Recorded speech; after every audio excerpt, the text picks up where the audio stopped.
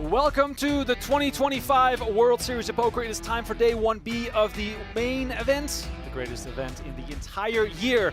But that's not all, because we are joined by Jared Blesnick because the first ever 100K Super High Roller PLO is unfolding here today as well. The largest ever first prize for a PLO event in WSOP history. Donnie Peters also with us in the booth here today, and as we look at the wonderful day 1B field, on which we will have plenty of updates throughout the night here, we will focus in the beginning on that absolutely stacked final table with a whopping $3 million up top, and there we go.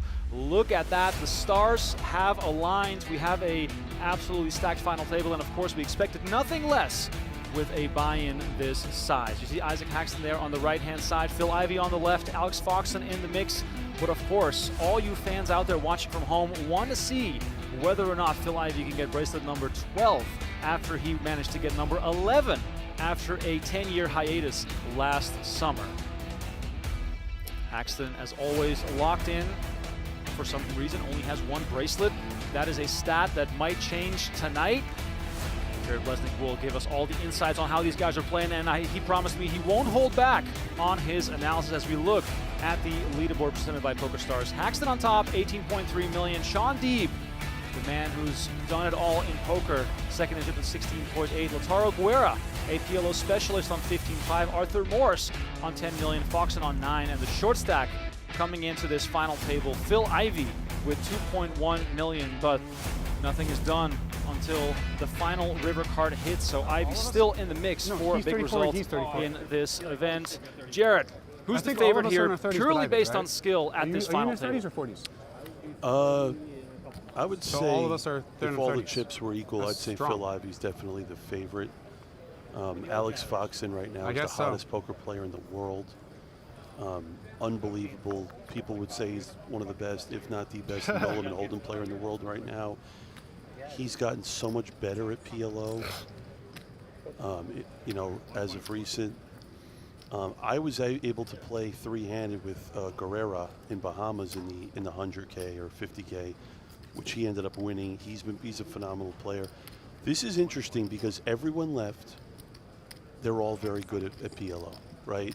I would say Morris has the least experience playing high-limit PLO here. I'm pretty sure he actually satellited into this event. Let's look at the action on the first hand here. Yeah, we got Guerra coming in for the raise with the suited ace, 10-9, along with it. Action now on Haxton with ace-jack, 10-6. How much do you think Haxton will be looking to, you know, apply pressure in position as we see him throw that hand into the muck? I'd pay very close attention to, like you said, Haxton's going to play a lot of pots. Guerrera is going to enter a lot of pots. Shaun Deeb is one of the most loose, aggressive PLO players in tournaments. Look at this first hand, though, as Morris has king-jack, 10-9 on the button. It looks like Ivey here is going to call from the big blind, and this is a spot where Ivey has so little chips behind that he's going to be leading all his hands that he's going with. He's never really going to be checking here. So if he hits any part of this flop, he's going to be all in for 350. Yeah, so Ivey only 350 left, 4.8 million in the middle. Ivey giving us a bit of a sweat here as we have not picked up on his cards just yet. And there he goes, the very first hand to play. Ivey all in for Guerra and Morris. Very small bet to call here. Now here's where it gets interesting if I'm Guerrera, okay? When you look at it, he's got the nut flush draw and a straight draw. He's never folding. He decides to pot it, which I would prefer.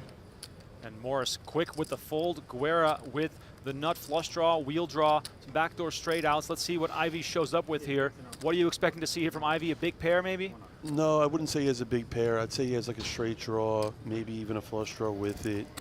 If he had a big pair, he would have re-raised pre-flop. Yeah, there it is. He has a straight draw and a pair. And actually, he's a small dog, even though his opponent just has ace high.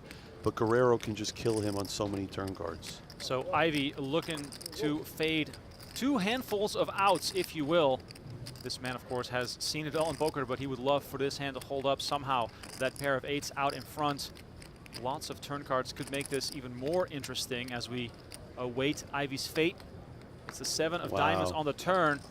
And that is actually Ivey's #1 gin card because he also picks up diamonds with it, which actually don't matter in this spot because Guerrero is going to need a heart.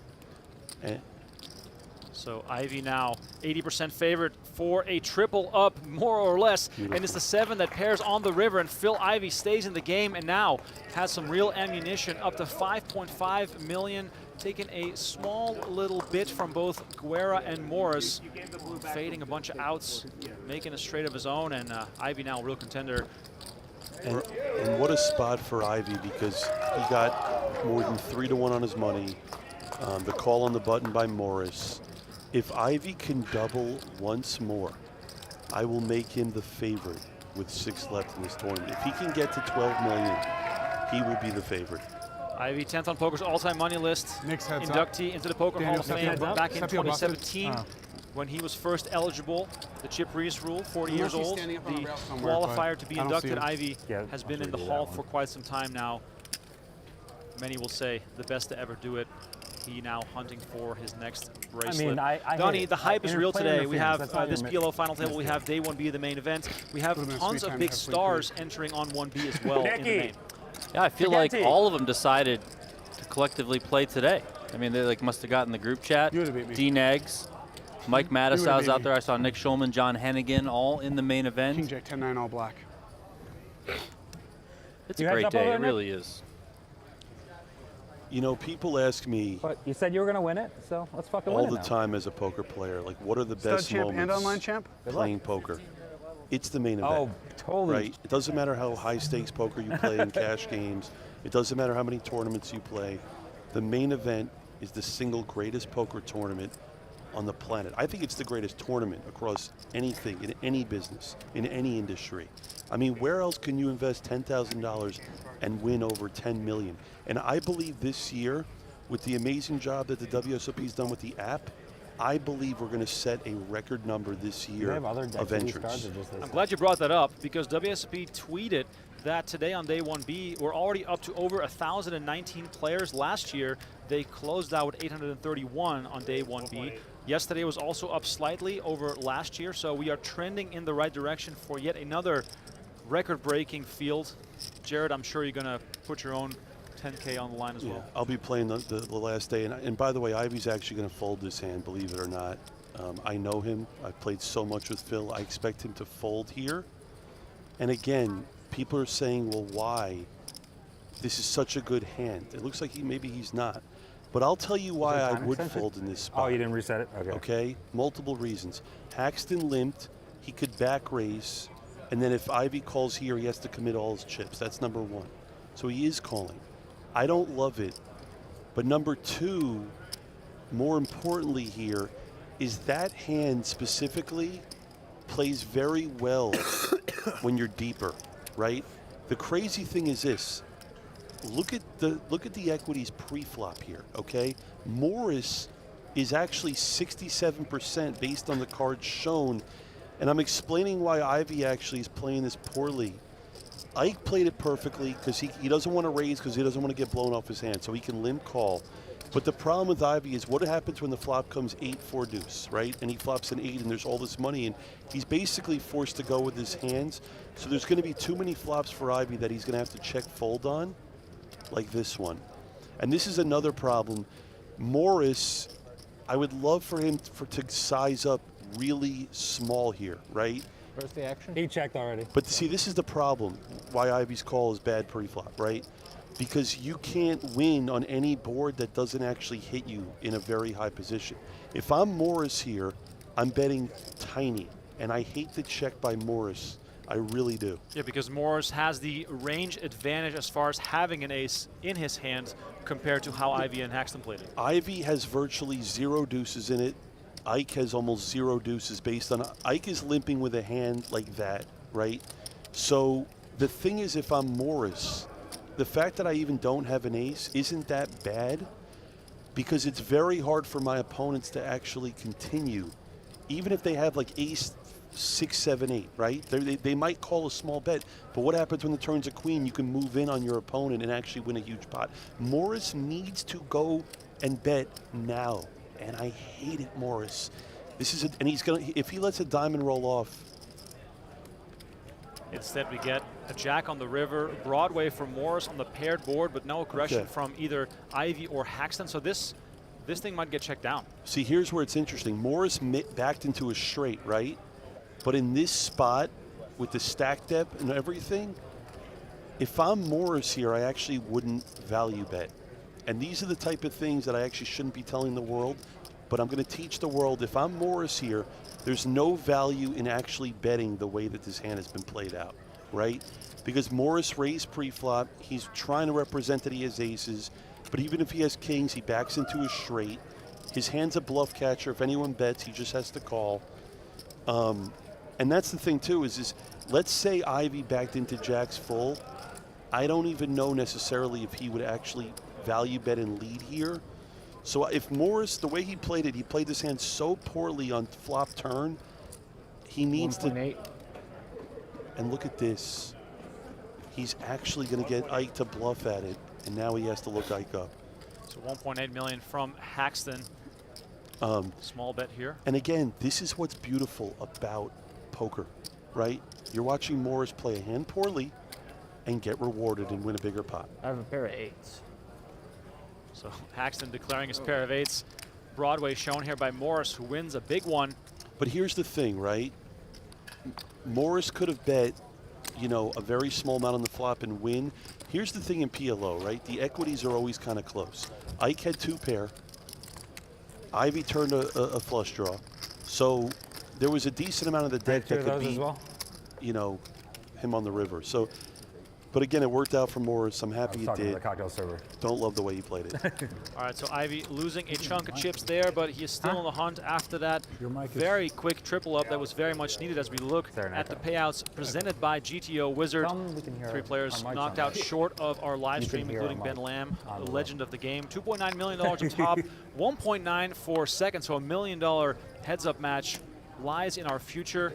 The final 6 now guaranteed $539,000 in this first ever 100K buy-in pod limit Omaha event at the World Series of Poker. Once again, welcome to the show, everyone. Thanks for tuning in. If you're catching us on YouTube, please don't forget to smash that like button, subscribe to the channel. We are here with main event coverage every single day. And if you are a High Roller member to our YouTube channel, you get to watch all the coverage that we have coming for you. Otherwise, you can also subscribe, of course, to our PokerGo.com website. I'll guarantee you, if you become a High Roller member during the show today, I will give you a shout out. Donnie will keep track of that and make sure we don't miss any of those. But once again, I see all you guys in there. Appreciate everyone for hanging out. It's going to be a long night. It's going to be fun. We're going to have Hellmuth, Negreanu, and a whole bunch more stars featured on tonight's show, as Day 1B has brought out some of the big guns here, as we see Foxen in action for the first time. Yeah, so Ivey decides to limp button. Foxen is a standard complete. Remember, in a tournament like this, the ante is so important. The big blind ante. The big blind's putting up 800K every round here. Let's see a flop. It comes deuce 5-10 rainbow. I'd expect Guerrero here to check. What's up, buddy? I'd love for Ivey here to bet. Yeah. I'd love for him to bet single. about half pot here. Limp 400, pot 1.8. Ivey calls out of the small. No one can ever bet into me. It's ace deuce deuce. Like, I'm just gonna have so much ace ace.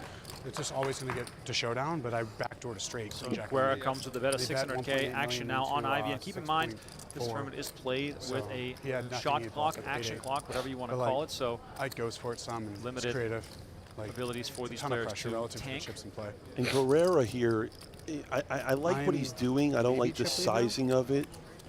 He's basically forcing Ivey here to call. Ivey has a lot of good turn cards with his hand. He can turn a club. I'm gonna have way better hands. An 8 would give him an open-ended straight draw. Ace queen, maybe. Yeah, your hand's dead. You know, actually, no such thing as a dead. Ace queen, exactly. With a king or a 10. I need a king or 10. Wow. You want to get a So four rolling? Actually, Because I'm a have backdoor straights. There's a lot of things there that he can. Ethics thing. You mean like a gaming rule? Yeah, nothing. Wow. I probably wasn't going to fold. Yeah, when facing an action, your hand's dead. Because that's We literally had a whole discussion yesterday. Wow. So there's no such thing as a dead hand. Wow, I guess he was out of time Then extensions. what's the and point his even hand using a was shot just clock? When you're dead. out, you're just going to use as much time. Let's see what they say here. You deal with it. This is your We need whatever supervisor, because Phil thinks the hand's not dead when clock goes off and you have no time banks. Yeah, right now. I'll call you. Yeah. All right, so I might kill my hand anyway. I don't play. so What's the point of even having a shot clock then if that's the case? It's unenforceable in your eyes. What are they arguing? What's up? Phil's saying his hand's not dead when his time goes out, when facing an action. Oh, yeah. And if he's not facing action, it's a forced It's an check. automatic check, yeah. Yeah. What else would happen? I'd wager a lot on this ruling. It could be a chop pot. You'll wager pot a lot chip on what? situation. That your hand's dead when facing an action. Remember, That's the way the rules are Thank written. you. Well, I was just told something different yesterday. Really? I wouldn't bet you for that. Sorry, let me play his hand. So Ike actually talked to the floor after that, and they said they gave the wrong ruling there. Oh, okay. So yeah, remember Ike? Yeah. So that's why. Doesn't matter now. It's fine. Yeah. so just to Yeah, so the clarify floor, here. I was over there talking on break, and I came over, and the floor person asked Andy, and he said when facing an action, hand's dead. So basically, Ivey had no time extension left. He was facing an action from Guerra, and his hand was declared Yeah, so dead. like in that spot if where like the yours, action if was you only had checked 5 to time banks, Ivey, you it would have been an automatic by your check opponent. if he was out of time. But now his hand was dead because he was facing an If you end action. up calling it and you only didn't have enough time banks and they were bluffing, your hand's technically dead. But if they had it, they could just say much did nothing you start the and game they scoop you. It's a really, really bad thing to allow angles like that. Meanwhile, we got action brewing here as Ivey, by the way, now probably fully aware of the fact that he is under some time constraint as Guerra makes it 2 million. I can't believe Foxen, he opened folded 7-7-4-4. 14? Huh? 14? So Guerrera here has ace, jack, jack 10 with a suit, a nut suit. The ace in your hand is so important in spots like this. Morris is deciding here to call. Deeb, he has a really bad hand multi-way here. But knowing Deeb, I wouldn't be surprised if he does call here. But the problem is having one suit, a lot of times your hand there is just completely dominated. When Guerrera raises out of the small blind, it's screaming a hand that's going to have Deeb dominate a lot, and here Deeb does call. It's very important for the viewers to know that once you enter a pot in PLO, there's so many flops where you just have to put the money in, right? So pre-flop is just so important. Like this is actually a perfect example, right? So Guerrera here needs to just basically lead pot. You know, he has a hand that doesn't really want action. If you look at Deeb, Deeb actually has him in bad shape if he were to put it in. But if I'm Guerrera here, I have an ace. I have the good open-ended. I just like to see him go pot here.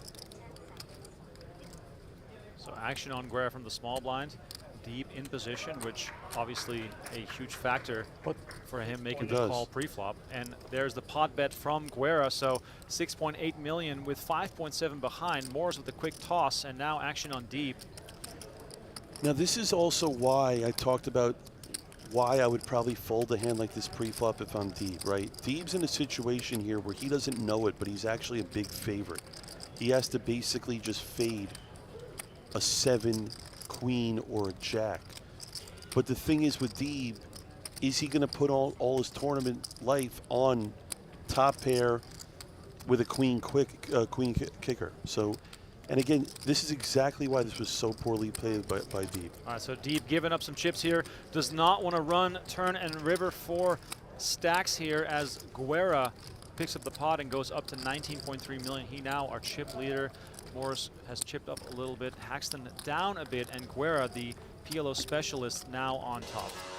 Shout out to Henry Leinen, the first high roller to join us here on the YouTube memberships. Thank you all so much. Just a quick shout out here to GTO Wizard. Beat the best and crush the rest. Tap into GTO Wizard, the most advanced poker solver out there. And the best way to learn and practice GTO. Head on over to gtowizard.com/PokerGo to get started for free and save 10% off your first purchase. No limits, no excuses. That's gtowizard.com/PokerGo. crush your competition now. Don't wait. Get in there. All right, so Deeb with a bit of a hit here, but keeping his stack healthy as opposed to basically, you know, potentially flipping for 30 million chips. And you see how aggressive in PLO, how much that matters when you're entering a pot. Guerrera has shown a ton of aggression these first few hands, and he's gotten rewarded, and now he's actually a decent chip lead in this tournament. And it's crazy because him and Deeb would have just been all in with almost equaling stacks, and Deeb would have been a massive, massive favorite. All right, so Deeb taking a little bit of a hit. Guerrera still remains on top, and we're going to go out into the field here to go hunting for some superstars. And there is perhaps the biggest star of all, Daniel Negreanu, 7-time bracelet winner. Of course, we've all been following the vlogs. This man has been putting in the hours. And look at the outfit he's wearing, Donnie. Do you think he's going to get X'd out today? Well, I want to know if that's Jared's fleece hoodie that you've worn many times. Daniel looking nice and cold over there. My largest bet in the main event, and I'm very long on Daniel Negreanu. I think he could be the #1 guy to bet on in the main event. It's his tournament. I would probably take Daniel almost anyone in the world in that event. Back to the action here. Foxen makes it 1.4 million. Quick on Negreanu, Donnie. You and I were both there when Negreanu made his almost run in the year that Joe McKeon won the main event. He collapsed. He fell to the ground. We could hear the whole set trembling when he departed. What would we give, Donnie, to have a similar experience again, which then would hopefully result in him making the final table? Quite possibly my left arm. I'm right-handed, so I think I could get by, but if we can get D-Negs back, it would be absolutely incredible, right? Come on. You're welcome. Paxton makes the call in position with ace, jack, jack 9. This hand has the potential for a big clash. Yeah, for sure. You look at the flop comes 3-3 deuce. This is a flop where I would like Foxen to continue the betting as the pre-flop raiser. He knows Haxton rarely has a 3 in it. He has an ace. He needs to represent aces here, maybe even kings. And Foxen, I expect him to size up pretty smallish, maybe 1.4, 1.6 maybe. 1.1. 1.1. I like it. And this is a flop where Ike having the ace is so important, right? Because in his eyes, he can somewhat eliminate Foxen from having aces in his hand. So if Foxen doesn't have aces in his hand and Haxton has 2 jacks, backdoor nut flush draw, Haxton could think here that he has the best hand here very easily. I expect Haxton to call. Paxton does come with the call. Backdoor hearts available to him as well on this paired board. And also keep in mind, Foxen doesn't have a whole lot of chips behind here, and the ace of spades hits on the turn. Foxen 5.4 million. He has less than a pot size bet left. What a turn card. Because now it's actually Foxen's second best card behind a deuce, actually, or a 4 for a wheel. This is a spot where Foxen has 2 options. He can lead here, smallish. He can check. I prefer a check in this spot just based on it looks like Ike has a hand that is weighted towards an overpair without an ace in it. I don't necessarily see the value in betting. If Foxen decides to check, I would love for Haxton to actually check behind this card.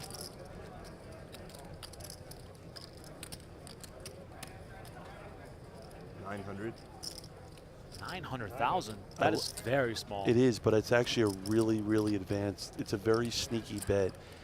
And you know, people ask me all the time, right?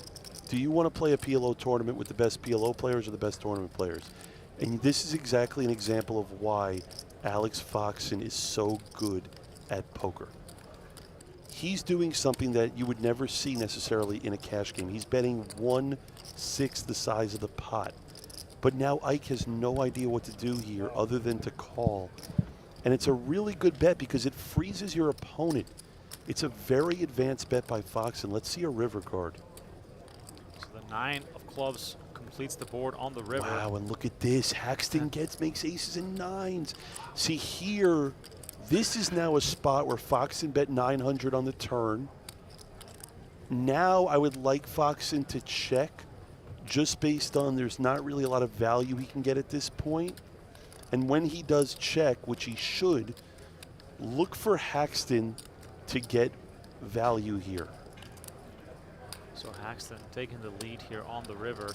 Aces and 9s. Foxen was out in front prior to that. So Foxen does decide to check. And if I'm Ike, right, he knows that Foxen almost never has a straight. He came into the pot as a raise. Okay? Ike has aces and 9s. So the only thing that Ike's really losing to in this spot are aces, or the case 2 aces, which is super unlikely. And maybe if Foxen somehow has a 3 in his hand, but it's very unlikely. I would love for Ike to bet here. 5 million is the bet. Foxen now deciding for his tournament life, and Haxton just piling on the pressure here. And now Foxen has a very difficult decision. What, you know, it's easy to see with the cards, right? But if you're Foxen, you know Haxton almost never has a straight. You know Haxton's not calling a raise most likely with a 3 in it, right? Foxen is holding an ace, and he blocks 2s full with the deuce. And he has the 5 as a backup to block the straight. So this is going to be a tough spot for Foxen. I would not fault him if he called here. But again, we've seen it for the last 6 months. There's no one in tournament poker that's had better results than Alex Foxen, and he usually makes the right decision. Foxen deciding for his tournament life. Massive decision here. Players are guaranteed $539,000. Next pay jump, $715,000. And that was a time extension chip that Foxen tossed forward. That was not a call. The yellow chips indicating time extensions. For players looking to play, by the way, playpokergo.com. The free roll starts in 3 minutes. Playpokergo.com. Play the free roll. Don't miss out. Every hour on the half hour on playpokergo.com. You can play with us. I'm signed up as we await Foxen's decision here. And there it is, his final time extension. So when he runs out now, his hand is dead. We've learned that from the hand with Phil Ivey here.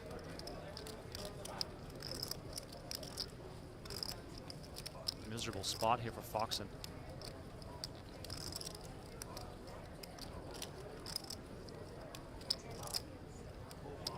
I have a feeling Foxen's going to get away from this.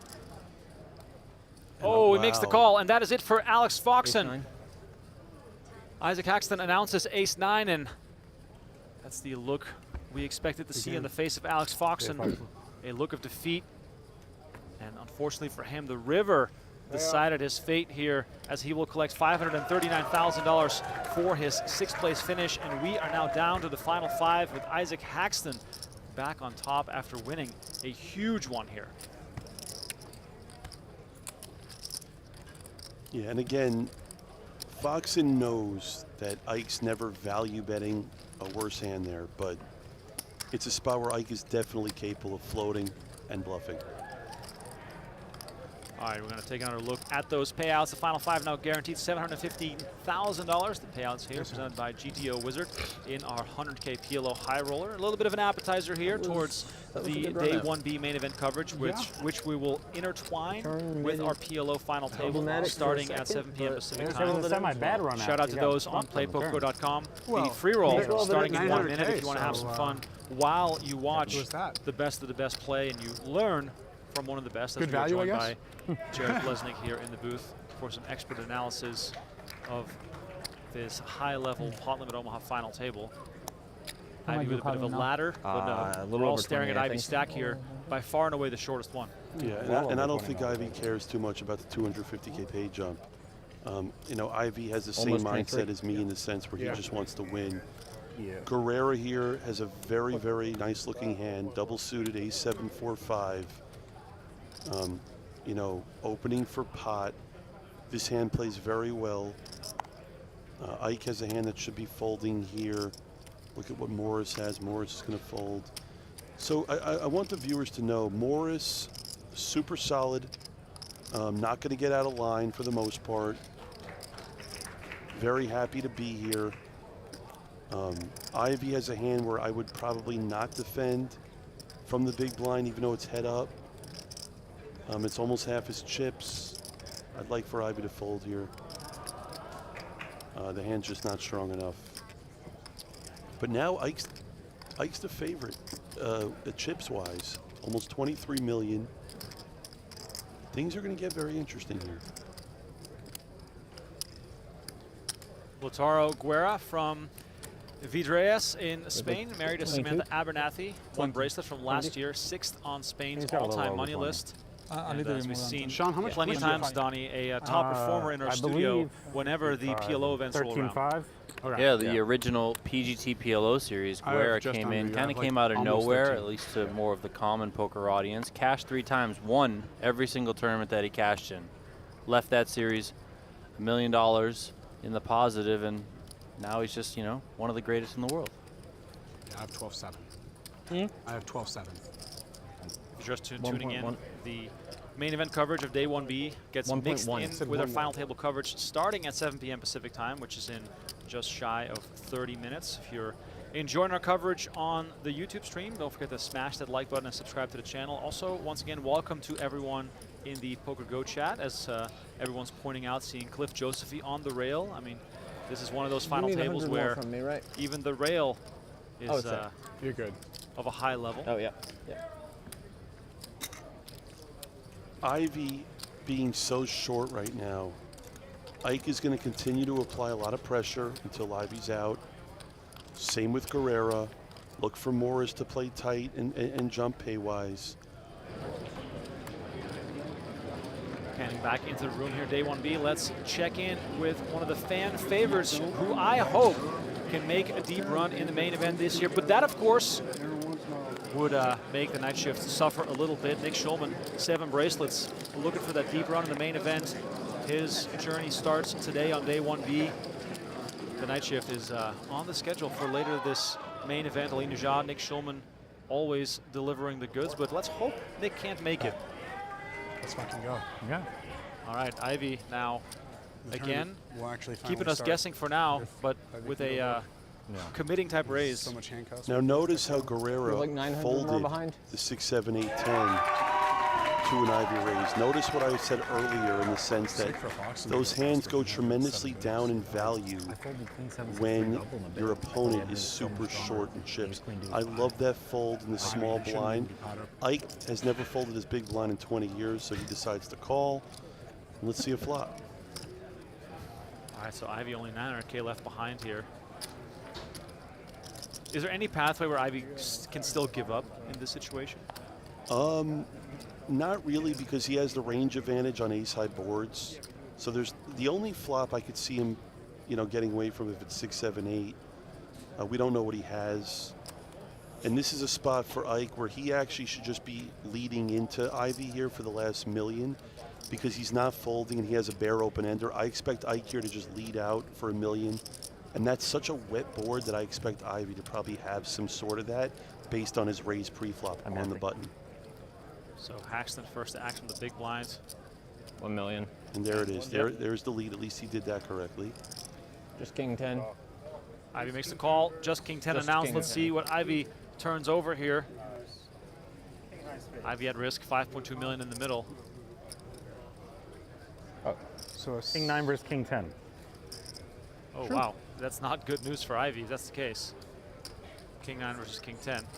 That means that, and Ivey has spades. Okay. 3 would be a spicy turn. That changes things a lot. Some backdoor smaller straight draws as well for Ivey. But for now, 14 outs here, looking for a spade. And Ivey's actually technically the favorite. Spades keeping Ivey in front here. Turn card, deuce of What do you think diamonds. the equity is now? Now Sean? Ivey picks up a 3. 65-35? Any 3 would give him the nut straight here as I think it's a little well. higher because of the 3 of Oh, he spades. thought he hit the 3 gut shot as well, yeah. Yeah. I didn't see that one. So neither player with a 40, pair. 60. If the board pairs, Ike's going to win this hand with King 10 high. River card incoming. Ivey's term of life on the line. Yeah, It's the deuce of spades on the river, and Ivey makes a flush. 9, right? Yeah. Phil Ivey still on the hunt. 5 left in the 100K PLO. And I'll tell you this right now.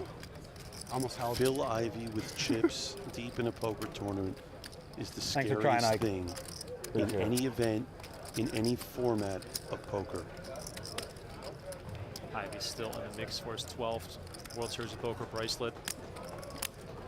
I can only imagine that most of this crowd is here to watch him do something epic. But for now, he is still fighting an uphill battle, and there we see it on the big screen. Again, member of the Poker Hall of Fame, first ballot Poker Hall of Famer. The aforementioned Nick Schulman, by the way, now also eligible for the Poker Hall of Fame, along with Scott Seaver. Both players turned 40. I would be shocked if Nick Schulman does not get into the Hall of Fame this year. I offered a bet. You guys could take the field. I'll take Nick Schulman. That's how confident I am.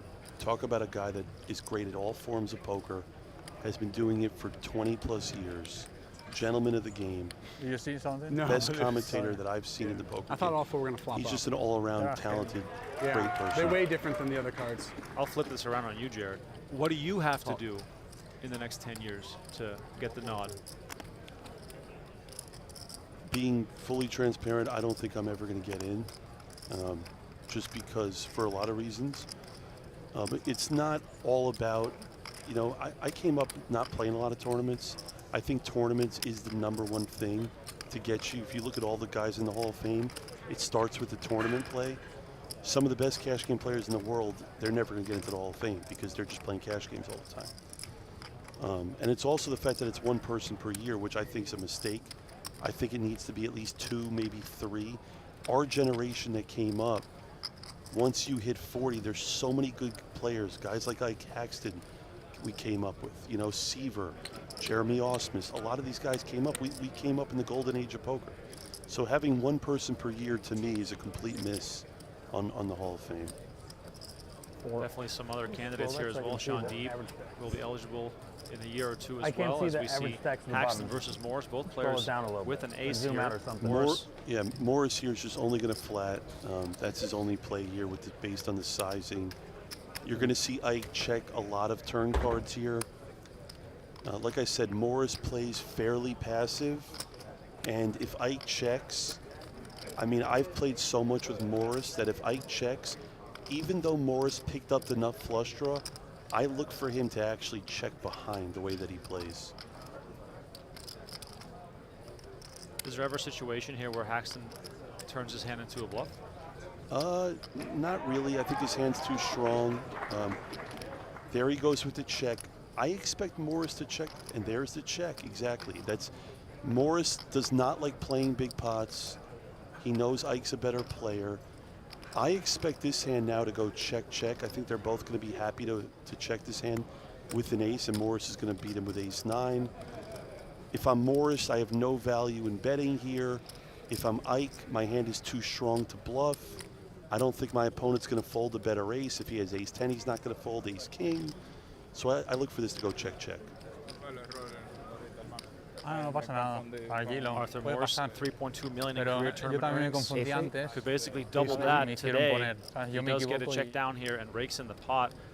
Morris taking the conservative approach. His largest score at the WSOP, runner-up finish in the 10K PLO back in 2023.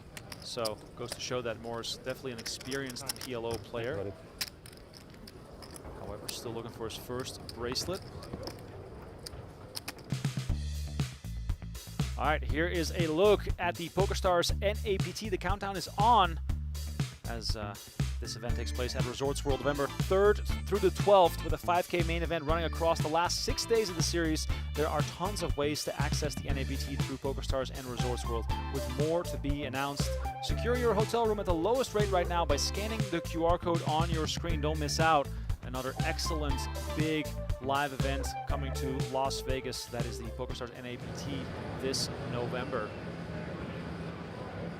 We'll glance over here at the room. As I mentioned at the top of the show, Day 1B already larger than last year's Day 1B. We are on our way to what could be another record-breaking main event. Of course, the numbers all summer long have looked terrific.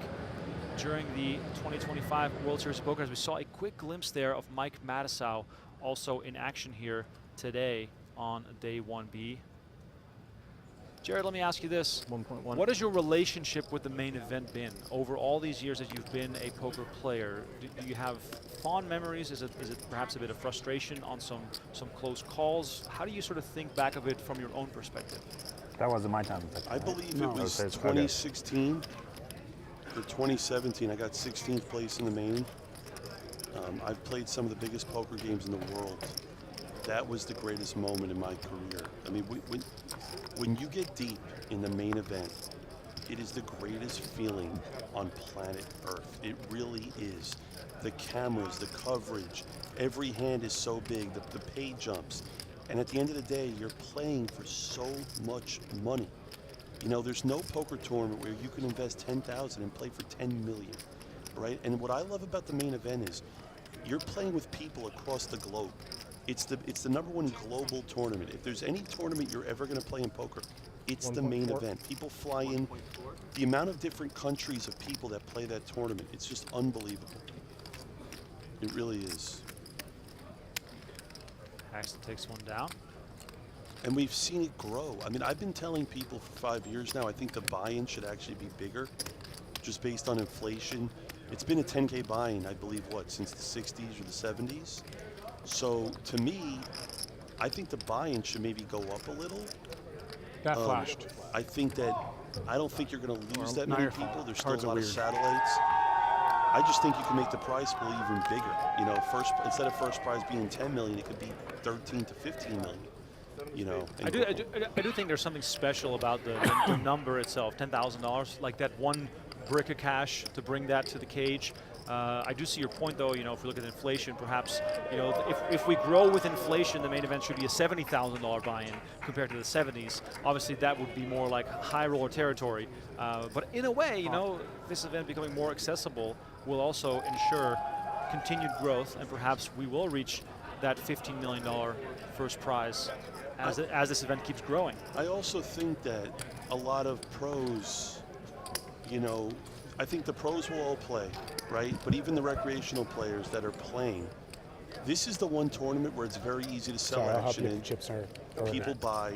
Yeah, thank you. I just think it'd be better if it was raised to like 15 or maybe even 20,000. Big ass table. All right, let us know in the chat. What do you think? Should the main event buy-in be raised, and to what number should it be raised? Let us know your preferred main event buy-in. You know, put 10K in the chat if you think it should stay at 10K, but who knows? When maybe you won the 15, 100K Triton, 20, how much was it? 25. There's a case to be made for those 50. numbers, but I don't 30. think they're going to touch that number, Donnie. What do you think?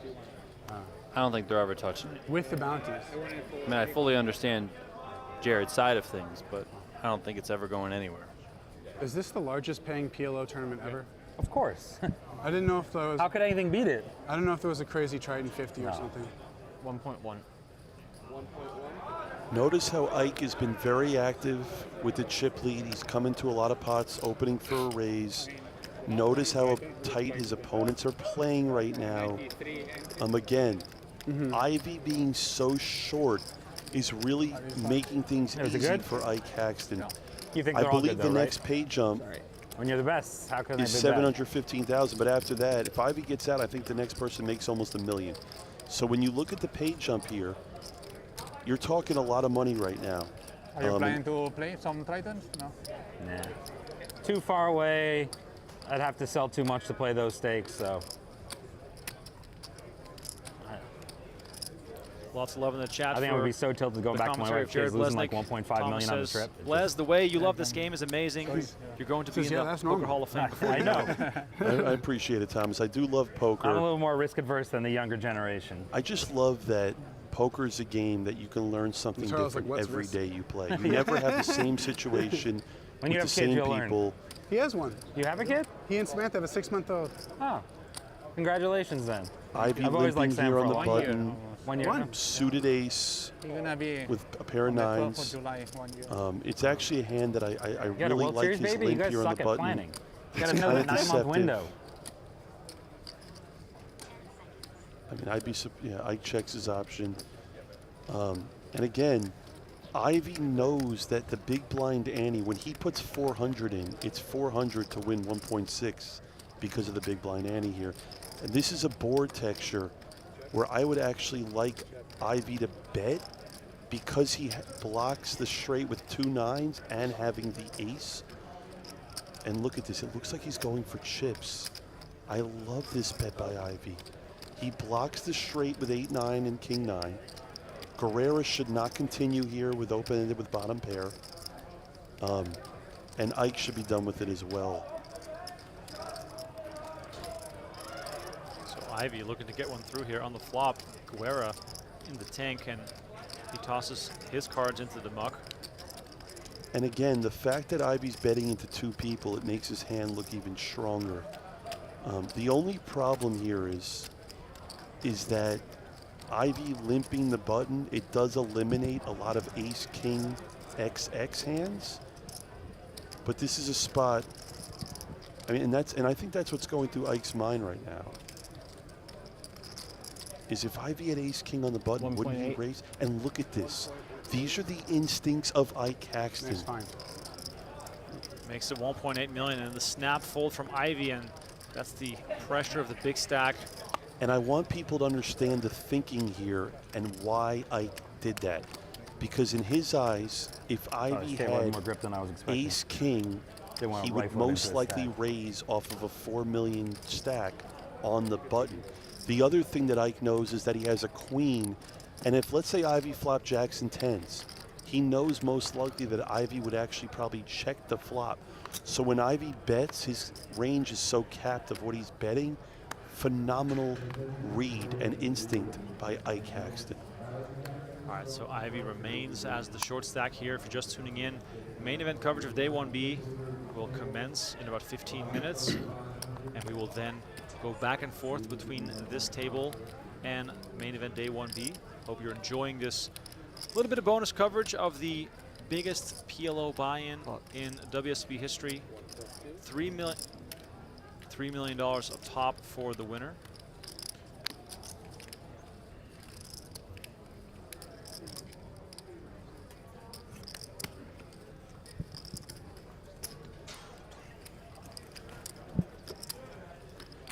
Ike continues to apply max pressure. His chips have gone up. He had 20 million, now he's got 25. All right, heading on to the outer tables here, and here is Mike Matisow, the man who many of us who are watching this today got into playing poker and enjoying this wonderful game. Matisow, of course, made deep runs in the main event in the early years of the broadcast, and there is the grinder now, 4-time PPC winner. Unbelievable accomplishment yet again from the man who does it in every single game. Is Rocky, of course, also no stranger to success in the main event. Came close to winning the big one back when November 9 was still a thing. And Haxton here, as we go back to the 100K PLO final table, picks up pocket aces with a suit, and Ivey raising ahead of him. This is bad news for Phil Ivey as Haxton comes over the top, and there it is. Ivey all in for 3 million, and we're going to see an all-in showdown. The other one's an ace. Aces, queen 3. Ace, you have a suit, Ike? Yeah, I have diamonds. We need the aces to hold. Morris sweating for a pay jump here. You can hear him in the background. And Ivey actually has a hand that plays really well against aces. Notice he's 40% here. I just want to say this one more time. I want to go back to the grinder. We have to appreciate greatness. We have to appreciate the fact that he won the 50K PPC 4 times. Top set here for Haxton as Ivey's tournament life is on the line. Ivey now just 7% to win this hand. This is trouble. Backdoor hearts would be a great escape as we see the 4 clubs on the turn. And that will do it. Phil Ivey eliminated in 5th place. The legend himself gets a round of applause from the people on the rail. The remaining players will be happy to see him go as they are one step closer to that $3 million top prize. Ivey will collect $715,000 great job, Shaun. For his 5th place finish, which of course the best thing is I not didn't make like a he big gets fold. excited Maybe about. This one. man comes to win and win only. I made a big fold to Ike. in his trademark style, quickly Yeah, the 985. makes his escape. I mean, you want a 3-bet pre, Phil so it Ivey, was very obvious. No, think I wanted, of the I wanted to best jam the flop. all-around poker player. It looked of our like you were like generation. instant 3-bet, If and there's you're like, one oh, let me just person call. I would have that jammed is at the all most stages of the feared tournament except poker for him player on the having 7 planet. big blinds. It is Phil And I covered Ivey. Ike.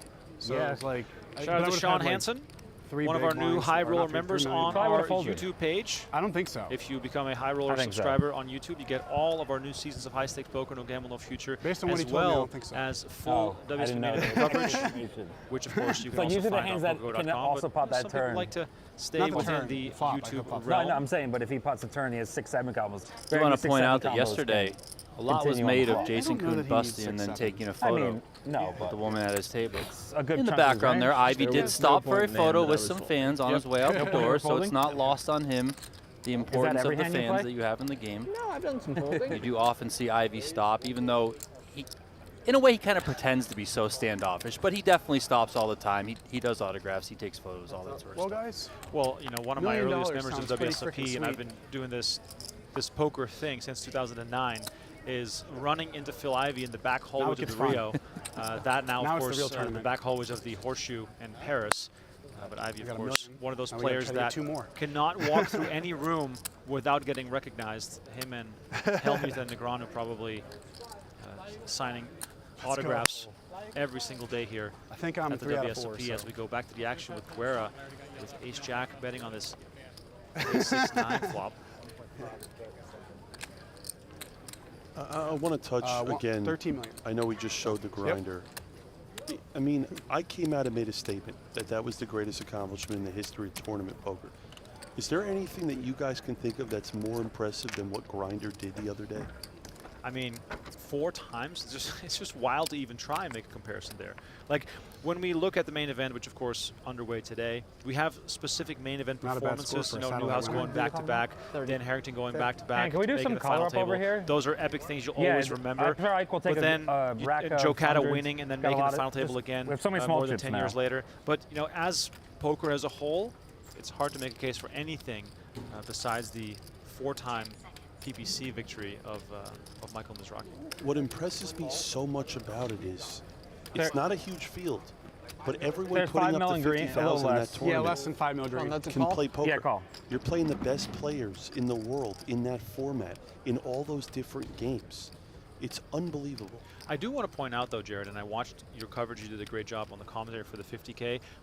Time and time again, you would call out unconventional approaches that the grinder would take, and I might be correct in assuming that part of what makes him so tough to play is his unconventional style. But he also got involved in spots where you were pretty clearly saying, like, this is not how you should play this game or this hand.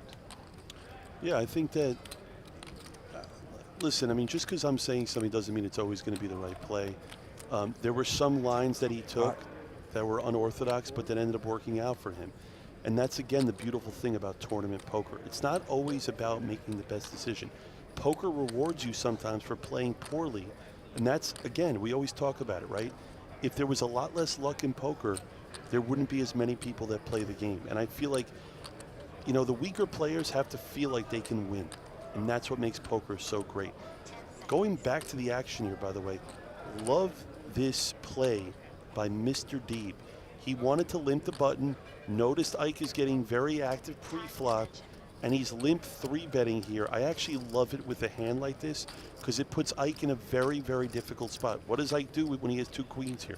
What does Ike do with King, King, XX, right? Ike has to fold here a ton. And if he doesn't fold and he just calls, then Deeb has a massive range advantage here where he's actually going to win on a decent amount of flops. Yeah, I love the way Deeb played this hand. I love the limp, you know, and again, 4-handed now. So You're that going hand to was see. strictly to make Blez happy in the booth. Blaz is in the booth. What up, Jared? What would make Blez happy? Huh? What would make Blez happy? He's doing commentary right now. No, I know, but what hand would make Blez happy? I think if you see it, it would make sense. I don't know, maybe not. But I feel like it's something he would do with that hand. I'm guessing it was something bad. It's funny, Potential. I guess Shaun knows I'm in the booth, and it's funny because I did love the way he played the hand, which actually for Shaun is rare, I could say. But I want to say that now, if you look at the stacks, no one's that short. Deeb's got 12 million. So Ike's going to now fold a little more. He's still going to be the most aggressive First in player my at the life I've table. done that with that hand. First in my life I've done it with that hand, but I just knew it was the perfect spot that It was a good Ike and then spot. would just try to raise my limit too wide. So Shaun took it to the instead rail. of playing post flop, I just Could have been to took it down Josephine, pre-flop. who's hanging out, but No, it's 25, 20. he's got the Blesnik seal of me and approval, Arthur and that's close. literally all you can ask for Ike at a has PLO 25. final table. And Laturo has Now, 20. Guerrera Yeah, has a big card. hand here that should be betting. He flops an ace. He doesn't have a lot of great turn cards. He has the range advantage here. I'd like for him to go maybe at least 2 million. Decides to check, nothing wrong with it. Now he picks up the nut flush draw. I'd love to see what Morris has here. This is a spot now where Morris, he has an interesting stack in the sense that he could have a lot of check raises here on the turn. He could have a lot bet folds, bet calls. Now I'll tell you this right now, the fact that he's leading here, he has to have something significant. The board is super wet, 2 flush draws, a bunch of straight draws on it. I would never expect Morris here to just completely just be bluffing here with nothing. The fact that he went for a little less than half potish, I think Guerrera has a hand that can very happily call the turn here with the nut flush draw. Let's see a river card.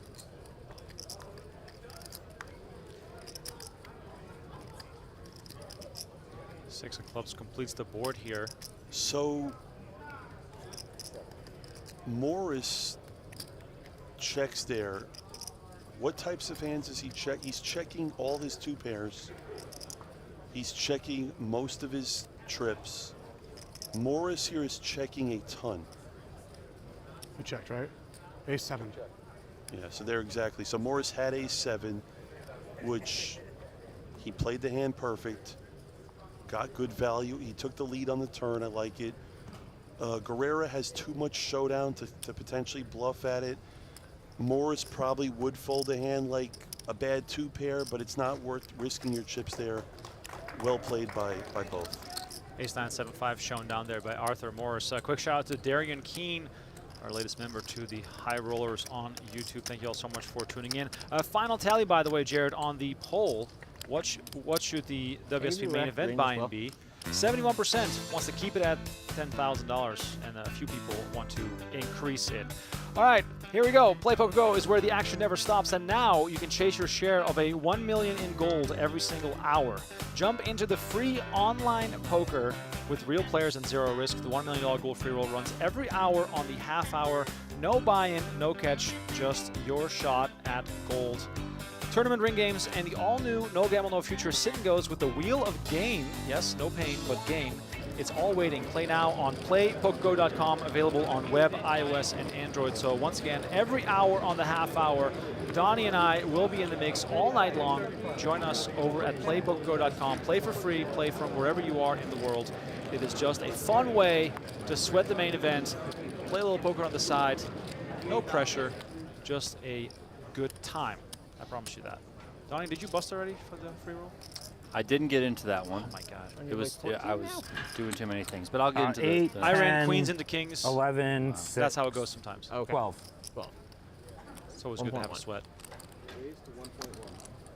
Back to the action here. Ike's opening the button. What do I have to have for you to go back to pot? Under 6 and over 15? Something like that. Depends on everyone else, and maybe my hand too. Small I have hiccup here with I the have mic 16. of Deeb, but Could be. look at how the chips have shifted around in Haxton's favor here. 28 Maybe it's million. not. GTO Lab endorsed. These page I just guess on what solvers are say. absolutely massive. I know that butterfly shirts. players of this level The will swag not is necessarily be almost focused Blue on the Barcelona. pay jumps, but Donnie, they still have to be a factor. A little quieter. Yeah, I mean, I think Ivy being gone, he's the one Brother, that we probably have to cared the allow Ben least. to do We've already this. heard Morris go off to it's his just too rail glorious. when Ivy was all in, know about saying this, Shaun? we need the aces to hold. So clearly he is terrible decal in the back. Conscious of the pay jumps. 1.1. Jared, I believe you said he might have satellited in to this event. I mean, if that's true, then the pay jumps mean even more for you, right? I actually play with him most of day one. We actually made a ton of side bets in this tournament, which ended up being a wash. He did satellite in, but I don't know if he's necessarily worried too much about pay jumps in the sense that he's pretty comfortable. His style, like I said, is more on the passive side. Well, I did talk with him before play started. He said, really big spot. Really don't hope, this was before we turned the stream on, but he said, I really don't hope Shaun Raphael, who was still in, I really don't hope he gets chips because he's extremely talented. Shaun Raphael, it's funny, he came up to me day one of this tournament and said, you've beaten me for more money playing head-up PLO than anyone I've ever played in my entire life. I said, who are you? He said his name was Doorbread online. Legend. I did bury him, and it's funny because I told him, I said, this story pretty much checks out with everyone. I said, so congratulations. But here we face a 3-bet here. I gave you an extra Deeb, 500. again, shortest stack at the table. In the middle. Thanks, Shaun. Very he doesn't have 8 aware. million in stacks. I noticed how Ike 1-to-1 calls stack here. ratio. Oh, wow. Flop comes queen, queen, 10 rainbow. Deeb has less than a pot-sized bet left. Okay. Now, Ahí vamos. this is a board where Deeb's either way ahead or way behind, right? So if Ike has a queen, he's in bad shape. But if Ike doesn't have a queen, then Deeb's actually going to be a massive favorite with all big cards making him a straight. I would love Deeb to go small here, I'm like very small. I'm talking like 1.5 to 2 million. I don't hate it. I don't hate it. The problem is if Ike puts a bet in, now Deeb's kind of playing a check call mode, which is fine. But this is also a board here where Ike's not going to be betting a lot. Ike is thinking right now that Deeb's most likely range of hands here is probably like aces, maybe ace, ace, jack. Deeb has jacks in this spot, which are almost the same thing because it's very unlikely that Ike has aces or kings, right? So there's 8.2 million chips in the pot. Los dos iba a jugar. Sí, sí, los dos primeros partidos.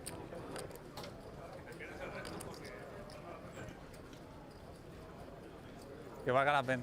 Ike is in the tank. And again, this is sometimes why it's very frustrating playing with Ike Axton because he's one of the slower players in poker. It's funny, he wanted to play me head up, and I said we can play with a 5-second shot clock. I said, you got me at 5 seconds. I'm not doing anything more. I need to start seeing Deeb put money into the pot here, okay? I want him going small. 1.5, maybe 2 million. He has to put money in here. Are you going to just text? And he decides to check again. Just text. Oh, okay.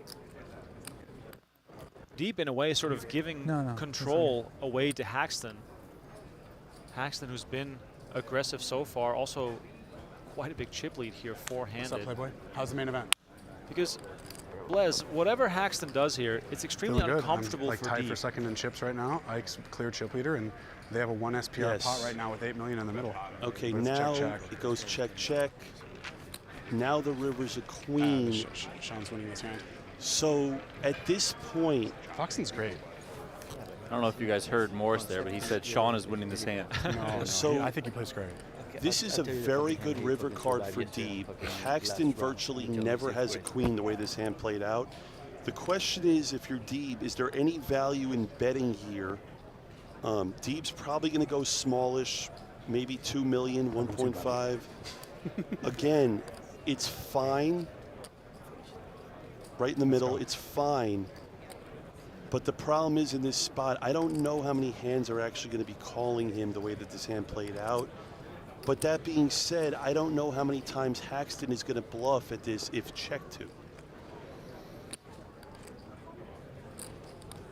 It's just kind of curious because it went check, check, check, check, and now he's betting like fifth.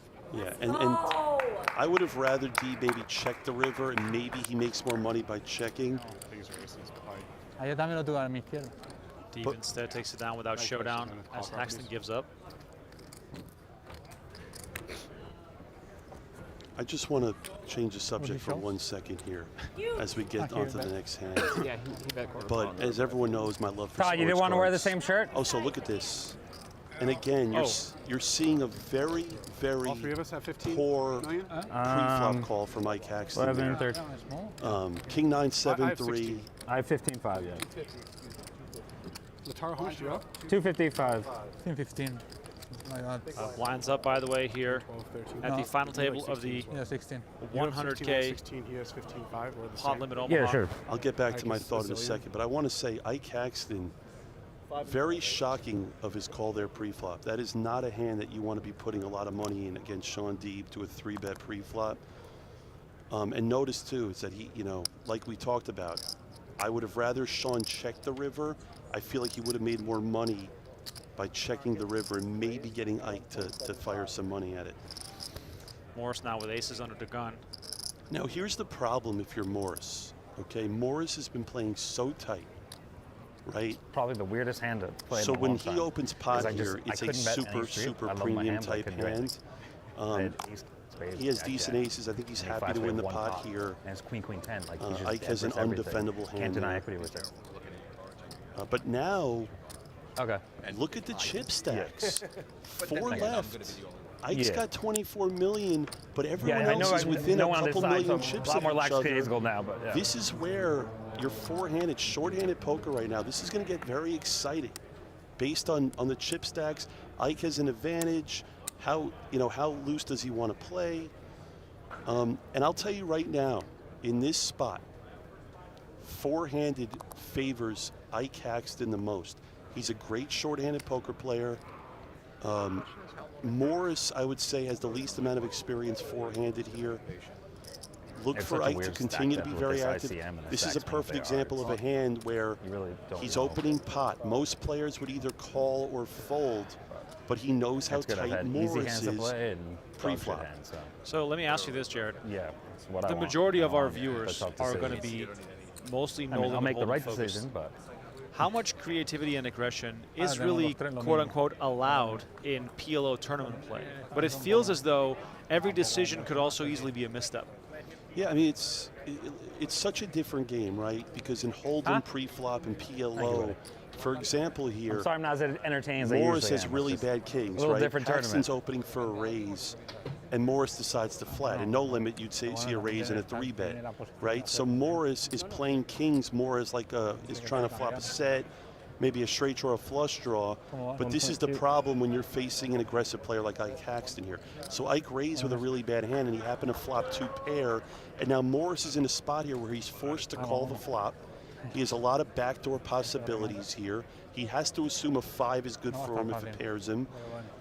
Morris here has no raises and almost no folds here. He should be calling here as he does, and let's see a turn card.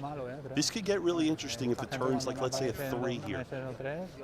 Yeah, because shouldn't the MO of Haxton be any scary-looking card he can sort of confidently continue just because of the ICM pressure Morris is under, and paired with his risk aversion? Yes, and now this is a turn card where I would love to see Ike Haxton check, okay? And Morris has a spot Did you here give him all the reads on me that you have? where he has a hand as he checks, but Morris now has a spot where he needs to bet. He up, has a Gary? really good reputation of being very passive, and he needs to use that to his advantage now and put money into the pot. And I'm going to tell you why. Because Haxton has a very vulnerable hand here in jacks up, right? I love this by Morris. Very, very good by Morris, right? Look how fast Ike folds.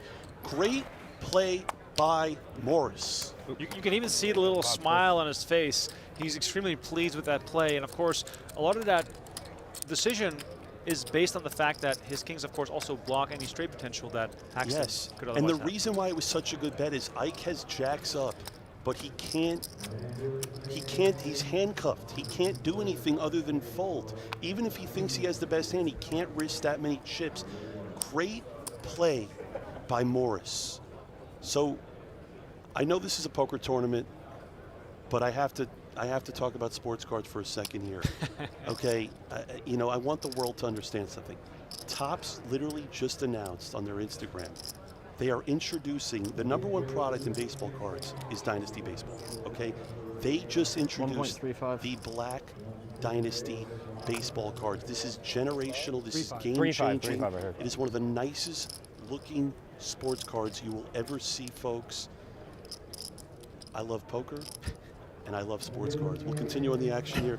Well, I mean, you opened Pandora's box now, and me as a foreigner, being from the Netherlands, we did soccer cards, Panini back in the day, but of course those did not really hold all that much value. I have to ask you, because some might be unfamiliar, you mentioned these new cards that are coming out. How much of a dollar investment are we talking as far as the boxes you're going to purchase? Well, so Fanatics has changed the game, right? With baseball cards, they're going to do it, basketball and football, but they have literally made sports cards. You know, it is the cool thing now to collect sports cards.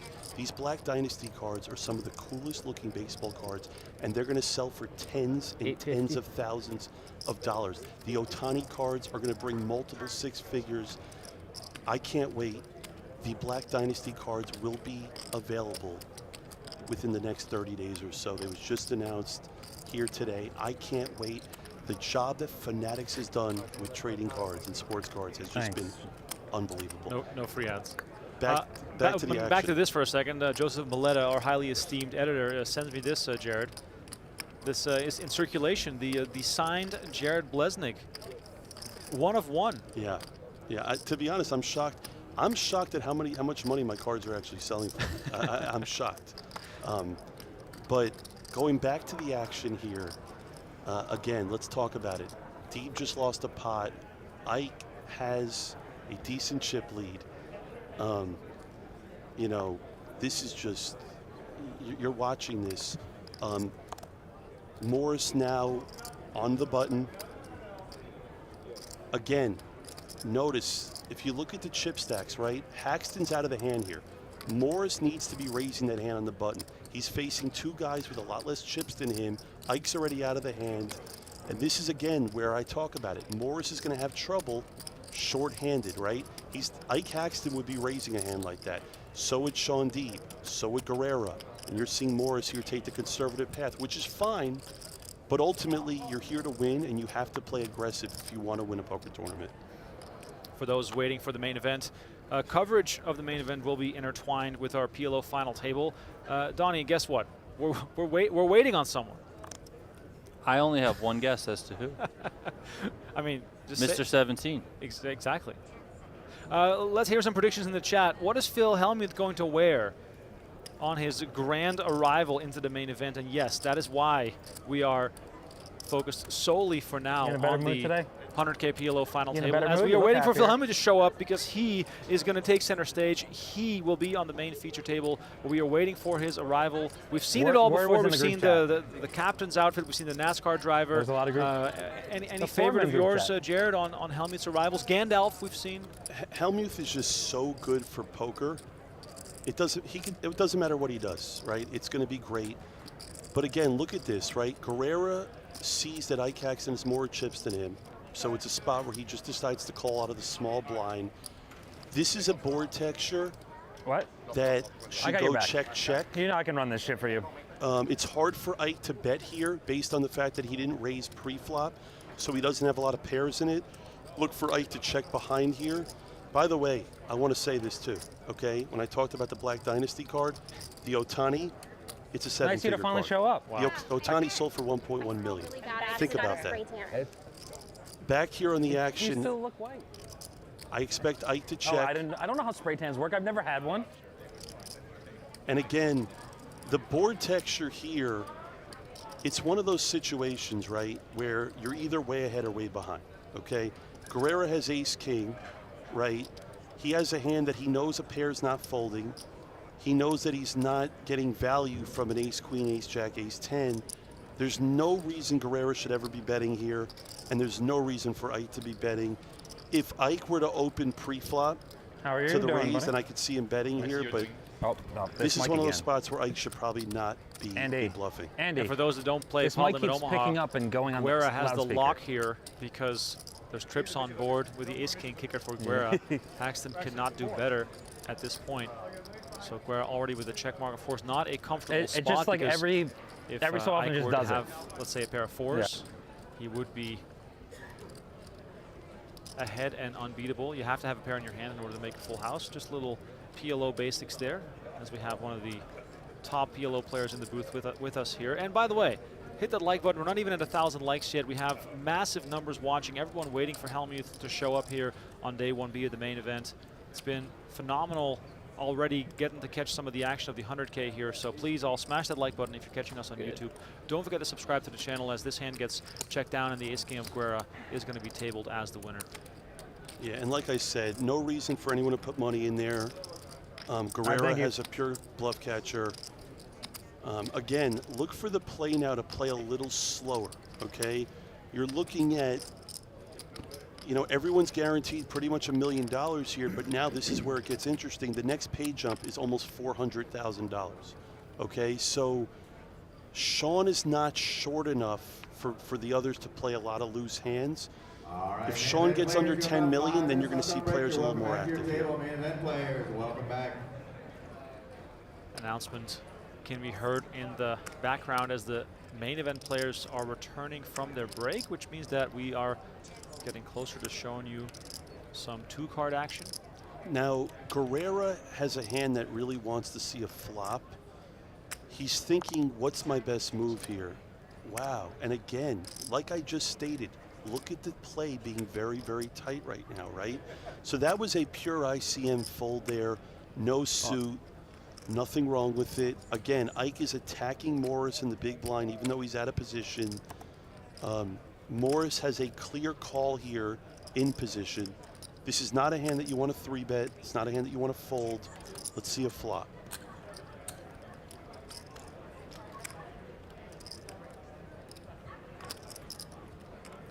All right, 3 cards coming out here, all red, or blue if you will. Diamonds all around here as neither Haxton or Morris in possession of those. And then Haxton with top 2 here. I would love to see Ike bet about 1.2 million here. He doesn't need to go big on sizing. It's a flush board flop. He does have top 2, which is most likely the best hand. And he's going even smaller, which I actually like even better. It's just, it's screaming that he wants action. It handcuffs Morris. Morris really can't continue here with no diamonds in his hand. He has bottom pair, and he folds it. And again, look. Oh, you're going to raise when you asked where the pot was. I just didn't see the pot. Is it safe to say that Morris is going to need a lot of good cards in order to make it further in this tournament, given both his position, but also, I guess, his aversion to risk? Yeah, I mean. All right, we got our Rags to Riches promo here. Ever dream of playing under the lights at the PokerGO studio? True Classic and PokerGO are giving 15 players a shot at a $5,000 package to compete in a signature end-of-year event. Head on over to trueclassictees.com/TCPokerGo or scan the QR code on your screen to enter. That is trueclassictees.com/TCPokerGo. Tell your story and take your shot. Please, don't miss out on that. Don't miss out on that. I'm telling you, this is going to be a big one here. So once again, trueclassictees.com/TCPokerGo. We might see you in Las Vegas as 15 players have a shot at a 5K package show. That is very much worth it here as we look at the room here over at the Horseshoe. Level 3 about to get underway here, and you see everyone moseying around. We might be looking at the future main event champ right now. You know, that is the thing in the main event. Anyone can win this thing. Many players have gone from nothing to being overnight stars, winning the biggest event of the year, and we'll soon check in on that event as we bring you bonus coverage of this 100K PLO.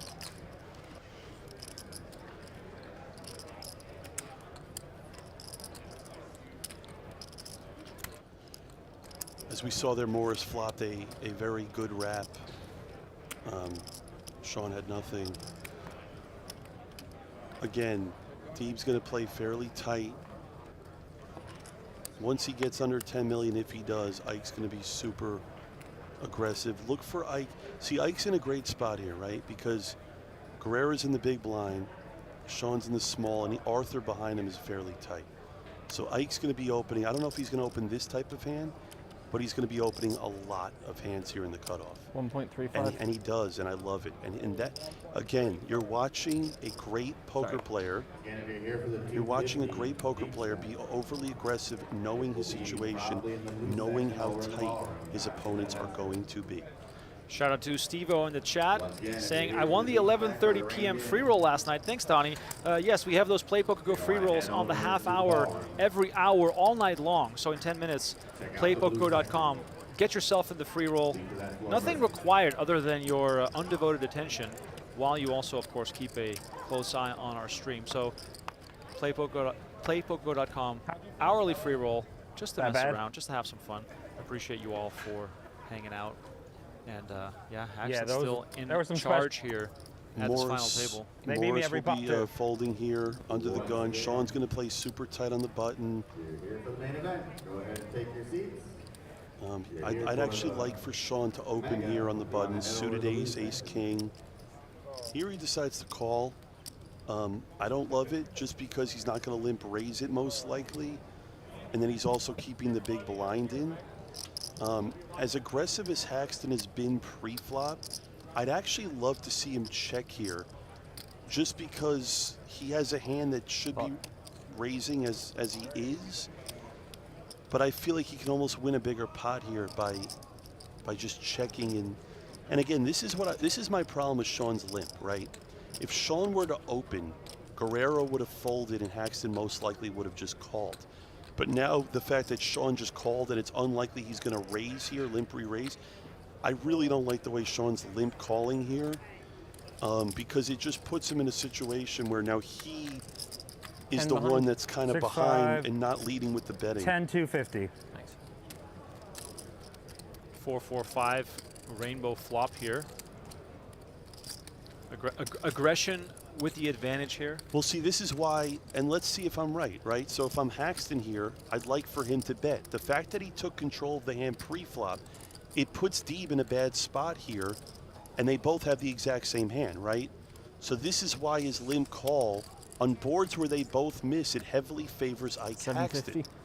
So if Deeb just folds here, you know, now here's the thing, though, to Deeb's advantage. The fact that Deeb flatted, he's not supposed to have a lot of ace, king, X in his hand, and he can have a hand like a 4 or a wrap. So if Deeb is that good, this is a board where I actually would like him to maybe race. This is fine too. This is fine, but he has to make a play at this at some point here on a future street. So is he purely calling to make that play, and what sort of cards is he looking for to do something on? He's really targeting like a 3, which would actually make him a wheel, but he's also targeting a 6, 7, 8 type. Now, look at this, okay? Haxton has a spot where he has an ace, king, and a queen. So he's pretty much blocking Deeb from having aces, kings, or queens, and it's very hard that Deeb has a 4 here. I don't necessarily love this check by Haxton because he's blocking all these hands, and the fact that Deeb limp called, it is so unlikely that he actually has a 4 in his hand. Deeb here is checking behind here. I would love to see Ike put money in here on the river, and I'll tell you why. Because even though Ike feels like he could have the best hand, he can get a lot better to fold here. If Deeb limped the button with like 8-8-9-9 or 10-10-9-7 and called a raise, I can't assume he's going to call 5 million on the river with like a pair of 9s or a pair of 10s. And look at this. I'm a little surprised by both. Wow, so this one gets chopped. Both players tabling ace-king. Yeah, I think both players actually played this hand very poorly. I mean, Deeb has a spot where he can kind of bluff his way. Both players could have gotten better to fold there. Ace, 2 of clubs, king, 9 off. Yeah, thanks. But again, you're looking at the power of aggression. If Deeb opened normally, Guerrero would have folded, Ike would have called. It would have went check flop. Deeb would have probably bet. Maybe Ike would have called one. The reality is that if Deeb raised pre-flop, it was very more likely he actually would have won the pot.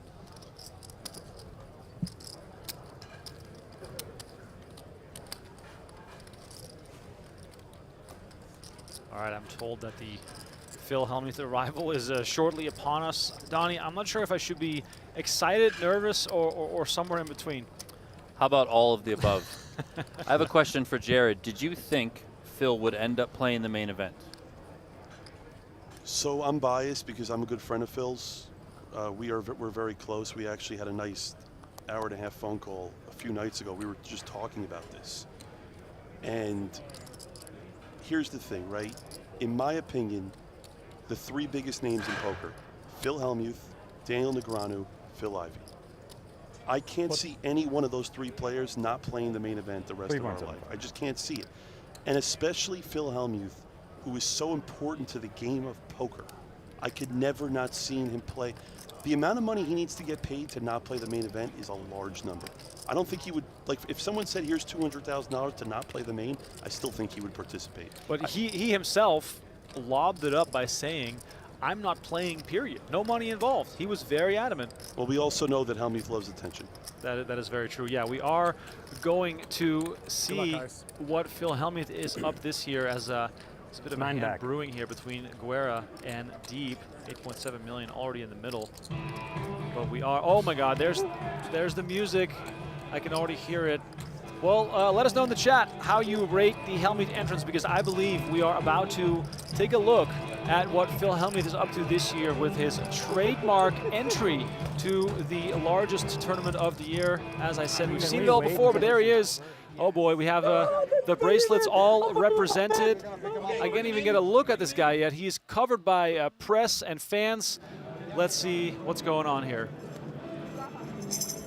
He said he wasn't playing. He said that the main event structure was too grueling, but he just couldn't help himself. He had to play the main event. Here as Highway to Hellmuth, the 1989 World Series of Poker main event champion. Ladies and gentlemen, the poker brat, Phil Hellmuth Jr. Highway to Hellmuth. The question being, is he going to make a big run in the main event this year? Well, he sure looks tough with the long hair. I gotta say, I hope he keeps this look for the whole main event. Is he gonna sing the actual classic song here? That's what I'm wondering here, as photographers and camera personnel are just... That's a Phil Hellmuth the third. Right. Is looks like a guitar player behind him. Are we singing? It's the highway to hell. You got the kids. Bring it in, D-Nex. Bring it in. You got the kids. Good stuff, buddy. Ladies and gentlemen, the 17-time World Series of Poker main event and bracelet champion, the Mr. Phil Hellmuth Jr., the rock star himself. Phil Hellmuth, who is bringing his son into play, who brought a guitar. Might we get a little solo action? Phil Hellmuth with the mic. I wonder if he's going to actually break into song here on the main stage as the players awaiting him at the main table here. All right, here we go. Probably wondering what the heck is going on. Everybody keeps coming. They keep coming. Bet Rivers. At least Jungleman is not on a chain this year, Donnie. No, but Jungleman's there. Oh my God. Good. All right, so everyone's getting lined up here. I'm sure they've got something prepared here as the bracelet representatives are all lining up. I guess so. Oh, there's Jungleman. I liked it more when people complained. You know what I mean? Like, put on a show. I liked it more when we played. All right, this is great. Come on, Jungle, show us your guitar. Come on, what do you got? Philip, what do you got, Philip? Come on. Chris, you're the musician. All right, Frankie. All right, we ready? Okay. All right, not yet. In about 10 seconds. They're letting you film it? Oh. Can I have that Pathwater? Oh, yes, sir. Number 18. Oh, Pathwater. I'm going to get one for all of you guys at the final table. Whoa. I had this 2 days ago. Good stuff? Because Negreanu's drinking it, and I'm about to sign a deal with them. And it was tasted so good. I've been drinking plastic all summer. So they're bringing 8 bottles. Bring them up. Give them to the crowd. Give them to the final table players here. See if you like it. It's very clean. Yes. Cheers. Phil Hellmuth well hydrated this year at the main event. Of course, that is part of what it takes to make a big run, is to stay hydrated here. As Label out. I'm waiting for the Jungle Man guitar solo See if here. you like it. All right. Thanks, Phil, for the $10,000 water. True. There is truly nothing like a Phil Hellmuth main event entrance. I don't even know what to say. Done. Okay, guys. I guess that's it. Thank you so much. Tastes like water. I like the Nice light. job, you guys. Appreciate it. Nice bottle. Get up, son. Bring it in. I wonder what it sells for. $10 a bottle. I really want to have some Highway to Hell action coming out of Hellmuth's mouth, but I guess it was all just for show. But the acoustic guitars may or may not get smashed here if Hellmuth does depart the main event early. Jungle fucking man. You're the rock star type. We're both rock stars, kid. Rock stars together. Little Step Brothers action there between Jungle Man and Hellmuth. Great job. I hope he keeps the wig on the entire time. Let us know in the chat. Rate it. Rate it out of 100. Rate this. Please rate this. Because, as Somebody always, said I wasn't playing this year. the Hellmuth entrance truly special and the gold microphone. Leaving some What are the lines? little chin residue here. The man made of gold. 17-time gold bracelet winner. Phil Hellmuth, what a ride. What a ride. Donnie, a severe lack of loud guitars. I mean, it's so bad that it's good. Well said. It just, like, it's just so bad, but it's good. Donnie, I think you couldn't have said that any better. That was a complete disaster. Yes. That made it watchable. If that was any better, we would have turned it off. Jared, I now know why you're in the booth with us, because you didn't want to get roped into this. Yes. Yeah. I mean, you know. Oftentimes with these things, it has to be incredibly good. So like he would have had to have like an actual rock band playing actual music, amazing stuff, like a real on concert, or you need to go the full other way, which he obviously did. Oh, It's yours. You can keep it. Couldn't even get a real microphone. Oh my God, it's just a stick. That's like Jacket is hot. I'm a sweating. toy that my 2-year-old plays with. Phil's walking into the big blind too. I love it. He couldn't let that go another 2 minutes and not. You play the Super He comes in Singers, right Phil? on the big blind. No. I feel I have like the magic thing. I think we're all happy to say that Do not we're use magic glad that against that's me, over though. with. Let's move back to poker. Yeah, some people thought PLO was weird, but this is like really taking the cake. Yeah. Now from both you guys, let's hear a number here. Hellmuth now 60K. He is in the main event. How much are we bagging up tonight? Raise. 0. You Wow, think he's going broke? Yeah. I don't think he's going to go broke. I think he's going to end the day with after break. 18,400. See, I was Might as well be broke. I was going to say 53,000. Just extremely tight. But I want to say this about Hellmuth, and are we staying here for the action here for a minute? For a minute, we'll be here. Yes. Okay, because I want to say that, there's a lot of arguments in poker, right? When you play these big buy in small fields, and then you play fields like this. Phil Hellmuth is so good at playing a lot of players that he's never played with, right? I watched the coverage yesterday with Kuhn a little. He had some trouble against unknowns. Okay, Kuhn's one of the greatest poker players in the world, but he still made a couple mistakes and didn't play the hands to the best of his ability. Hellmuth is really good against weaker opponents, right? So even though he may not be the best player in the higher buy-ins, in a field like this with a lot of guys we've never heard of, Hellmuth has historically done extremely well, and that's a part of skill in poker, right? It's not always about playing the best players. So I'm very interested to watch the way Hellmuth plays today against a lot of guys that we've never seen before. Wow. I think 37. Yeah. Hellmuth is always You're barely out of college, gracious, inviting, and I was kind 23 when I first until he loses a pot. 24 Until you give him a bad beat. You lean back to back. We had this argument earlier I want to say one thing going back to our 18-year-olds conversation in about the the grinder my and the son is greatest. 35 and he We need to playing, give right? flowers. He made it through day one to, is it Oka Okamata? Okamoto. Okamoto. I apologize. I call her Okagodo. I love it. Because what she's done, a second, a first, and a first. These ladies event, these fields are over 1,000 people in them, right? Correct, yeah. About 1,200 the first one, 1,200 the second one, 1,300 in the third one. You know, as someone that loves Tokyo, just opened a business in Japan. I don't know, I just slowed it She down has to gotten so many new poker players from Japan into poker. Is that someone at the table here, Hiro? Yeah, Yukako Hiroi from Japan. So look at that, right? The game in Japan has been growing. What she's done in the last 3 years in the ladies event might be one of the greatest things we have ever seen in the history of poker. Great mention of the ladies event as we look on over to the luscious locks of Mr. Hellmuth with the gold chin. I'm not sure if that's a bit of a way to intimidate his opponents. I don't know perhaps. if they had random tables. I mean, I'll just say in it. the Hellmuth past looks sometimes. ridiculous. Sometimes I sit down and there's a fighter, and I'm like, Boxing? Yeah, shout out Chuck Liddell. Way back when Hellmuth and Chuck were seated on the what's very his first name table of day 1A. And I'll say this right now, also for you, Jared. very famous. If we hear Hellmuth talk, we'll try to listen in because I'm sure he's in for some good quotes today. For sure. Chuck Liddell was at my starting table once. Chuck Liddell. You don't know Chuck Liddell? No. Does anybody know Chuck Liddell? Is that the Iceman? No one? Oh, yeah. UFC. Yeah, Oh, he's a legend.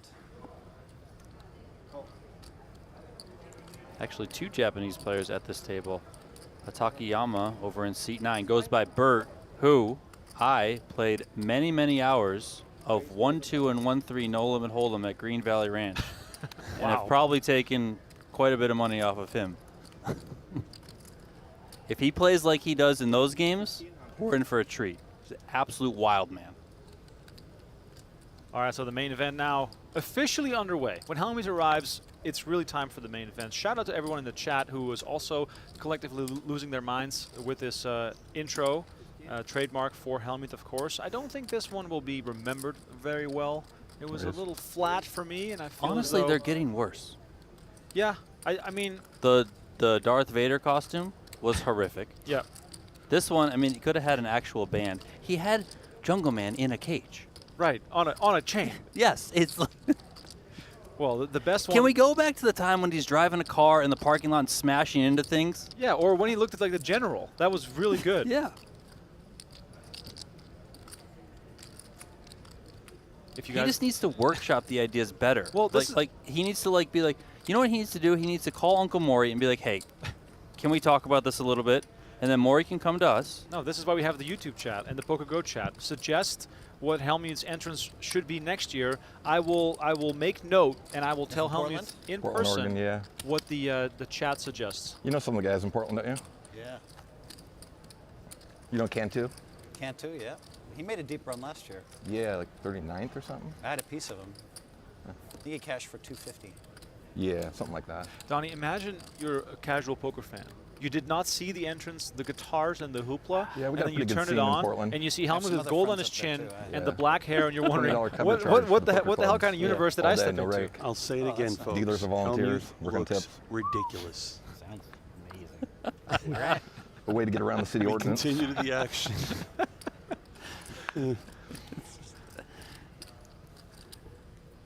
All right, Rosenbaum here picks up 2 7s here. It's really, you know, the fact that we went to this 100K PLO and now we're watching the main event. You couldn't be watching 2 different forms of poker. You're watching the first levels of the main event, and we were just watching one of the biggest PLO buys in the history of poker. No, but just to make it even funnier, we go from Isaac Haxton to Hellmuth doing this, right? The contrast. And look at this. Oh, wow. Look at this. DeFeo, is that right? DeFeo picks up 2 aces. Yeah, so we have Rosenbaum making it 1,200, Van Ryck calling, and now in the big blind. I would love to see DeFeo here out of position go at least 5K-ish. I'd love to see 5,200. Raised to 43. 43. It's a little on the small side, out of position here. But again, the fact that he's somewhat short, he could actually get away from it. 7s get into the muck. I expect Van Ryck here to actually fold as well. He has a really good hand, but it doesn't play great against a 3-bet out of position. He's also not getting great implied odds here. And again, a lot of the things I'm going to be saying are going to be wrong because you're watching the main event. So again, we don't know who any of these people are for the most part. This is very nice to have 2 women at the feature table. Let's see the flop here. We got Queen 3, 7, all clubs. Sven Reich catches top pair, The ladies perhaps event? saved a little How many bit by people? the Couple thousand? 1,300 or something. appearance of the 3 clubs here. And yeah, I don't like either. Unfortunately, the women. we are going to pivot over to our 100K PLO for some big action. Let's see what these men have been up to while we were just dousing ourselves in shenanigans. But it's an all-in here, and it looks as though Deeb is involved. It is Deeb versus Morris, and Shaun Deeb must have really taken a beating here. Haxton up to 41 million in the process. Deeb at risk for just 2.4 million with King, King, Jack 10, and he flops a set of kings. After the 3 diamonds, I'll take it. Morris, 6% equity to send Deeb to the rail.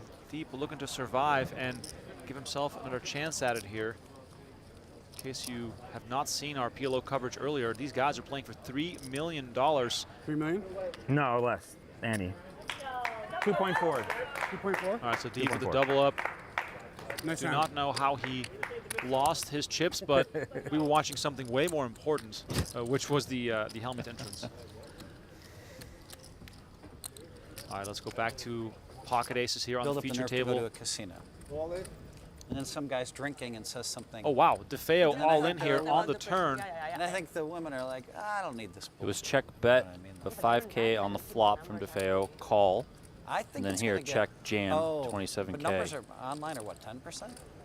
I don't know, but it's not like.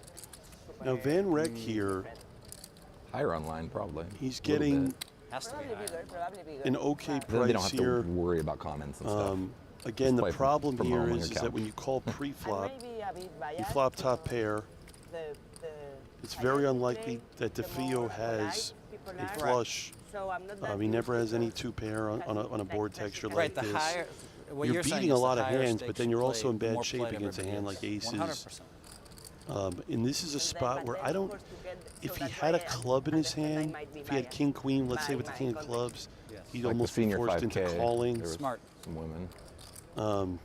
But In the this senior is what 5K, happens when there's you're out of position and you're some playing a women, hand like the this high roller. against a Oh, it's only 5K, but they call it a high roller. 3-bet pre-flop. It's like It's it's called a the high tough roller, spot. senior high I roller. think, yeah, they changed the format this year better to 3 days, I think.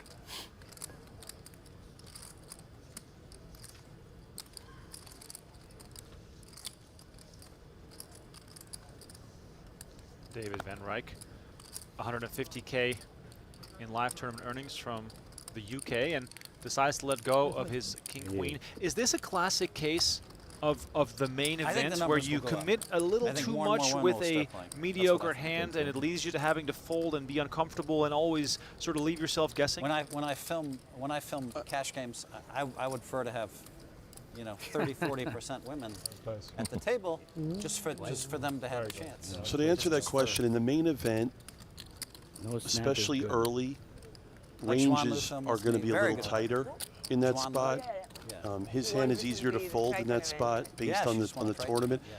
I tell people this every year when I play this event.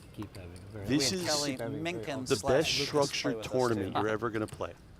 Okay, there's no reason early in this event to play big pots out of position. There's no reason to get out of line. There's so much play in this tournament that if you're a great player and you play solid poker, you can win, a 10K pot here or a 15K. You can slowly pick at people, and that's why I just didn't love his call there pre-flop with the king queen. For the PLO fans out there, we will continue to pivot over to our 100K final table. And just, to give the people a sense of the conundrum that we are in, half the chat is screaming for Hellmuth, the other half is screaming for PLO. We can't win, and, we're going to try to perhaps bet 500 with both fan bases here. Yeah, and again, look at what I just stated about the ranges being tight. Okay, Hero has 2 10s in position, decides to flat pre-flop. It's a hand where a lot of people might 3-bet. Invites the big blind here. What's Phil doing? The 6-3 suited. Nothing wrong with it. Hasn't played a hand yet. Look for Hero to check this flop as well, as she does. Interesting turn card, makes a flush here. I just think that Right now, again, it's really small, right? You know, Between friends what Hero's and- doing here pre-flop, I personally like it. Again, if you get 4-bet in a spot like that and you have 2 10s, it's kind of hard to release. Look for Hero to check again here on the turn.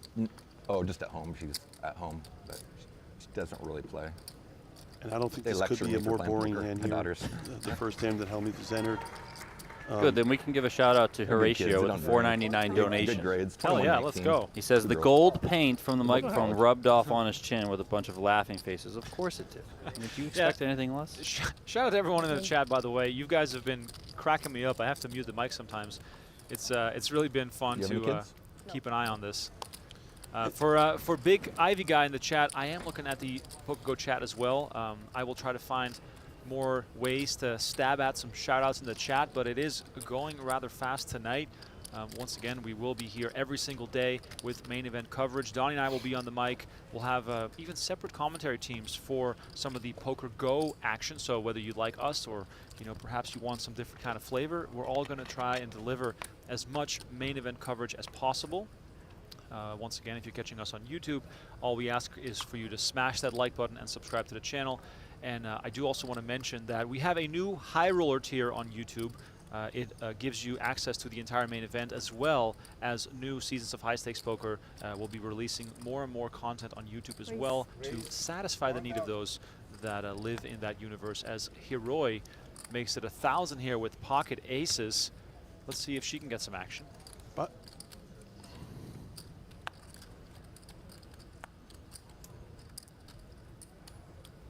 Hata Kayama, Donnie, he goes by Bert, and that is a nickname his wife gave him for some reason because of Sesame Street. Yeah, because he sounds like Bert at times. by the way, we just saw, right, how Hero flatted with 10s, and I just said what happens when you have 10s and you get 4-bet. I really don't like this raise by DeSantis because now he's going to get 4-bet, and it's going to be a very tough decision for him. Oh, boy. Hellmuth. I was looking for you. Perhaps on his way to the bathroom to maybe left. get the chin cleaned up. Who knows? I think he's looking to take his ridiculous wig off right now. No, he's leaving it on, and he's putting a hat on. Yeah, you think it's I should even do that? worse. Phil Hellmuth, ladies and gentlemen. Yeah, I think we should do it. Oh, is he leaving? All right, it's quick intermission here for Hellmuth as we see aces versus 10s developing into something as Let's Heroi. go smash a guitar, BB. Oh, okay. I guess Hellmuth is smashing a guitar. Meanwhile, Heroi is going to smash this pot here with pocket aces. The rock star. Okay. I would have loved to see DeSantis just call their pre-flop, but now he's in a decision where he's playing a guessing game. You know, does Hero have a hand like Ace-King? Does she have Ace-Queen? Are my 10s good? These are the type of hands, by the way, in the big blind. When you're multi-way and someone like Hero's opening and you're somewhat shortish and you have like a good hand but not great, it's a spot where you almost want to call, right? If he had 9s, he probably would have just flat. Now, at this point, his hand is either an all-in or a fold. I don't think he can call here just because of the stack of, the chips that are left. DeSantis really is in the tank here. He also knows that Hero is probably on the tighter side. He just noticed that she just had 2 10s and flatted and checked every street. Big raise. Big raise over my raise. And it's really not that big of a raise. I mean, she went 3x on the 3-bet. It's a classic main event talk. Obviously, taking on the tiger. These players getting their moment under the Bold bright play. lights. Yeah. Very bold play. I actually think he's going to fold Lay here. it down. Yeah. And look at this. 10s end up in the muck, and aces will take this down got a pre-Heroi, first by the 4 way, bet already here up to all the way there. 93,000. Look Hey, for guys, her to feel it? perhaps stay dominant here as Hellmuth, for now, taking a leave of absence. Mr. Okay, we have a Hellmuth 4 bet. arrived I played it and against him. is now Big perhaps one, looking huh? for a wardrobe Big change. one. I'd be really sad if he comes back without the wig. All right, quick reminder here that if you want to beat the best and crush the rest, you better head on over to gtowizard.com/PokerGo. to get started for free and save 10% off your first purchase. No limits, no excuses. That is gtowizard.com/PokerGo. Crush your competition right now. Do all that studying and gear up for your next big event, as we will pivot back to the place where the big money is on the line. $3 million up top in the 100K PLO. Still 4 players frozen in time. We haven't missed all that much. We saw Deeb double up. He was knocked down short by Haxton, I assume. We saw him up to 41 million. Checking back in now and staying with the 100K PLO for a couple of hands as we wait for the return of Mr. Hellmuth. Blez, the chips now basically back to where we left off. Yeah, I would love to see Shaun Deeb win this event. Like I said, the blinds now are still, they're still 250, 500K. It's a PLO tournament. Anyone realistically has a chance here to win this. Thank you. Ike raised here, pre-flop, in position. Yeah. That was, well, unfortunately, I should have checked the Queen 10-4. Too hard board. I would love to see Ike continue the betting here. Yeah. Yeah, I mean, that was, I almost, I might be second right now. It's crazy. I just also 3-bet. Ike generally goes smaller on sizing than most players. A lot of players would probably go 1.5 to 2 million. I could see him going like a third pot here. I know, that's why I made a bad call with the 6. I just thought he would, King 6, but I just thought he would turn a 4 and a bluff try, because I bet size in a way where he thought he would think I had a straight, and I think he would raise his 6s and 4s. 10 on the turn here. Yeah. Maybe I'm wrong, but I think he's definitely capable of like hitting. With some analysis on the hand that obviously cost him one of the chips earlier. I'm not getting anything on this 3, so I'm not even wasting time. That's why I'm standing. Now Ike decided to check the flop, pot control. He turns his gin turn card here. He makes a straight, also has a flush draw to boot. I'd like to see Ike put some money into the pot right now. Again, I expect him to go on the smaller side here.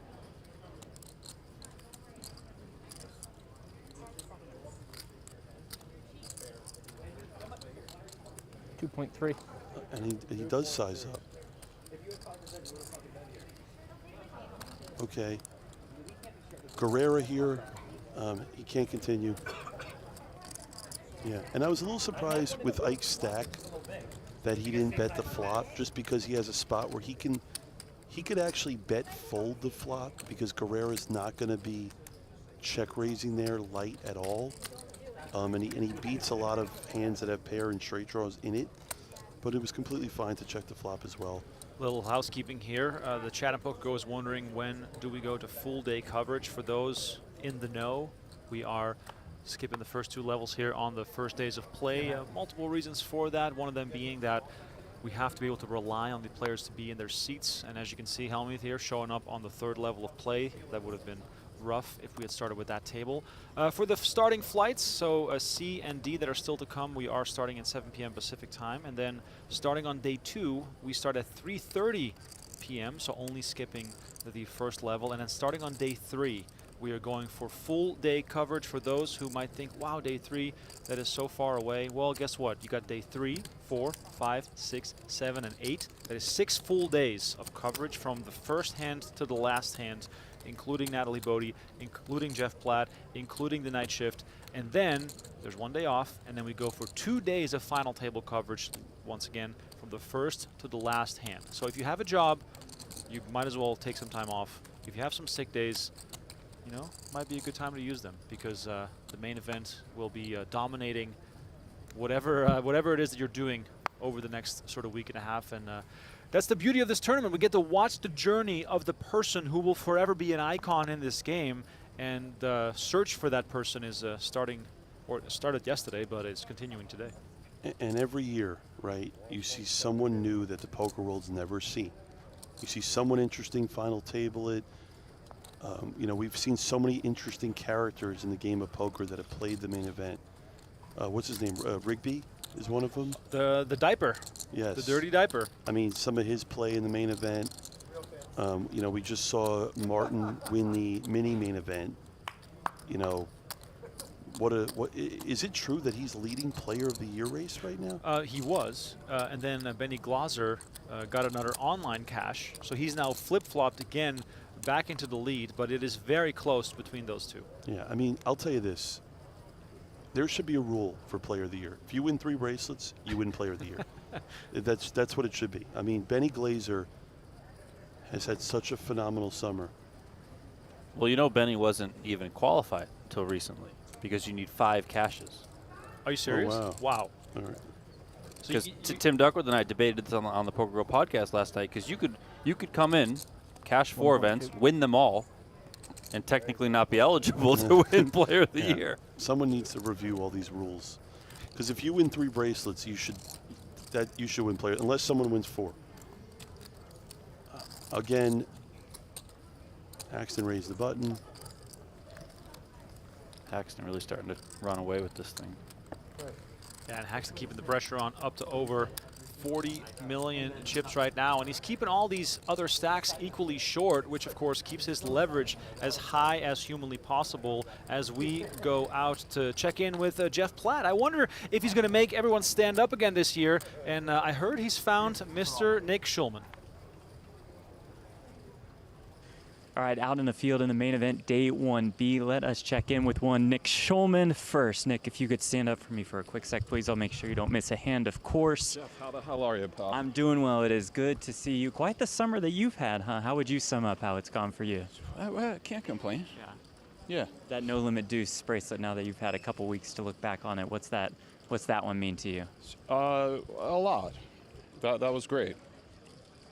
You looking forward to a deep run in the main or commentating with Ali for 6 days? You know, that's always the goal, is the deep run to avoid Ali. I mean, I love you guys, but of course. So that's like really what, you know, keeps me hyper locked. I'm like, maybe this year, finally. But we're off to a rough start. I'm a little tilted. I don't want to sound like Daniel and give you bad beats and stuff, but I just need a... Get back to the action. We'll send you off. Avoid Ali for a little bit for us. Thank you, Nick, for the time. Appreciate it, guys.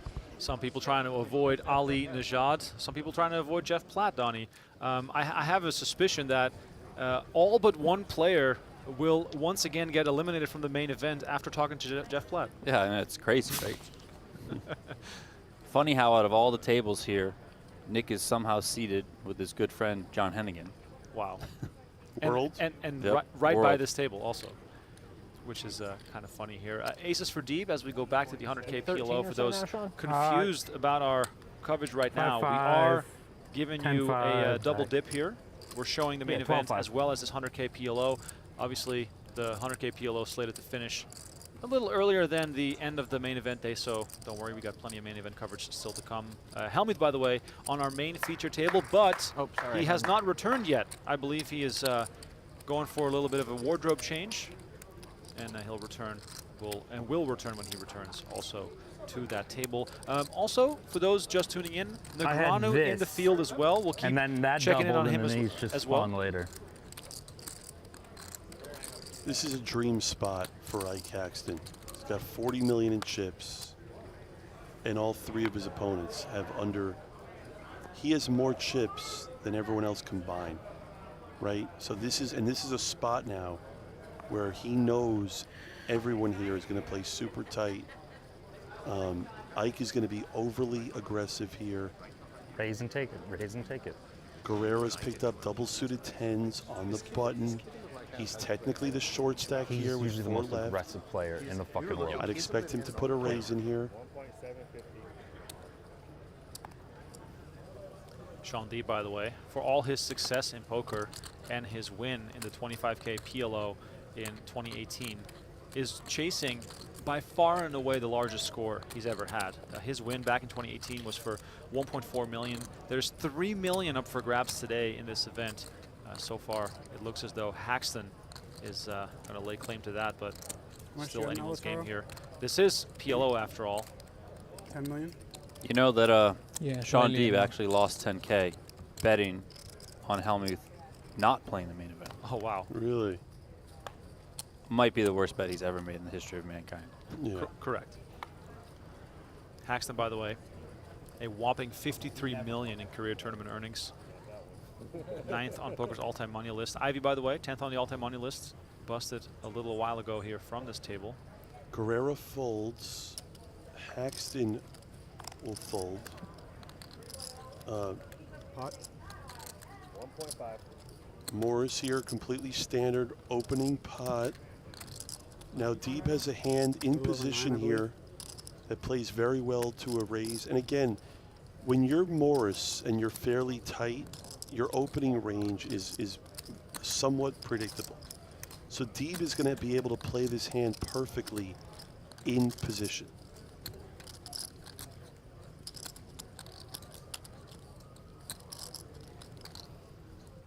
Look at this.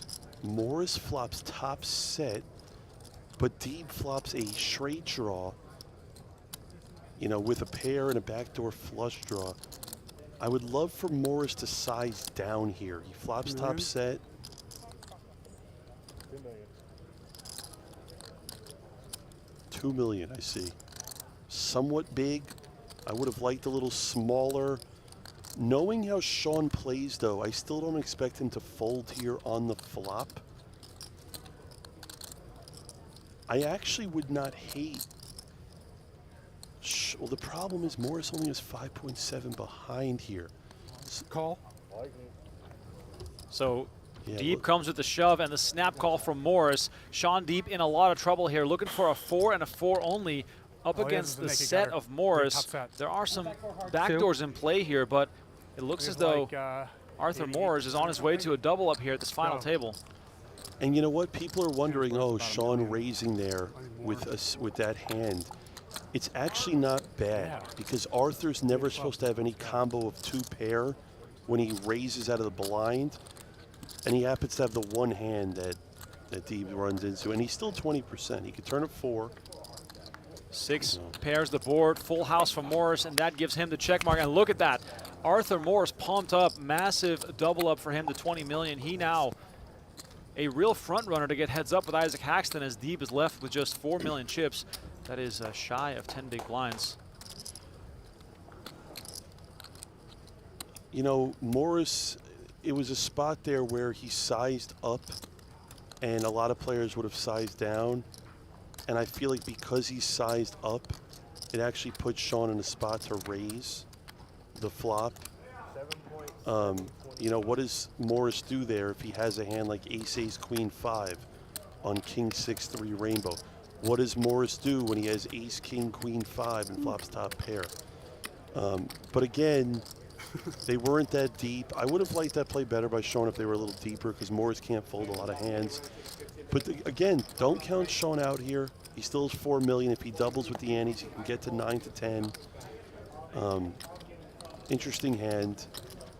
And, you know, Morris now with second in chips. Am I the only one who would ever show emotion at this table, table, I guess? And I'll tell you right now, Ike Haxton is definitely happy that Morris has won that pot. Because he doesn't want Deeb with chips. He knows Deeb's a lot more aggressive. He knows that Morris is still going to play tight to Haxton's opening range. Look for Haxton to open a lot in that position, under the gun, with a button here that's tight. But again, the fact that Deeb is so short, he might fold in spots like this, right? I could see him folding here just because Deeb is super short, which is fine. But Morris should be opening here a lot. I'd love for Morris to open pot. Yep. Good.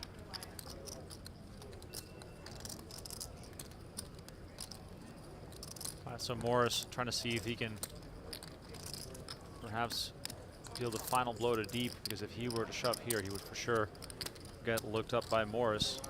And Deeb does decide to let it go.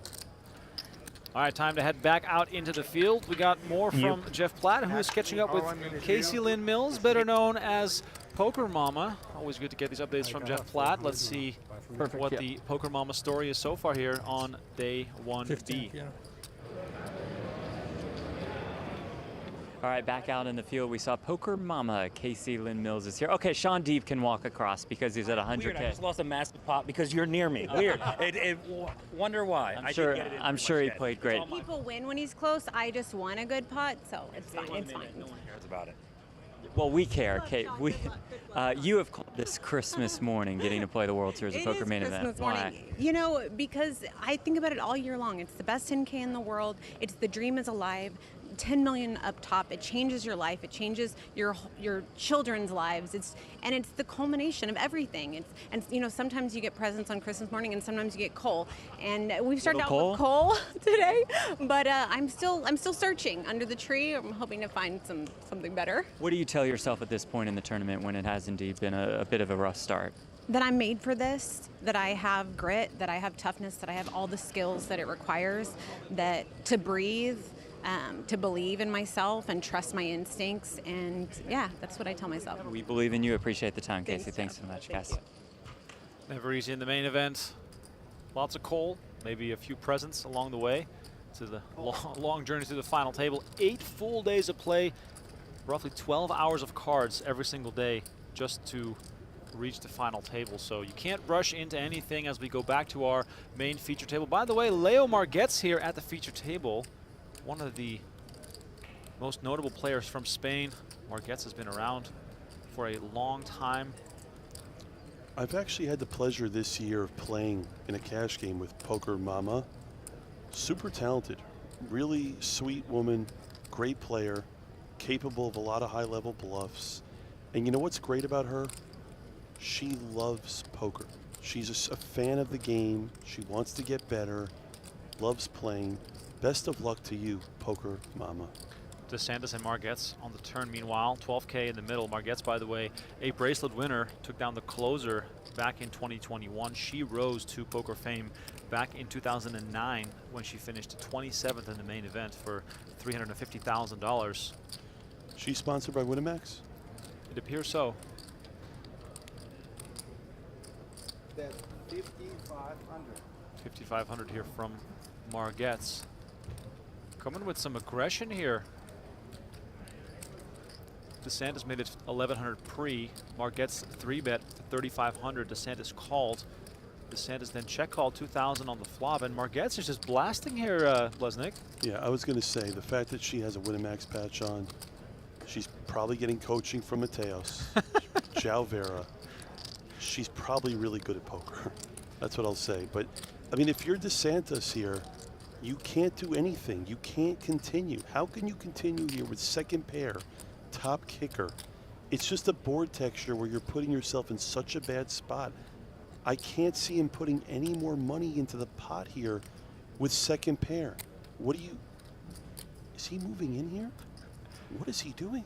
I mean, Donnie, we've seen the blasting ways backfire for those players such as a Faraz Jaka and a João Vieira. The main event is not the right time to get too out of hand. No, I mean, you can get selectively aggressive, over-aggressive, you know, should your opponent be the type of person that you can take advantage of. But oftentimes on day one, you kind of don't know who these people are. But so that's what makes this tournament so great. I know. It's such a good event because you're playing with unknowns. You're playing with people with real jobs, real businesses that get to play poker once a year, and this is the one tournament they get to play in. That's what makes this tournament so special. And meanwhile, DeSantis taking his time. By the way, no time or a clock for the player. So in the main event, as we saw Adrian Attenborough do versus Espen Jorstad, you can take your sweet time to make up your mind. Obviously, I have nothing against that. Just pointing it out that DeSantis can just keep thinking until someone calls the clock on him. This is an argument I've had with pros this series. You know, I'm a big shot clock guy. We've talked about it, Donnie and I have talked about it in bigger buy-ins. I don't know if it can get implemented in the main event, but almost every 10K plus should have a shot clock. If there's any tournament that shouldn't, maybe it's this one, just because it's a big moment for a lot of these people. And look at this, DeSantis look at this, he's calling. So what's the game plan here? Well, that's the wow. Oh, wow. The game plan is it's going to go check. And Margaret's is going to be thrilled to back into an ace here. She's not going to value bet. Oh, wow, he's going to lead. Look at this. Wow, it's like a block bet. And now DeSantis bet 6,100. Margits at this point, it's funny because she doesn't even like her hand right now the way that this is played out. She'd be much happier to continue bluffing on a blink. Yes, you know, but again, you're watching why this is such a great tournament. You can watch all the high rollers. You're never going to see a hand being played the way DeSantis is playing this right now. Super unorthodox, and now Margits has absolutely no clue. She moves in. Oh my God, Leo She Margits with moves. the shove. Wow. 18,600. This is unbelievable. What a shove. Welcome to the main event. Wow. Every single action we've seen so far has been counter to what we were thinking. Wow. This is why I keep saying it. This is such a great tournament. Look at this play. Right out of Adrian Mateos' playbook. This is exactly something that he would do. She learned it from him. I'll just say it on record. This is unbelievable right now. This is unbelievable. She's basically turning an ace kind of into a bluff in a way. What an insane hand here. Day 1B of the main event. Leo Margits putting DeSantis tournament life on the line with that river shove. How is DeSantis going to interpret this move? Wait, hold on a second. I apologize. DeSantis has the best. I thought it was a chop. DeSantis has the best hand with aces and tens. Yes. Wow. Can DeSantis call for his tournament life here with aces and tens? It's such a difficult spot. Regardless of the result, you have to give credit to Margits. You have to give her credit. This is such a really good play. It's so high level. Oh my God, the chips are stacked. Wow. It's a single motion. Like you push the stack forward and you find out the result. Is the dream going to live on, or am I going to walk down that long hallway wondering what happened to me? I will be the opposite of results oriented here and say that if I'm DeSantis here, I don't know how I can actually call here. Because realistically, he's technically not supposed to be beating anything at this point, right? If you really think about it. Margits found a hand to shove here. She backed into an ace. Oh my God, he is on the brink of calling. You can see it. His whole body language is screaming that he wants to call. I just want to know, what was the plan at any point? Well, here's the thing. The plan, DeSantis was looking at this as a block bet. You know, if my opponent has ace-king, ace-jack, I can get value where they might check the river. I think the beautiful thing is I don't think he had a plan. That's what I mean. I don't think there was plans. People don't play the main event to have a plan about what they're doing. They bet, they fold, they check, and then they figure it out. But what hand is Margits going to have here? Aces? You said aces? Like, what hand is Margits going to have here, given the line that she played? She's representing aces. She's representing aces. She could have a straight. She could have a 9. She can have queens and tens as well. She 3-bet pre and is barreling off. She 3-bet under the gun +1 razor at a 9-handed table on day 1 of the main event. Queens or aces? No, I mean, she can. If she's doing this with ace-4, she can have tens. Yeah, but that's not how he perceives it. No, well, I'll tell you this. When he sees this hand, the last hand that he's putting her on is ace-4 suited. But again, if you really look at this, right, the Margits, I don't know the correct terminology of what this raise is. Okay. What a spot for DeSantis. Oh my God. Yes. And remember, almost got the puzzle figured out. We talked about it earlier. These are the moments early in the main event where you don't want to get out of line. But you also, She obviously doesn't fear the tiger. When you apply pressure to your opponent, it's so hard for them to make a call. This is the main event. This is once a year for DeSantis. This is the biggest poker tournament he might be playing. You guys know his nickname? Hollywood. Hollywood. It's so fitting. Wow. And he just said she obviously doesn't feel the tiger. I love the name Hollywood. I love it. Margits not intimidated by the tiger hoodie. Where's DeSantis from? From Salem, Oregon. I love it. Let's see what he has to say. I really think he's going to fold. He is sick to his stomach. I think he's going to fold. Be a hero? Can I be a hero, he says. Live another day. Or live another day. He wants to call, but he doesn't want to be broke in the main event on day 1. He doesn't want to go home to Oregon and tell his family, I'm broke on day 1 of the main event. You're going to lay down the best hand, aren't you? Oh my God, I love the main myself event. into folding right now.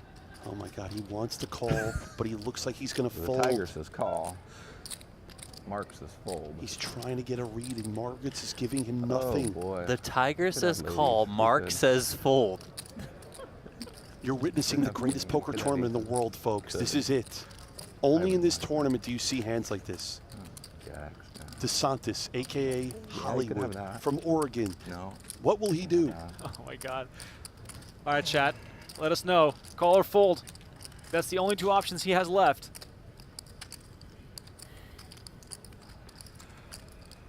Oh, yeah. I physically feel his pain right now. I still think he's going to get away. I do. I think he's going to make the wrong decision, and I don't fault him.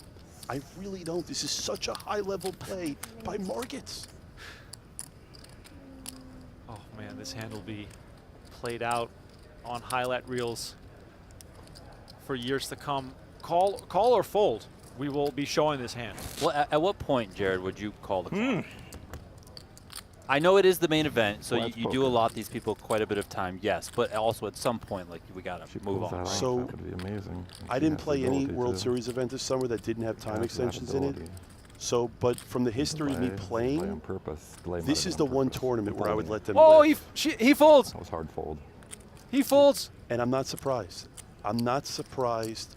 Hollywood made the wrong decision, but I don't totally fault him. You have to give flowers to Margits here. That was a next level play. And when he sees that hand play back, he's going to be sick to his stomach.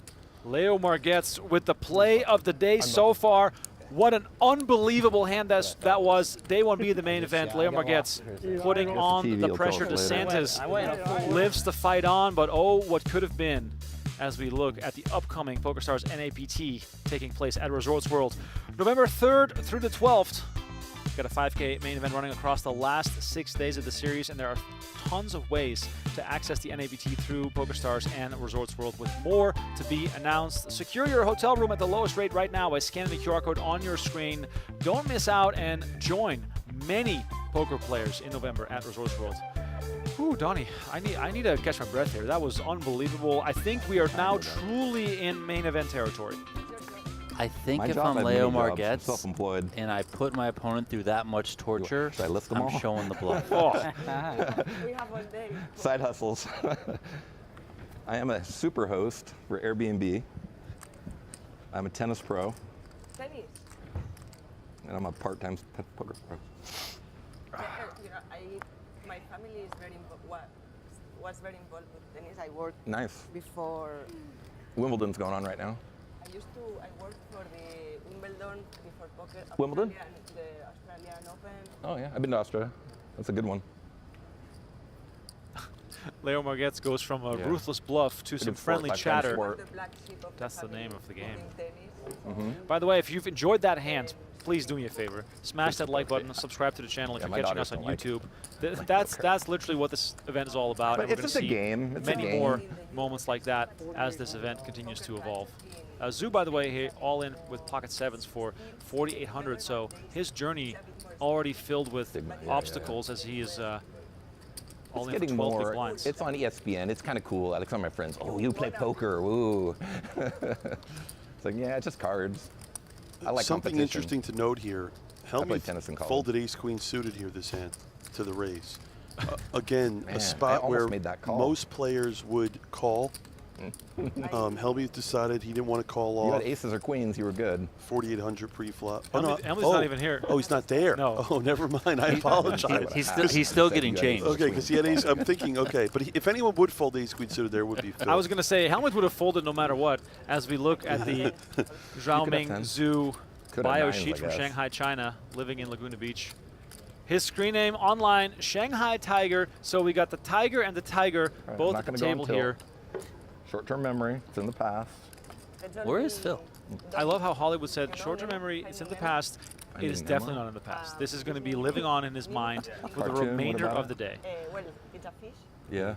I bet his phone is blowing up. I apologize, by the way. It's just funny that he got dealt ace queen and then. But he would have folded. You know that he would have. He would have folded anyway. Like, move on. You played it perfect. Yeah, just got to move on. You can't dwell on things. You can't get emotional, right? Conversation about fun. You can't dwell on it, but let me dwell on it. I enjoy it. Can't get emotional. I'm Can't make over all it, right decisions. but I'm going to keep bringing it up. And Bert just moving here. on. Learning, maybe learning. In the Maybe small. what could I have done different? What could have been better? Oh my God, that hand. So DeSantis here in the big I go blind. until sometimes it's ugly. Yama, I'll I'm just so call him competitive. Yama. Should raise But I'm here. relaxed. He goes by Bert. Bert? Okay, Yeah, I like- apologize. Better Bert. look. Now DeSantis has a hand here that plays great when you're deeper, but when you're This could be coming me off and my of buddy. 12,000 in chips, it's very hard here. For With a hand like this, because a lot of times when you flop a pair, you're going to be stuck with it. 11. Let's see what DeSantis, aka Hollywood, decides to do here. I'm sure he'll take more than 30 seconds.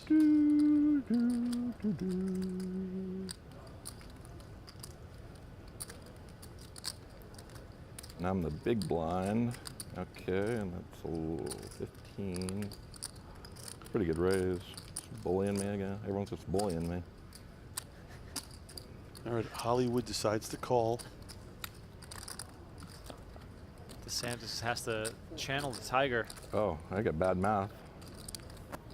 in order to get back in the game here. But, you know, also I want to point out here, even though he just had that, you know, very, very tough hand to stomach, he still has 10K, right? In many tournaments, when you have 25 bigs, you're totally comfortable. In the main, it feels like you're down to your very last chips. And 10K is still, you're looking at about 22 bigs. So, you know, while we're watching this PLO and you have a lot of chips with 22 bigs with 4 left, people need to realize if you're playing this tournament tomorrow or Saturday on 1D, don't give up when you have 10,000 in chips, okay? This tournament allows you. 6. Look at this. Hollywood flops a 5 and just folds. What a phenomenal read by Hollywood. So I was gonna say, you know. He plays it for a Locked in, raise, flops a Sometimes pair, I make and good folds, folds. sometimes I don't. Change. Wow, Was probably like, impressive. fuck it. Got some free water. But yeah, to your Missed point, a couple levels. you have Big 20 deal. bigs. It's the main event. Be patient. Don't go broke. Has he You been have having a good 5,800 summer? I chips, don't Zoo. follow, like, poker Don't stuff. go broke. I don't Be follow any patient. poker things. Does he catch Let at it all? come Anything to out you. there? I haven't followed at all. Yeah, I don't follow. The chat is Maybe still his wound up summer's so about good, he's Leo Margetts versus DeSantis. And Margetts, by the way, with that hand now back up over the starting stack. So she's been messing around a fair bit prior to that hand, was below starting, and now comfortable again above starting stack. Margetts, as I mentioned, a experienced player on the tour. Where's Margetts from? From Spain. She's from Spain. Now, if I'm Zoo here, I would like for him to open, but not. I like it. Hellmuth folds. Good choice by Phil. Van Rijk from the UK finds Ace-Jack of Hearts.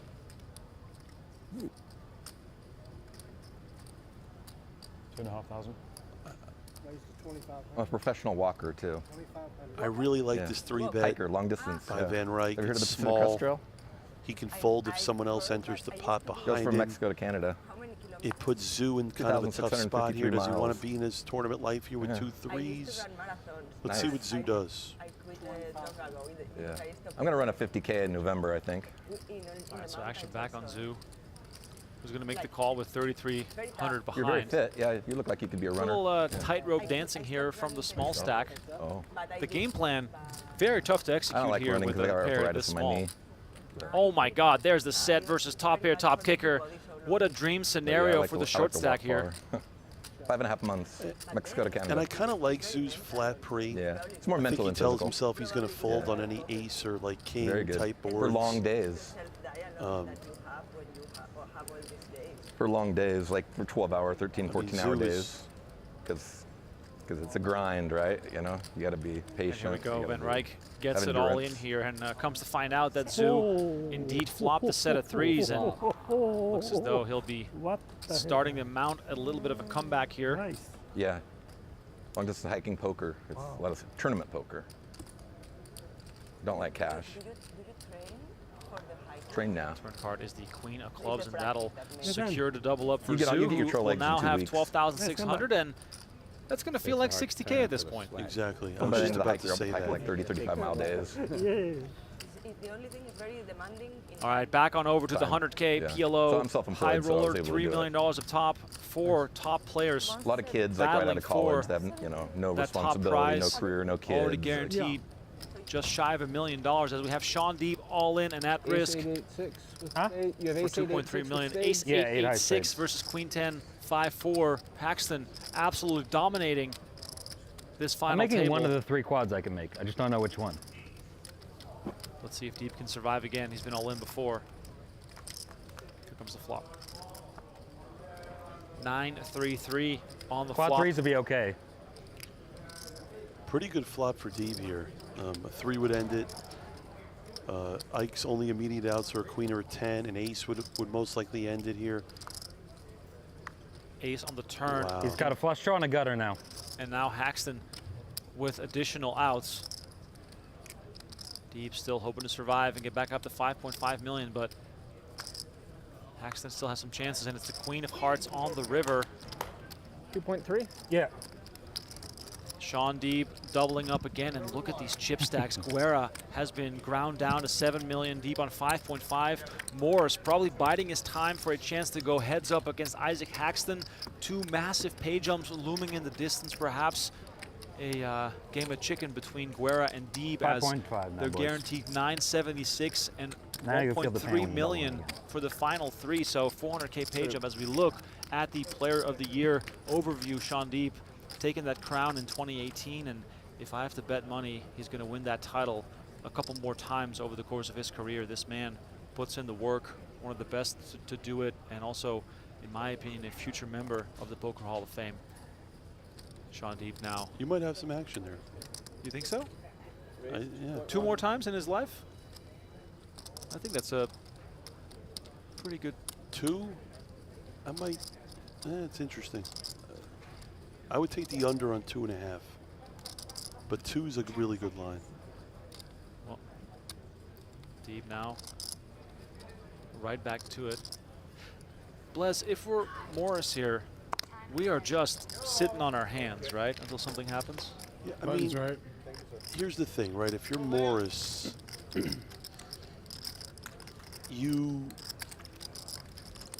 it really depends. If you're looking at it from an ICM standpoint, if you're Morris, you should play fairly tight against Ike. 5.8, Shaun? No. But 7 minus 8, And 6.4. here's a quick look at the aforementioned payouts presented by GTO Wizard. I mean, those jumps are just disgusting. We're going 400K, 600K, and then 1 million. Those are the jumps, by the way. Those are not the payouts as we look at that overview. 2.9 million up top. I'm sure that Haxton has already let his accountant know that 2.9 million is about to hit the wire in the next couple of days. You know, the pay jumps are getting so big now that I don't like. If I'm Morris, I definitely want to be aggressive against Shaun and Guerrera, against Deeb and Guerrera.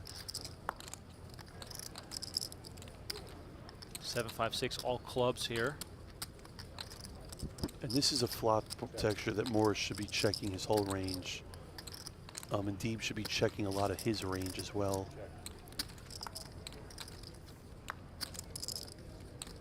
Morris now makes 5s and 2s. I could see him checking again.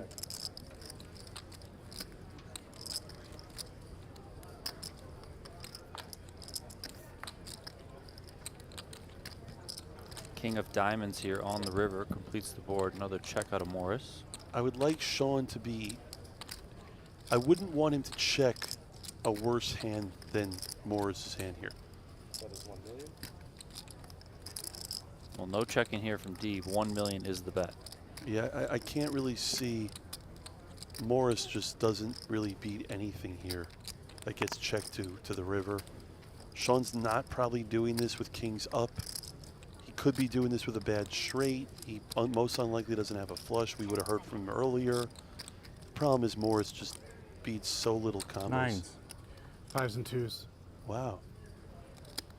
And I would have liked to heard from Deeb there, maybe on an earlier street, maybe the turn. Very light call by Morris. It worked out. It's funny because what Deeb ended up having is a hand that probably should have bet earlier.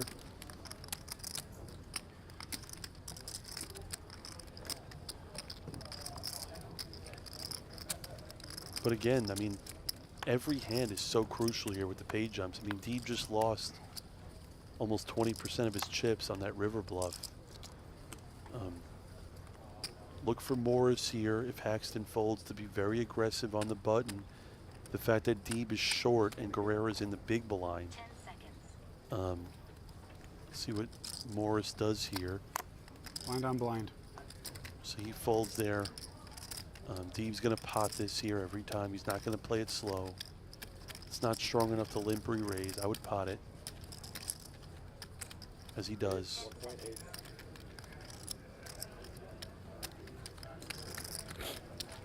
Guerrera can't These call. the worst cards you've ever gotten? Guerrera there. Again, the big blind ante here. Deeb picks up 1.2 million in chips. He picked up 25% of his chips there just by stealing the blinds. And I'll tell you right now, Deeb and Guerrera, one of these guys is most likely going to be all in here within the next orbit or so.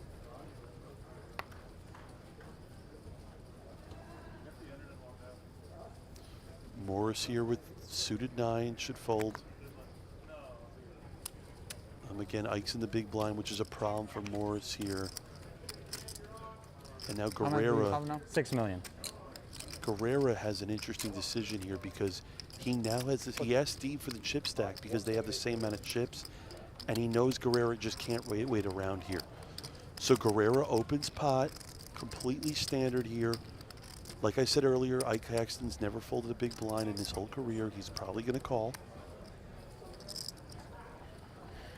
ICM Masterclass. Okay. Deeb and Lataro are both in the death blinder.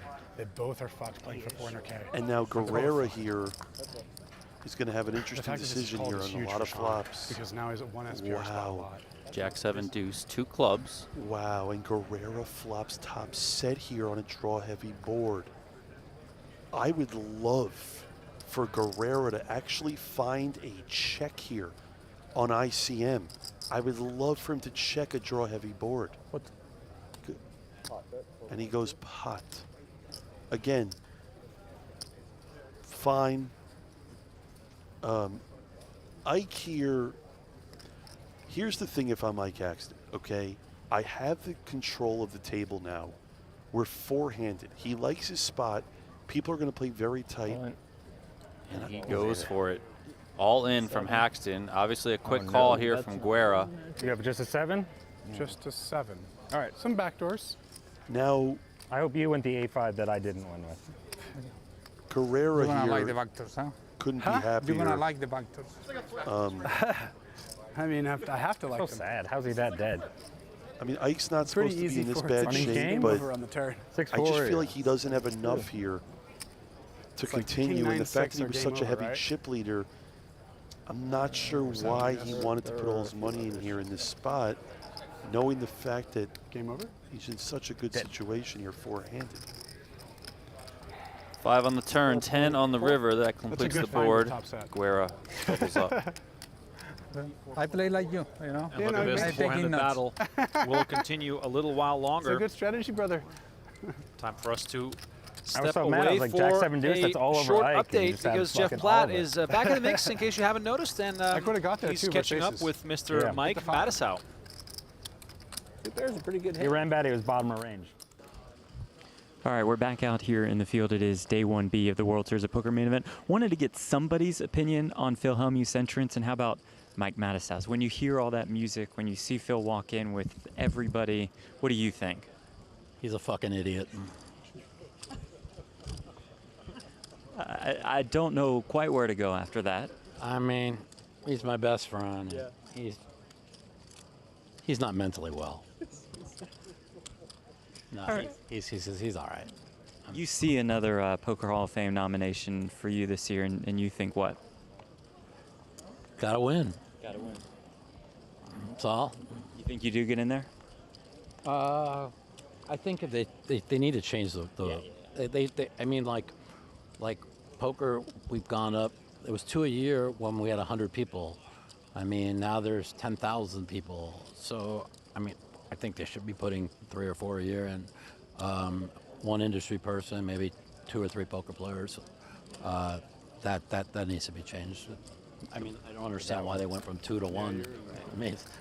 That's like really made no sense. So we'll see. Wishing you the best. I know I play as good as anybody, so. Sure. Best of luck in the main, and we'll tell Phil Hellmuth you said hello. What Thanks did he as come in always. as anyways? Some Highway to Hell rock star guy. yeah, you know, I went last year. He asked me to come in with him because you're not going to miss any hand. They're going to pause the tournament. I'm on the other side, and the other side, because they bring people to this side, it's like 10 minutes behind. That they had a 10-minute delay, so I missed 20 minutes of play. Thank you, Phil Hellmuth. Guys. Thanks, bye. Mike Mattisau with some harsh comments on the mental well-being of Phil Hellmuth. We go back to the action here in the 100K PLO. Shaun Deeb standing up as his tournament life is once again on the line.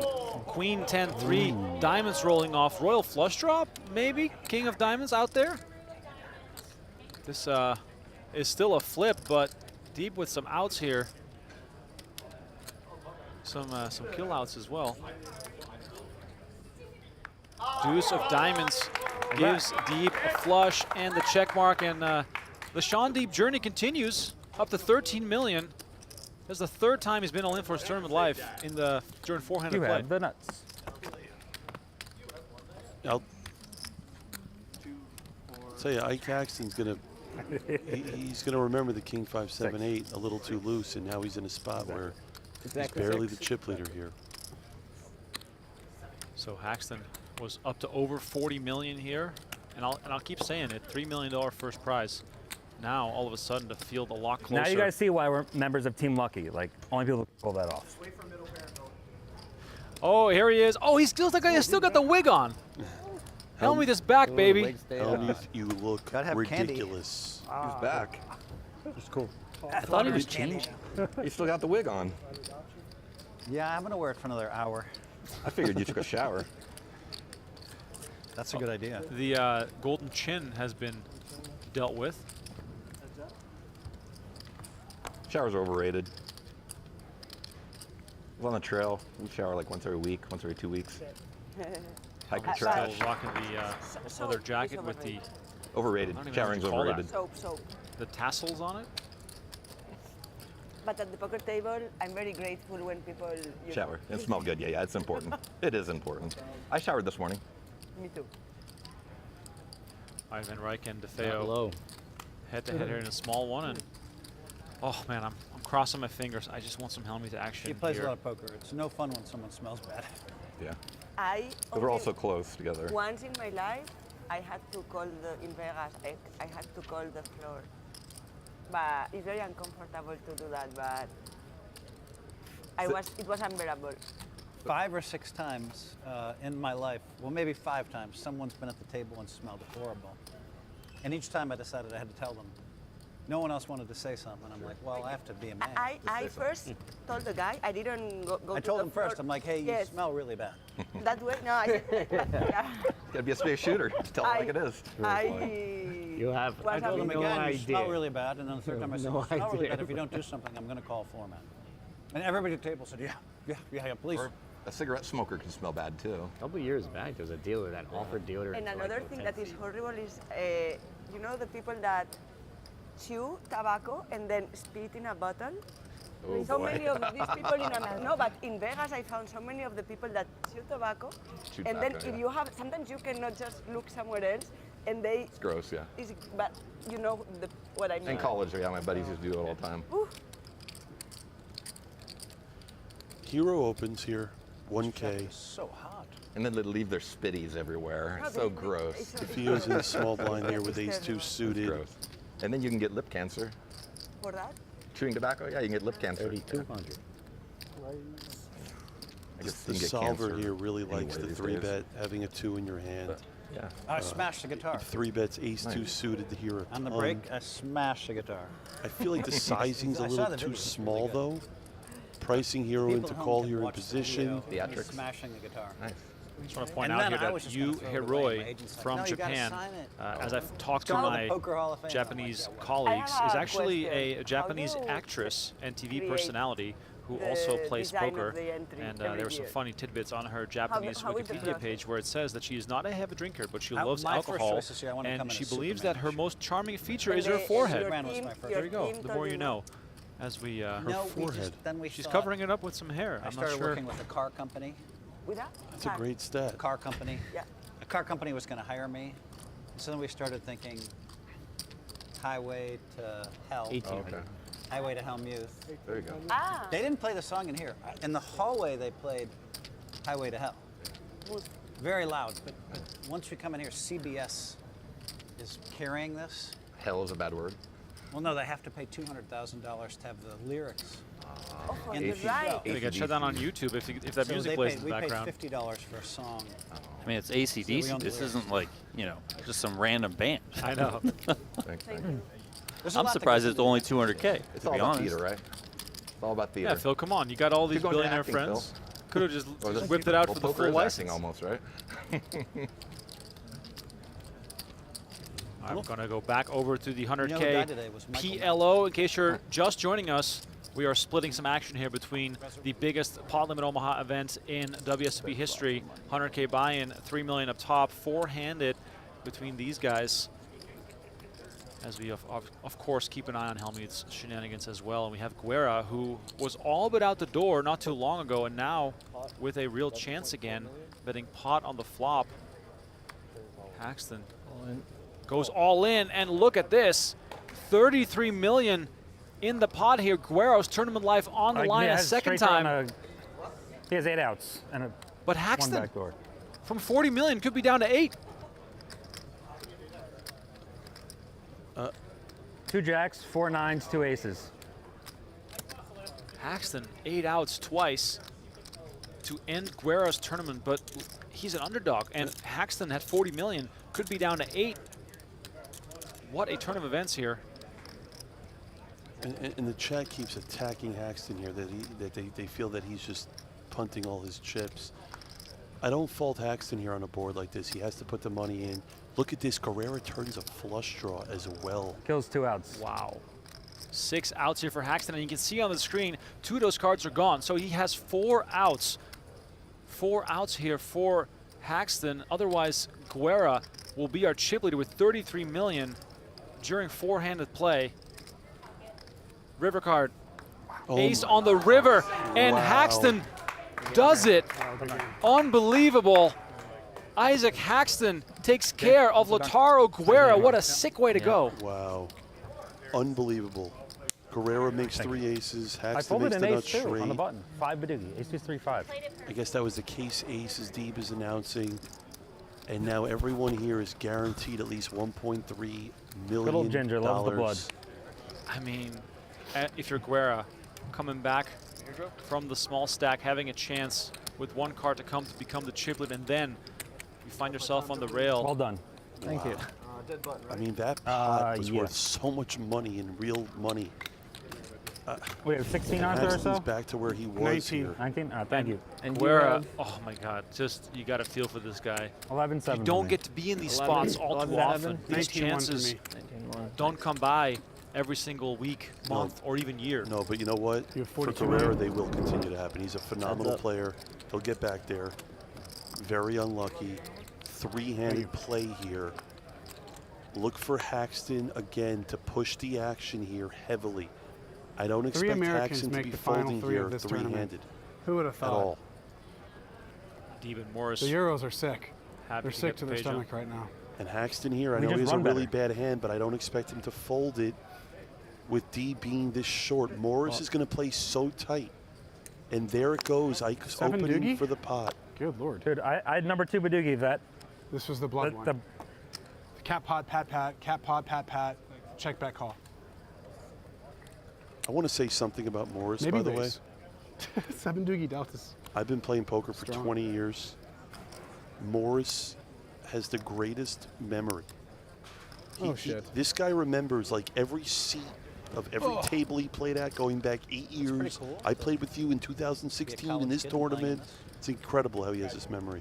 Morris with 3.7 million in career earnings, already guaranteed the largest cash of his live poker career, as he is guaranteed 1.3 million in the 100K PLO. As we are back to the feature table of the main event, day 1B. Hellmuth working on some M&Ms. Donnie, is that a main event approved snack?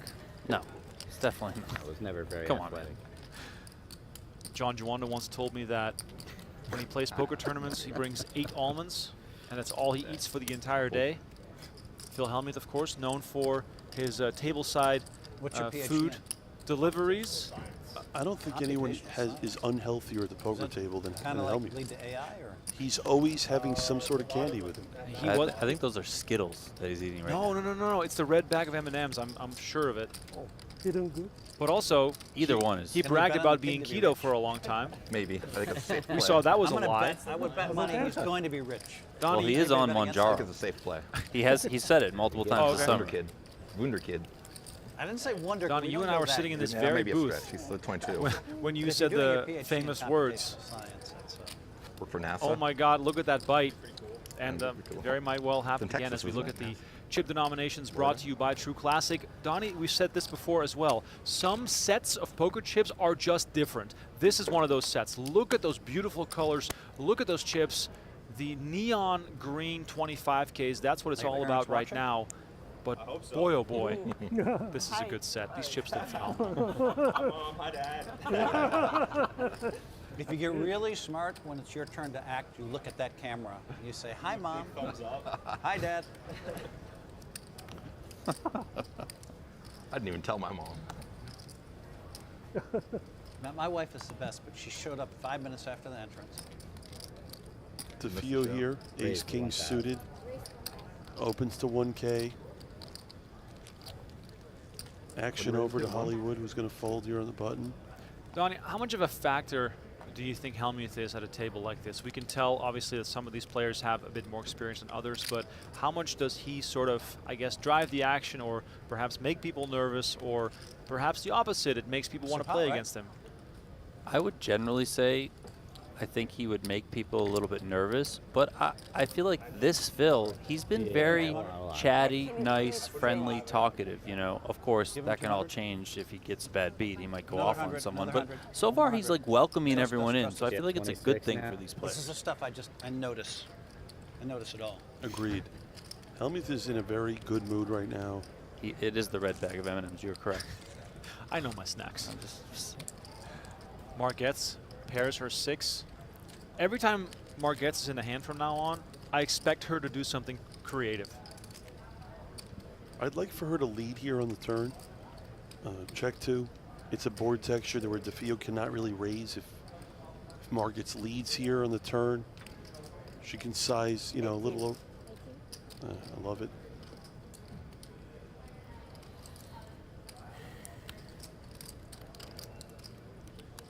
You know, watching DeFeo play, every hand he's in, he's always smiling, happy to be here. You know, folks, you gotta understand, it's such a great feeling to be able to play this event. And a lot of people are just here to, they're happy to be here. Leo Margette's. I'm telling you, quickly that path water announcing herself as the table It's captain. got calcium chloride in it. It tastes magnesium. It I tastes can't even read so it. amazing. Chlorine. I've been drinking like plastic bottled water. Tastes like water. It tastes so good. How much did they give you to say that? Yeah. Dip in the water. I already signed my deal. Using This the words really, like, it doesn't make the deal worth more. of a famous philosopher, Donnie. But I did connect. But you're promote. But I did. I'm earning a new deal. New deal. It's all about business. I did connect the founder with Tony Robbins. Half of you at the table know who Tony Robbins is, but half don't. Younger kids might not. For some reason, this is Do you know who Tony infinitely Robbins is? funnier with him wearing the wig. The guru of like. I think Hellmuth's looking for a sponsorship deal from M&M's He gets at this $5 point. million. He's got it all in front of him. Look at this. Big guy tooth tall, right? Aces again at this feature Tony Robbins table. is This great. is at least the 3rd time where we've seen someone have aces. Van Never Reck is. opens to 1,000. Would be nice to have an investor in It's on Hollywood. We'll see. Wait, is that a second bag? I think he's enjoying his first bag. Hollywood folds. Once again, by the way, shout out to the chat on both YouTube and PokerGo.com. I'm trying to keep track. You guys are going crazy. I love it. It is phenomenal to see all the engagement. Please also, if you're watching on YouTube, hit that like button. Let's get this thing up to 4,000 likes. It helps us spread the word, spread the game of poker among everyone who is on YouTube who may not have watched much poker before. So this is all I ask. Smash that like button, subscribe to the channel, and make sure you join us for much more poker action to come on our YouTube channel. And this is what you should be doing next. Go to playpokergo.com where the action never stops, and now you can chase your share of 1 million in gold every single hour. Jump into our free rolls on the half hour every single hour. No buy-in, no catch, just your run and your shot at some gold. Tournaments, ring games, and the all-new No Gamble, No Future sit and goes with the wheel of the game. It is all waiting. Play now at playpokergo.com, available on web, iOS, and Android. So once again, playpokergo.com. Next free roll in 40 minutes. Donnie and I will be in there. Come on, come find us, come beat us. Donnie is Donnie PokerGo. I'm Remco PokerGo. We'll be in the mix in the free roll all night long. We have a lot of hours of poker left. I like to joke about being canceled. And folks, hit the like button. We have over 20,000 people watching right now just on YouTube alone. Hit the like button. You're watching the main event. The #1 poker tournament on planet Earth is live with this idiot Phil Hellmuth, the way he looks. As much as I love Phil, I love you, Phil, but you look ridiculous. Hit the like button. Donnie, and I was worried that I might say something Can we have Tim Duckworth change his Hendon Mob photo to this one for Hellmuth? That'd be great. As long as you are polite, guys. And at the end, I think if someone signs you, they know the package. They know what they're getting. So probably they like you being you. It's not that you're gonna loves nothing more than getting some praise from the people at his table as we have a visitor here. Jack, Ethel. Jack, you're the man, Jack. Come say hello. Jack, can you come say hello? The hair. Stop. Phil. To the people at home, this is Jack. Are you ready, Jack? To the people at home, this is Jack fucking Ethel to you. He runs the World Series of Poker. He's been running it for like how many years? Oh, I've been around about 20 years now, Phil. Running it for 20 years. I don't know. Like, listen, we have 2,500 people that work here, man. We got a lot of people running the World Series of Poker. This is the man at the very top of the world, and he's done a fantastic job. When I said something controversial, he said, "I wasn't mad at you, Phil. I understand you." Thank you, Jack. Lean All right, and Phil. Have fun with everybody, okay? Jack has done a fantastic job at the World Series of Poker, and the numbers just go up and up and up. Jack, I'm proud of you. Thank you. Phil, I'm proud of you. Thank you. And anybody would be that has 17 bracelets. There you go. Thank you. Donnie. Well, if you've got 17 bracelets, you've got 22. 100, sorry. Wait, what was the secret? Diet? Exactly right. Donnie, what I am now looking forward to. Yeah, Jack lost. He literally lost I remember. 30 pounds. It's unbelievable. You're looking good. Maybe 80. Jack is jacked. I don't know if people know this, but extremely should, strong. Should we call him Jack to Ethel now? Yeah, well, of course. He is extremely I lost weight strong. Too, but I take a shot. Now, this is what I want to happen, Donnie. GLP-1. You and I, Blez as well, know from the past that Jack Ethel has been also involved in making some rulings involved with Hellmuth's antics. So now that we've gone through the song and dance and all the praise, now I want some controversy and Jack coming to the stage, making a ruling on whatever Hellmuth said that was out of line. You know, it's the main event. I'm just looking forward to that. There's so many people I know that do that. I also want to say, help you? Hellmuth made a really good point. What Jack Ethel has done to the World Series of Poker, just look at the numbers. They grow year after It's year. really saving people's lives, which is so far. I think in 20 years there will be no fat people. Yeah, I agree. I agree, because everyone should be able to afford it. And now I take one called Monjaro. Monjaro. Some people take Ozempic. That's the most popular, no? How do you pronounce Monjaro? I only knew about the Ozempic. I don't know how to pronounce the other one because I haven't heard. Monjaro. How is it spelled? M-O-U-N-J-A-R-O. Monjaro. So once a week I just do a shot. It takes literally 10 seconds. And then my weight just went like this. Maybe they, and my blood maybe they can sign you. Hey, Monjaro, I'm looking for another sponsorship. It's free advertising. I do not get paid by M&M. But I can eat M&Ms because of Manjaro. It's actually the best advertising. Right. What else do you eat? M&Ms? M&M's, still lose weight. Okay, I'm looking for a sponsorship from M&M's, Sour Patch Kids, and Manjaro. Hold it. When Phil's in the talking chair, we just sit back and listen as DeSantis here finally gets to win one. And in the process, by the way, DeSantis back up to 25K. I've heard some people that got Nice bounce back there. Or also that it was taking too long to go to the toilet. I think 12 or 15% of the people, it doesn't help. Very small percentage. Or some people help, but with side effects. That Yes, with side effects, yes. But it's not, I think it's like 70%. It's just really like a miracle drug. For me, You know, my these drug blood, companies, you have the blood test, my they blood's pay big bucks the for best it's ever been. advertisements. So Like this the is analysis, you mean? Yeah, this I is mean, They no take free the ads blood here. and they Shout out analyze Brent it. Hanks. I mean, it's And then, and my blood's as good as it's ever been. So, my Blaise, cholesterol's I want to let you know here that you are now involved in a drinking game. I ran You are out- not the I one worked drinking, out but you are the one triggering the drinks for the Yeah, it people was at home. day 3 of $5 something donation from yesterday. Ace Guy, I don't who wanna says, fucking my talk friends about and I are taking shots every time Jared says, very this is frustrating the greatest tournament in the world. Send 13th. help, please. We're not Which going to one? last. But you don't want to talk about it. Right. 13th Appreciate in the state or better, it. 10th. Keep on drinking. If you, you know what? I'll say this. It's a little harder with This is the women. greatest poker tournament in the world. Yes, please. I was waiting for that. I was waiting for Because that. I spoke to Gus Are they even about playing the- hands at this table? What's been happening? Hellmuth has lost 5,000 Mixed games chips, are and I don't fun. think You he's can entered play a pot. perfect all summer, I but think like, he's. I don't know. Maybe you he don't played one necessarily hand. win.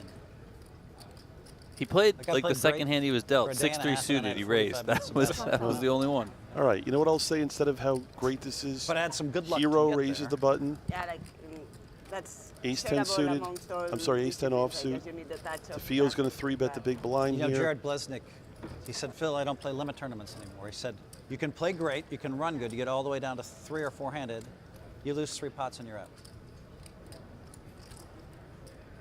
So more variants. It's funny. More variants. We discussed this on the phone Yeah, the more other night. variants, Breeze yeah. mentioning my name. A lot more variants. It's very In sad. fact, I made a mistake. I made a decision. I changed. Next year, I'm going to play the 25s, the 50s, and the 100Ks. No limit. Oh, mixed. No limit in pot limit Omaha because you can win. Small You fields, too. can apply more pressure, right? Like, or I don't. What's the? There's so much more skill. I have so many firsts and seconds in no limit hold'em. And pot limit Omaha, I'm deep a lot. You can make a great fold or two. And limit, you have to play certain hands. And even the best limit player in the world, it's hard to win a bracelet. You play much mixed or Omaha? No, but in 2012, I got deep in a game that right now I cannot even pronounce the DeFio name here, of the game. That used to 10,600 in the triple pot, draw. 2 But, queens, because by then I was more motivated. draw heavy about board mixed here. games. But then I thought I decides have to enough check. work to do with fresh. limit hold'em. Don't mind But it. I think, yeah, Were you the last woman standing a couple of years? in this Hero main event? here Not a couple of years. 45. I was in 2009. is going to bluff at it here, has a hand that Yeah. doesn't likely be the best hand right now. Well, she's deep a lot, I'll tell you that. The fact that she bet the turn here and DeFio checked to her, Guess.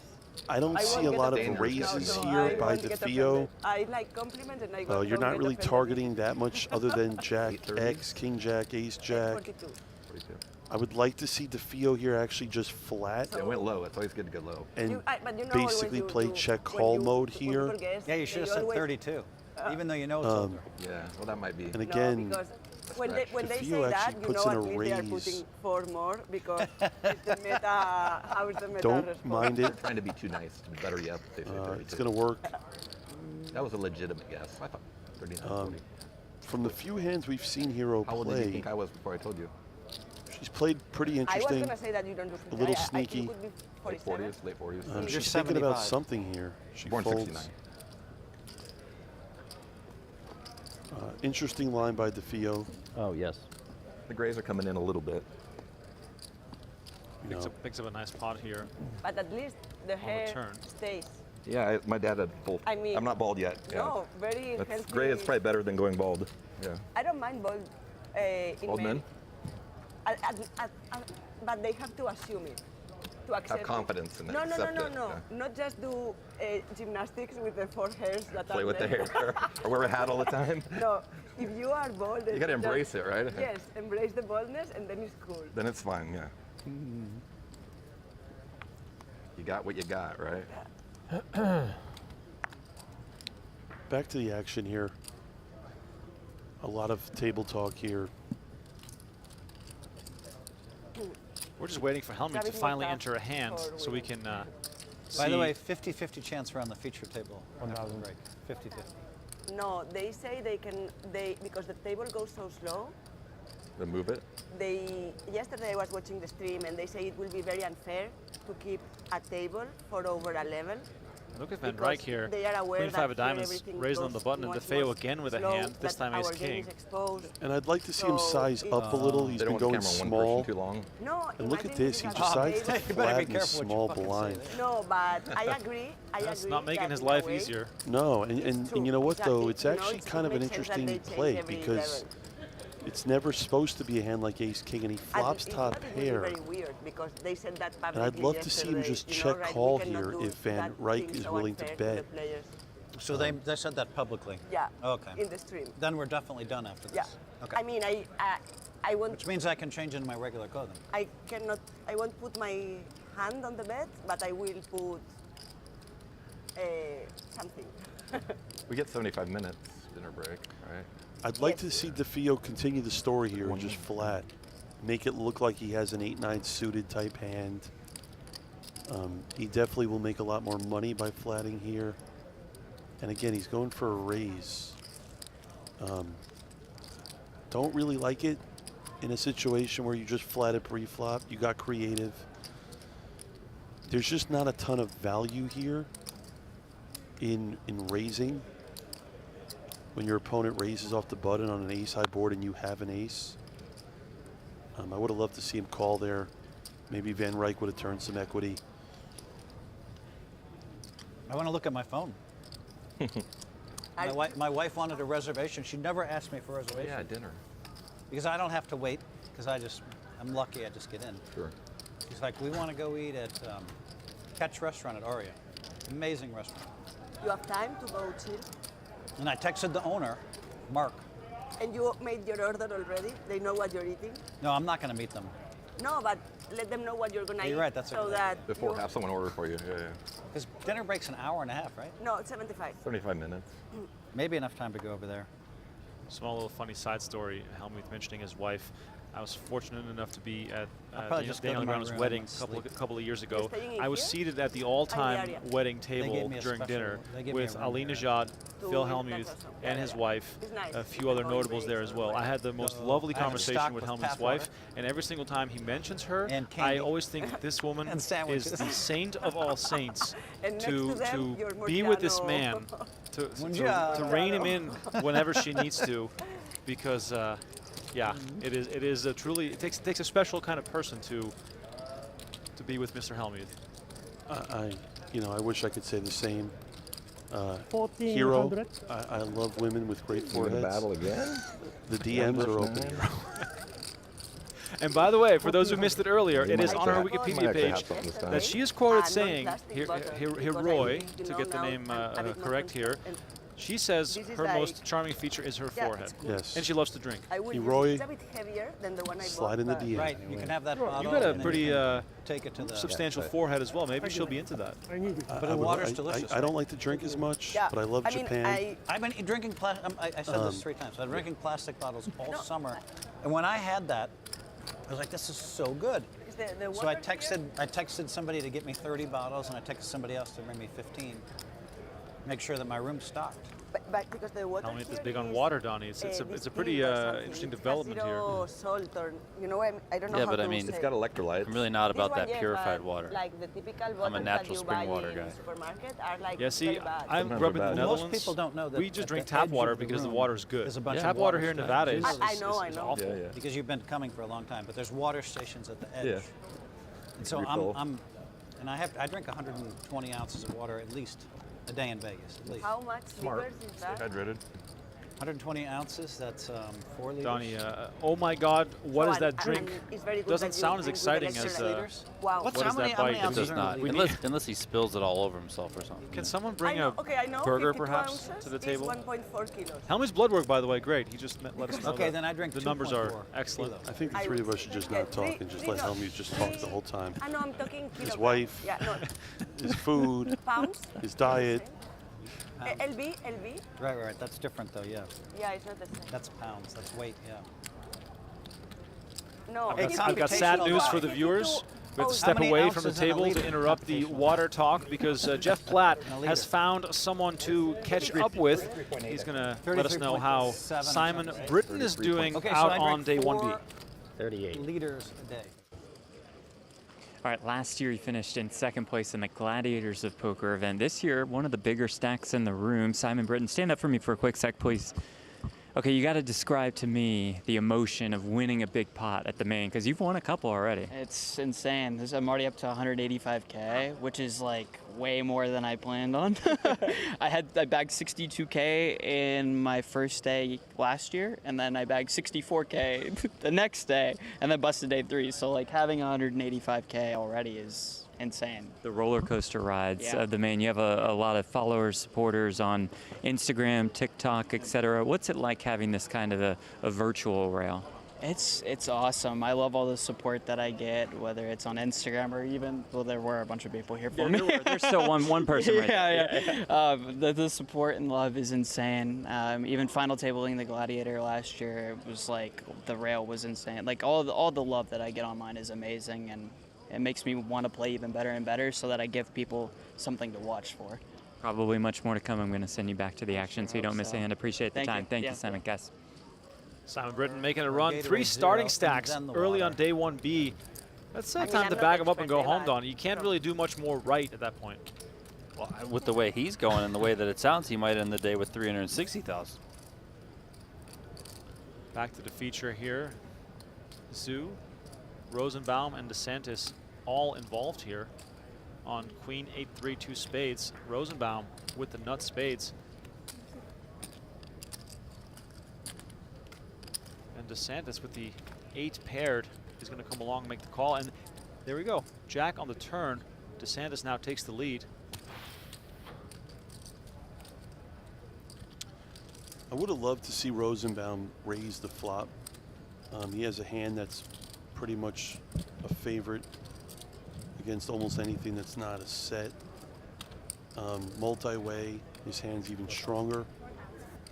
Drawing to the nuts. Zhu here bets almost half his stack. I would like to see DeSantis put a raise in here to try and just get head up. He does. And now this is the problem with Rosenbaum when he just flats the flop. He puts himself in a situation now where he's not going to really be able to see a river card here. And I apologize, he's going to call the raise. Wow.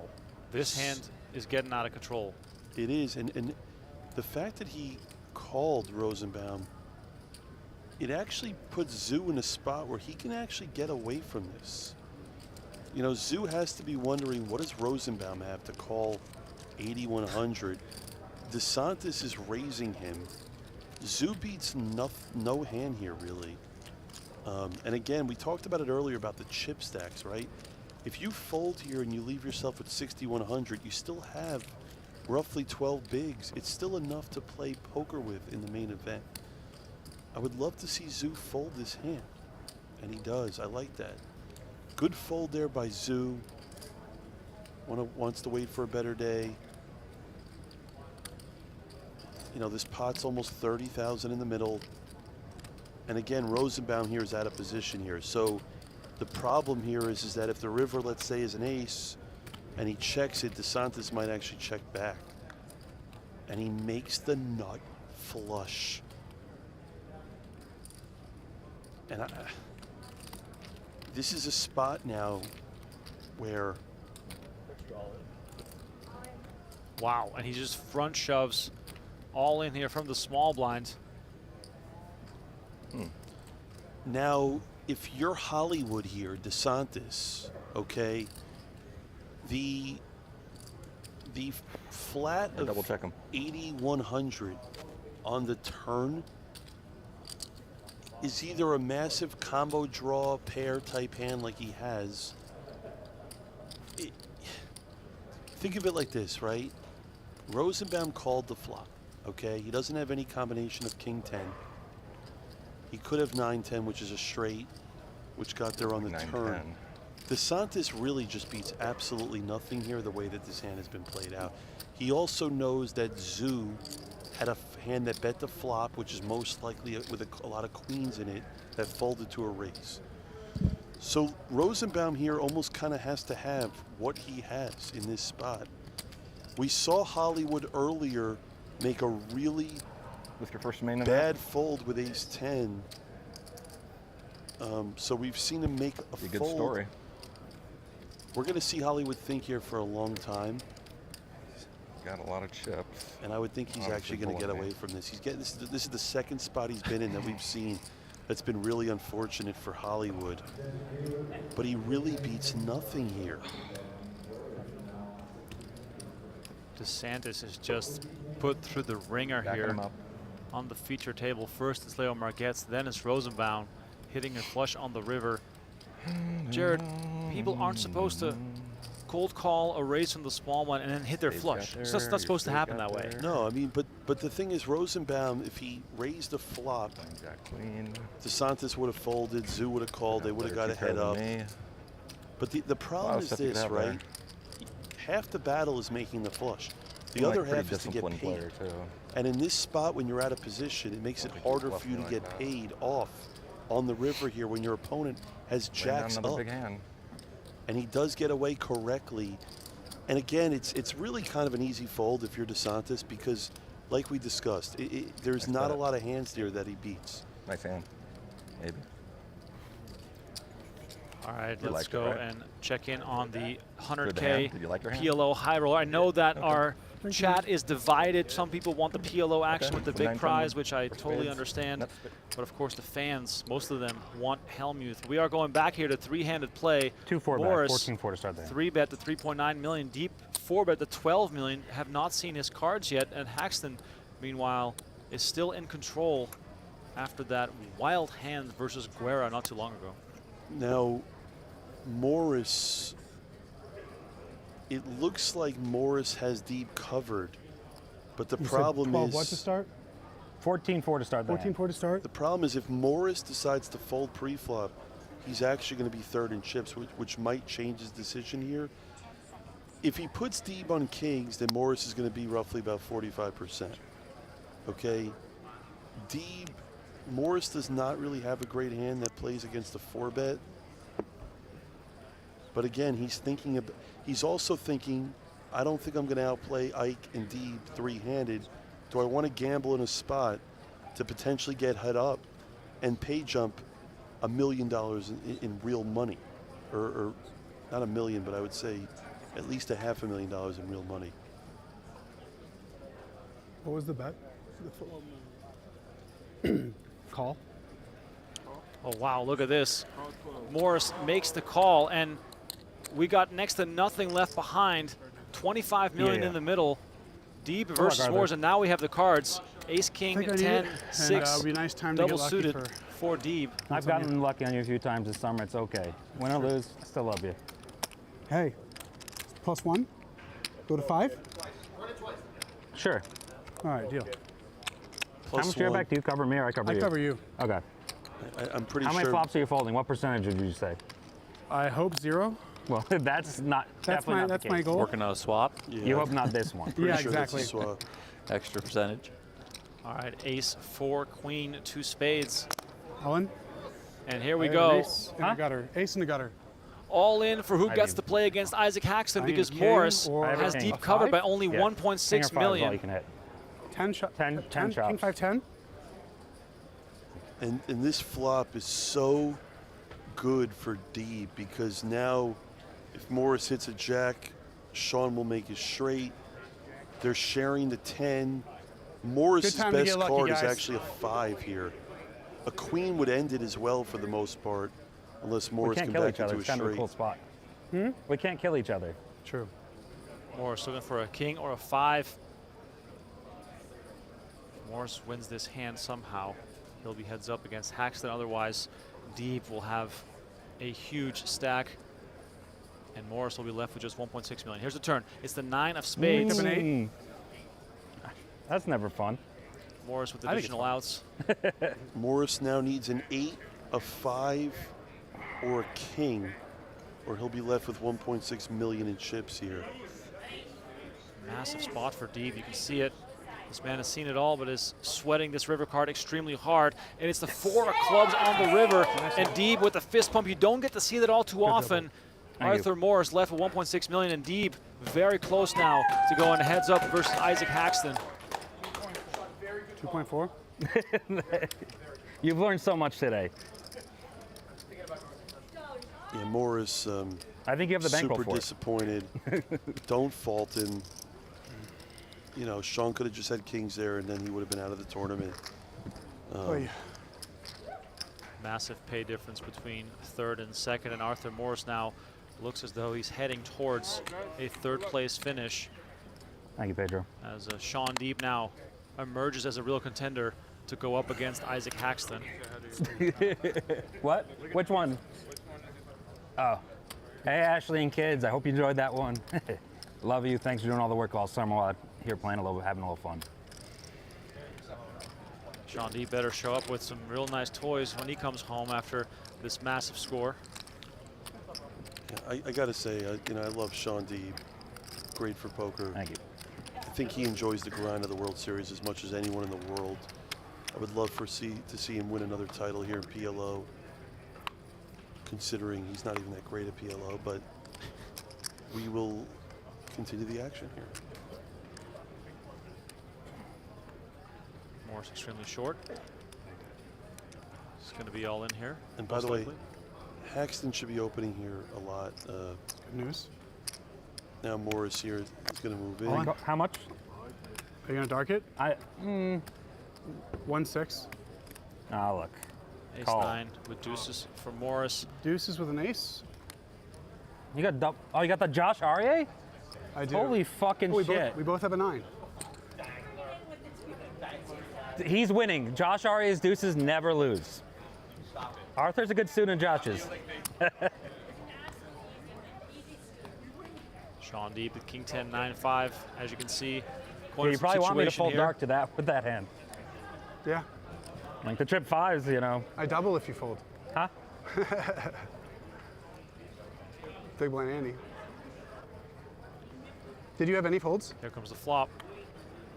I hadn't decided yet, but it made it easy. Queen 10, 7, 2 spades. You have spades? I do. Spades and for ace. Ace Morris. is live. And a deuce. But I might hit a 10 and then kill some of your outs. 3 is 5. 14 outs. Am I still a favorite? Yeah. 14 outs is a favorite. Morris, plenty of outs here.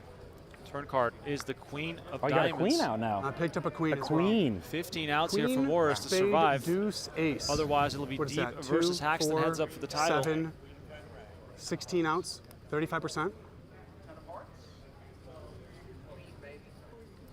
Arthur Morris looking to survive. River card is the game. Jack of Diamonds, and that is it.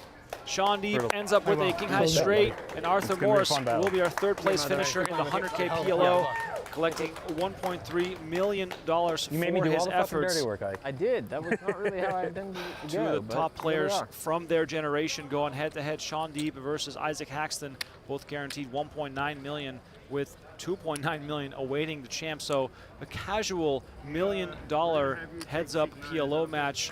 Who do you favor Over here, Jared? So we both face that way, and Where do you guys want us? okay. What seats? Ike has more chips. Ike has a lot more experience, I think, playing. Well, this head is up. fine where we are? Yeah, you're good. Okay. So you're going to be in the 1, you're going to be... You want me It's over here, close. not over It's here. really Wait, they want us close. to not look at each other? That's never the case. They always want you to like be able to look. That would be crazy to have you in between us. You guys want to be on the ends?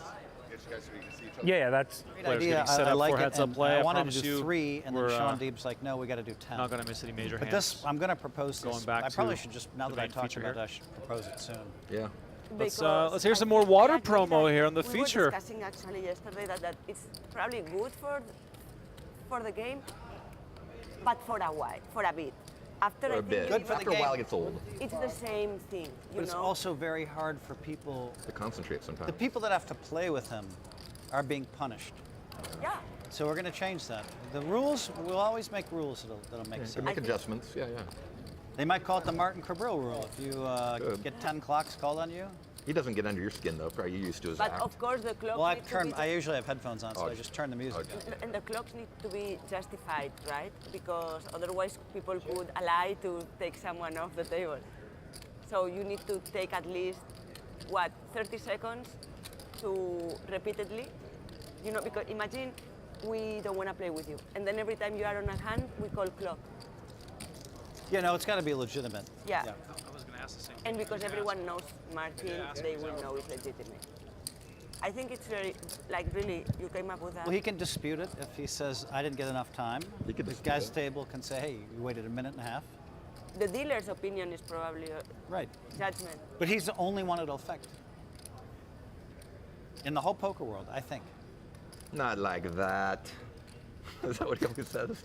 Not like that. Not like that. Not like what? He made Kasuf look an amateur. Yeah. You know Kasuf, no? William. He made him look an amateur. Well, Will Kasuf used the same line over and over and over and over. 9, 9, 9, and just for years. Same line. At least Martin has some variation. Some jokes are a bit. And I think Will Kasuf is probably good for the game, except I told him just add a few more lines. And Martin is he has some. Maybe I'm misremembering what happened with Will Kasuf, but I think he used 9 high like a bluff literally one time in a hand. Some comments that are just like. And then was just always talking in other Like- hands. like- Martin has like 3 sayings. Not like that. Casino Royale, and probably 1 or 2 more.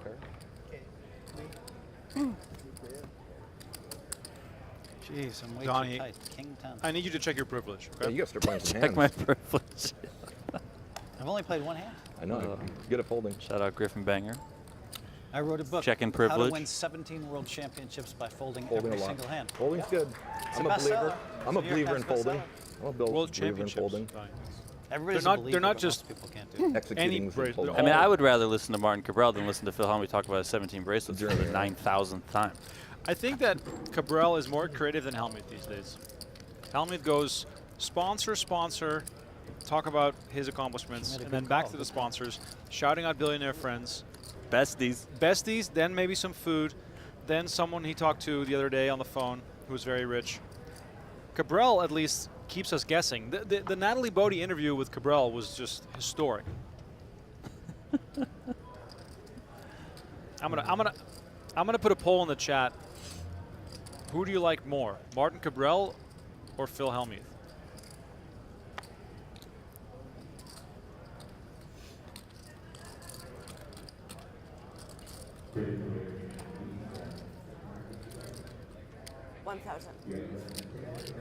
Okay, I get to play a hand finally.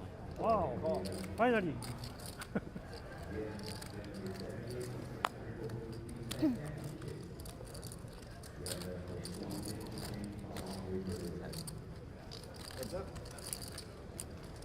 We finally got what we were hoping for.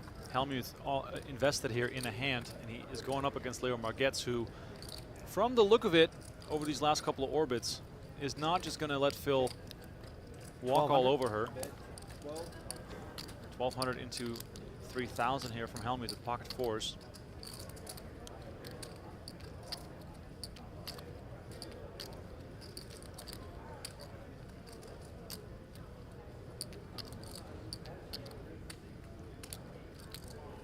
I have two pair. No bluff. Margetts doesn't think that it's worth it for some. My first hand of the 2025 main event. For some additional TV time. Woohoo! What an emotional swing. Hellmuth winning the first Small. hand versus losing the first hand. Yeah, but he did lose the first hand. He raised with 6-3 suited. That's true. You're right. And lost that hand. And he folded ace queen. When he wasn't at the table.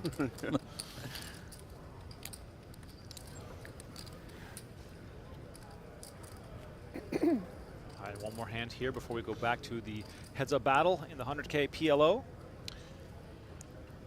I don't really know who I think's a favorite, Deeb or Ike. 1,000. I think it's Well, close. who's got more chips? Haxton I'll does, take but them. I think it's close though. I really do. Bert here with Ace-Jack raises it up to 1,000.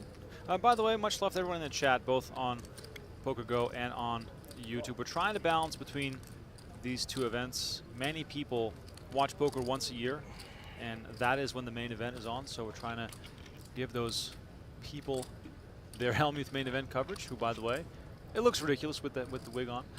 But yeah, we are bouncing back to the PLO for the big hands here. Just want to ask you guys all to like the video if you're catching us on YouTube. It really helps us spread the good word. There are 10 more days of main event coverage to come, so we're just getting situated here, hyping things up. And if you want to play the free roll on playpokergo.com, you better rush on over there right now, because in 5 minutes our next free roll will start. Win some gold coin there. So playpokergo.com, sign up for free, play from anywhere, and play our free rolls. They happen once an hour on the half hour. I'm gonna go log in right now and get signed up here. I'm going. I'm on my way there. All right, 4K in the middle, ace 5-9. Bert with top pair. Hiroi decides to try and take control here. Two players from Japan going head to head here. Leomar gets out of the way.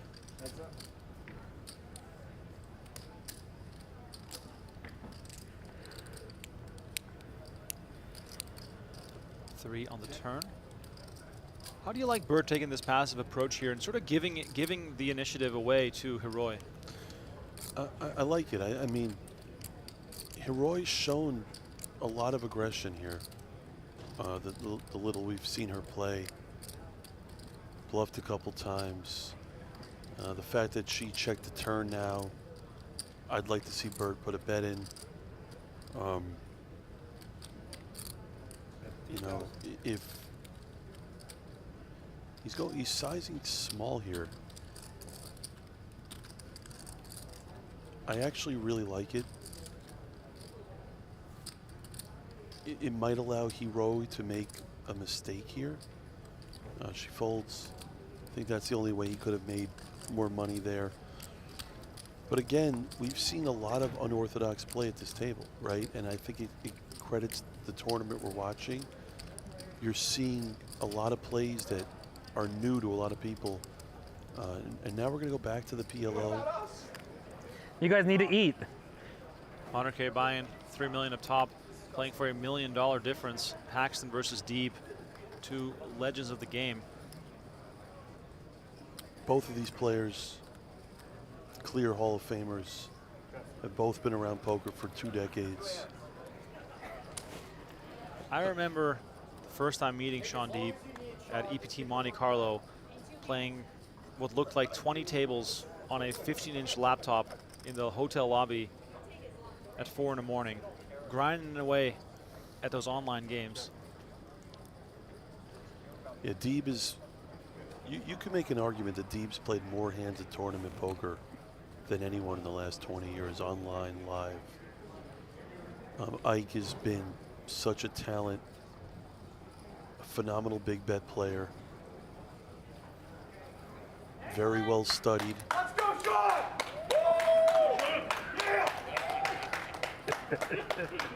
I have some exciting news.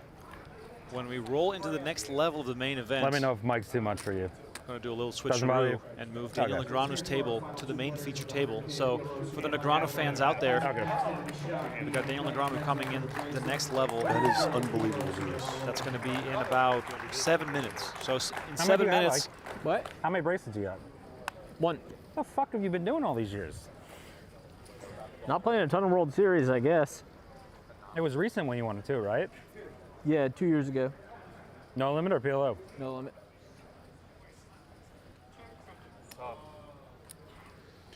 Now again, when they're playing head up, the big blind ante is so big. You should rarely be folding on the button here when you're getting such a good price. You're almost forced into playing so many hands.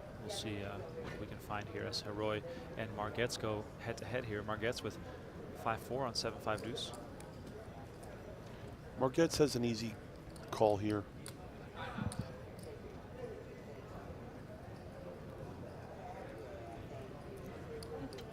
Heroy bets 800.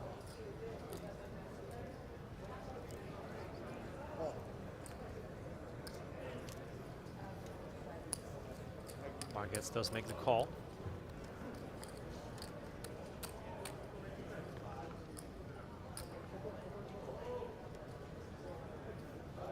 Three on the turn. Margetts now pair and open-ended.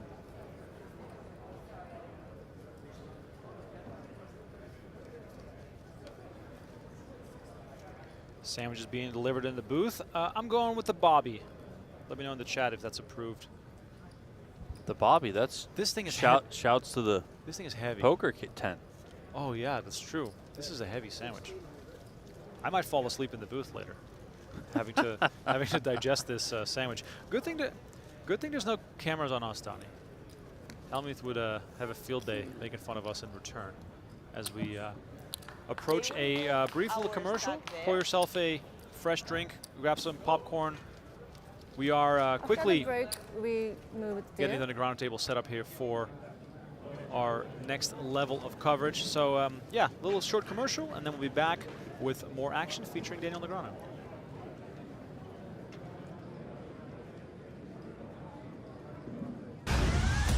The NAPT is back this November, my babies.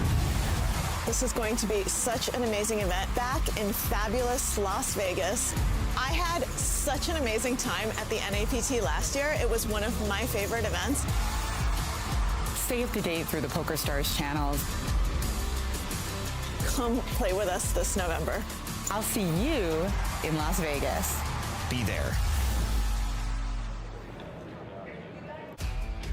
Welcome back to Las Vegas. We are still on the Strip. We are still at the Horseshoe, and we are still on day 1B of the 2025 World Series of Poker Main Event. My name is Remco Brinkema. Donnie Peters alongside me in the booth. We have Jared Blesnick for some strategic analysis of not only the main event, but also the heads-up battle between Isaac Haxton and Shaun Deeb in the 100K High Roller PLO event. These boys are playing for $1 million prize difference.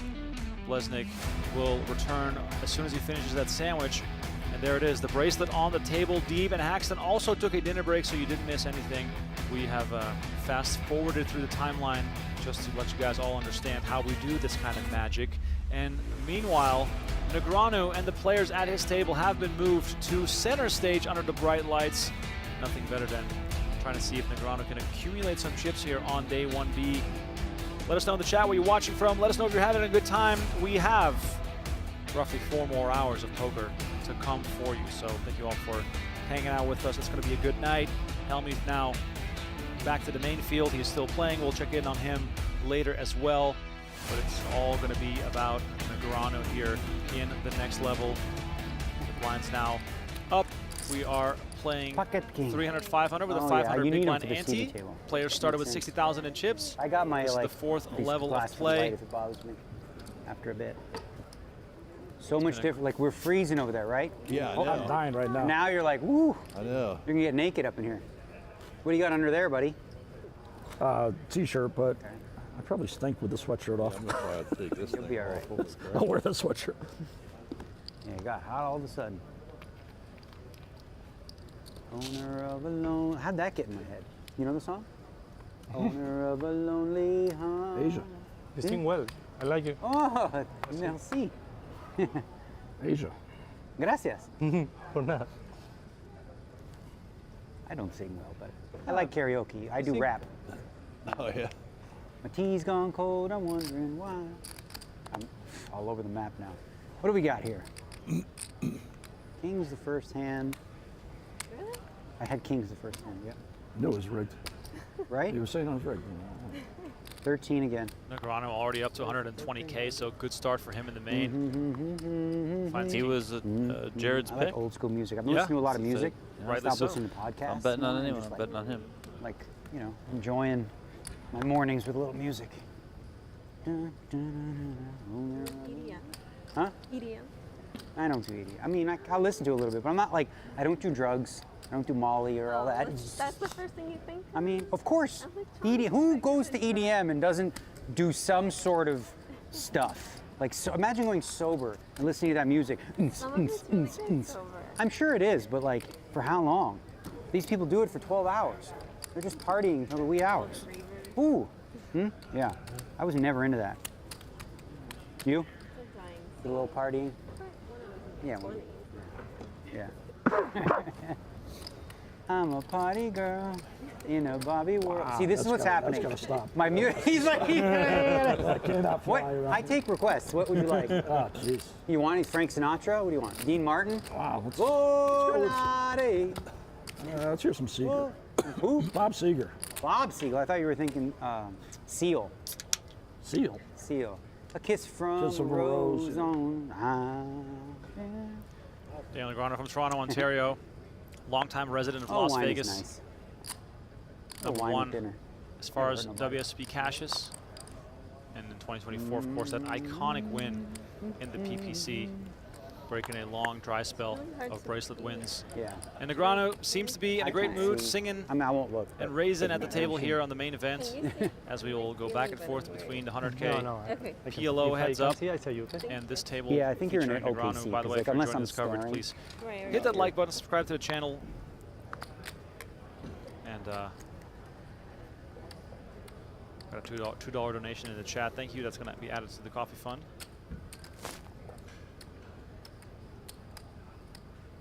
No other notables as far as I can see here. I'm taking this off next hand.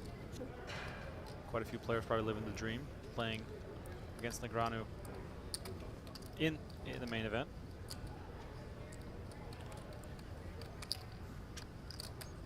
For those who want to know about what we have to offer on YouTube, we also have a new membership tier called High Rollers. If you subscribe to that membership tier, you get access to our full main event PLO coverage. finish? You know? All the way through the end of the final table. I know it was Deeb and new episodes of High Stakes Poker and No Gamble, No Future. A look at the chip denominations presented to you by True Classic. It's all about those neon 25Ks, 5K, 1K, 500, and 100 still in play here. That's called a Donnie, Caesar, what's the biggest right? chip that we'll have at the final table? It's Is it going to called be the like Caesar, the 5 haircut? million? No? No idea. Has to be. I'm pretty sure it's Phil a Caesar. Foden. Yeah, I think so. Phil Foden. I mean, especially at definitely like least a Caesar in my card. opinion, with where I think Pretty this sure field it's size Caesar is card. going. Maybe I'm wrong. Yeah, let's hear some numbers. Nobody else Blaise, knows? Donnie, You don't set just the say to the line guy, for the main do a event. Caesar? 10,633. What was it last year? 10,112. I like that number a lot. I'm just going to go 11K. Let's go. I would, if I had to set a line on an over-under, I'd say 10,500. I heard they're doing Hopefully they only give us Growth is good.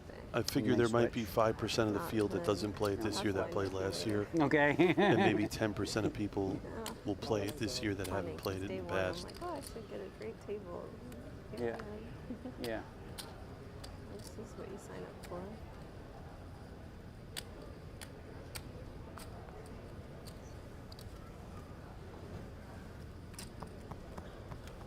All right, this has to come off.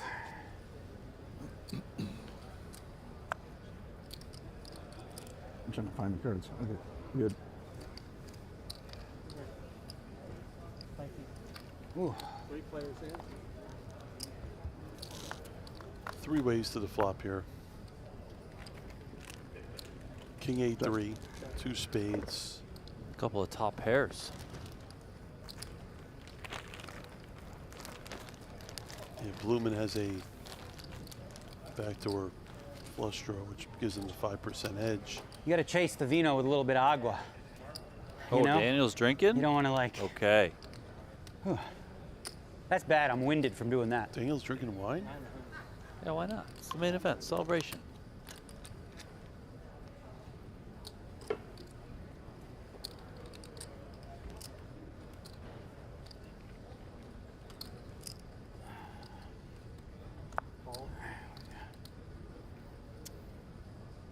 I don't know if I've ever seen Daniel have wine at a poker table. James, heads up.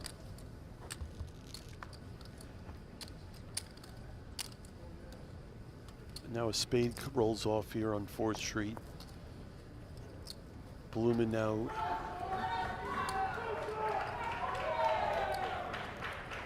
has a flush draw. They both have king, queen.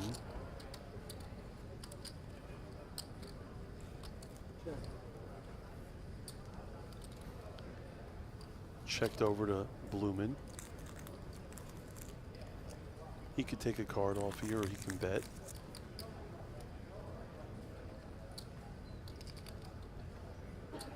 Decides to check here. And the river's a 9.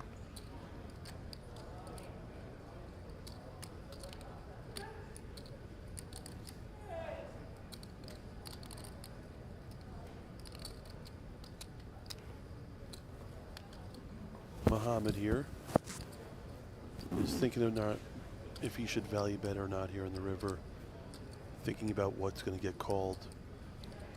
He's trying to target a king 10, maybe ace 8 type hand that called the flop. It's 3,000. 3,000 is the wager. And call.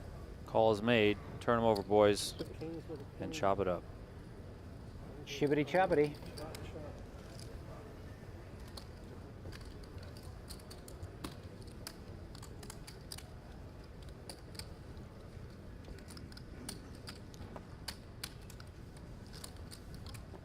I guess the first chop we saw, isn't it?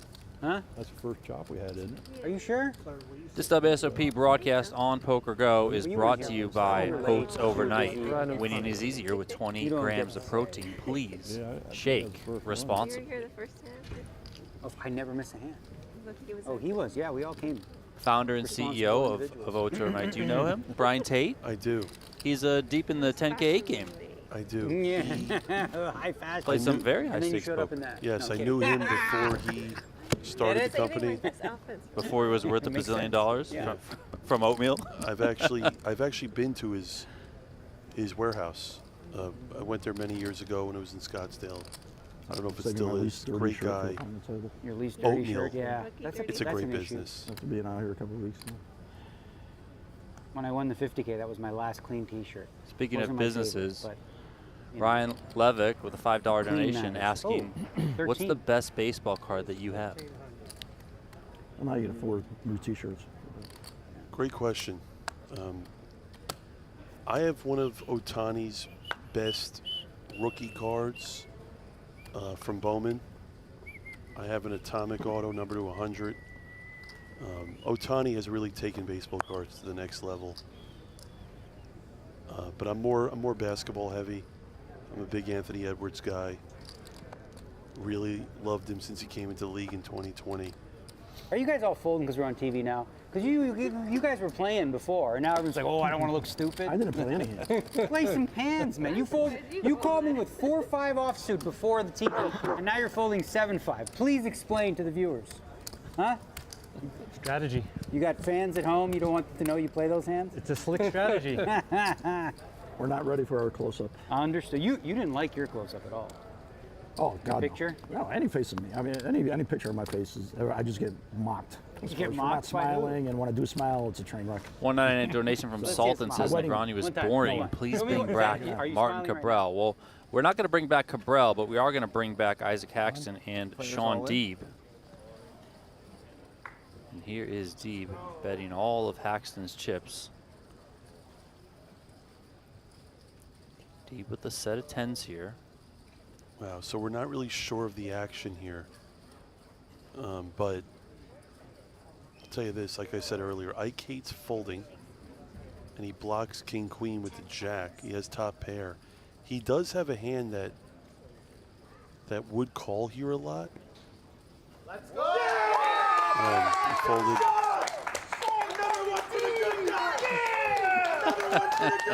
Matt. This is one of my favorite moments of the WSOP because I like when rails cheer when your guy wins the pot, even though if they would have seen the hole cards, they would not be cheering so much because they actually wanted a call. Yeah, well said, yes. And if you notice, Matt Glantz I could see Ite on the rail. That was not the card I was rooting for on the river, Matt. And to your point, you know, Shaun did not want that card on the river. Look at this, by the way. Shaun is in commanding control here of this head-up match. Look for Ike Haxton to limp here on the button. Again, he should have almost no folds here with the big blind ante. Call. And now look for Shaun to be very aggressive here with the blinds being as big as they are here. Any decent hand, he's probably going to pot it. Oh, yeah, sorry. You're good. 10 seconds. But again, Can you guys both scan again for me, please? Yep. you know, we've talked about it. Head up. The blinds are so big, it's really anyone's game here. Deeb is in control here. Check. I'd like to see Ike here put a little bet out here, even though he didn't really touch the board. Shaun would be raising all his big ace hands out of the big blind off of a limp. I'd like to see Haxton bet about half pot here. 8. Bet is 800. That will work too. Discipline fold. Good fold. So heads up with these stacks. One for the bad guys. You know, Deeb's going to be potting all He's his not a bad guy, Mike. solid hands here. Off the button. It could be Looks like Haxton has roughly, I don't know, 25, 27 bigs. Hello, Justin. Good. Glad you can make it. He's had a lot of practice this week. This is definitely a hand Deeb should be opening for pot. Raise 2.4 million. And Haxton, you know, has a clear fold here. This is a hand that you just can't really defend with, especially when Deeb has a lot of calling ranges pre-flop. Let's go, Shaun. So remember when you hit that one stack of four-hander? That was great. I told you I was going to get all the pink chips. I said it. There's a few more to go. We're going to dip out of the heads-up match between Deeb and Haxton and head back over here to the WSOP main event, where we have Hamilton opening to 1,300. Brewer made the call. Jack-9 deuce. This is now the second time today we've seen a player flat with ace-king. And again, you're just seeing another example of how people are playing so slow pre-flop in this tournament. Negreanu Too hot. has 2x starting here and is a clear chip leader. No one even has 100,000 No problem. I got the sweat patches at this table. What are you gonna do? What are you going to do? They're hardly noticeable. What are you going to do? Well, Daniel's your guy. You're the one who said you would take him over anyone. I have a large position on Daniel Negreanu in this tournament. I'm extremely disappointed that he's drinking wine right now. Yeah, but if his chips keep going up like this, then you just let it be. If I knew he was drinking wine, I would have never bet So on everyone him. enjoyed the Phil Hellmuth entrance? Did you I'm get actually video gonna text footage him of right it? now. Oh, you were not here? Stop drinking wine. I took video of it. I'll put it in the vlog. Well, if you don't want to drink wine and see your chip stack go up, how about you head on over to GTO Wizard. Beat the best and crush the rest with GTO Wizard, the most advanced poker solver out there. It's the best way to learn and practice GTO. Head to gtowizard.com/PokerGo to get started for free and save 10% off your first purchase. No limits, no excuses. That's gtowizard.com/PokerGo. Crush your competition now. I needed some cash, so I went there, won the tournament, and brought the cash. I wish we Great could. place. I mean, you just mentioned you have a large position on Daniel. I wish we could bet more on poker. Similar to like you can bet on golf. You know, you can do make the cut, which would Small, be big blind cash, or you can do concentrations. head-to-heads and all that sort of stuff. Because they're like really complex. Obviously, you know? we can find private action, I'm but gonna start being able to things do it in a off public forum, I think would be with, great. I think it'd be great. But I'm You going to just- do 1,500. The only problem with that All the is, best. for example, like I would like to bet on someone like Hellmuth, right? But I know he's not going to play from the start. For someone like Daniel, you know he's going to be grinding early. Well, you're going to find out. Maybe the hard way. It's just I don't know. poker's just so different. There's so many unknowns. People are in different I'll tournaments. show you one card. I don't know about two. That's a lot of information. Negreanu here flops a wheel draw. start things off with 12. Goes for about 1/3. I expect Sada to call 1 here. He's still coming. Okay, you want to change? Here. See what the turn Okay. brings. There's your change. Do I get the, what do I get back? Anything? No, I got your 5.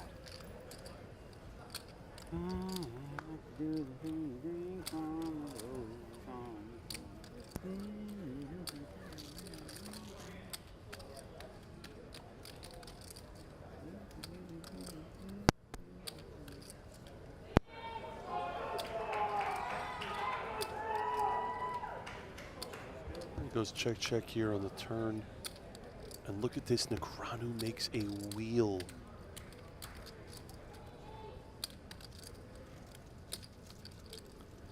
$5,900 in the middle here on the end. Daniel shoots a look over.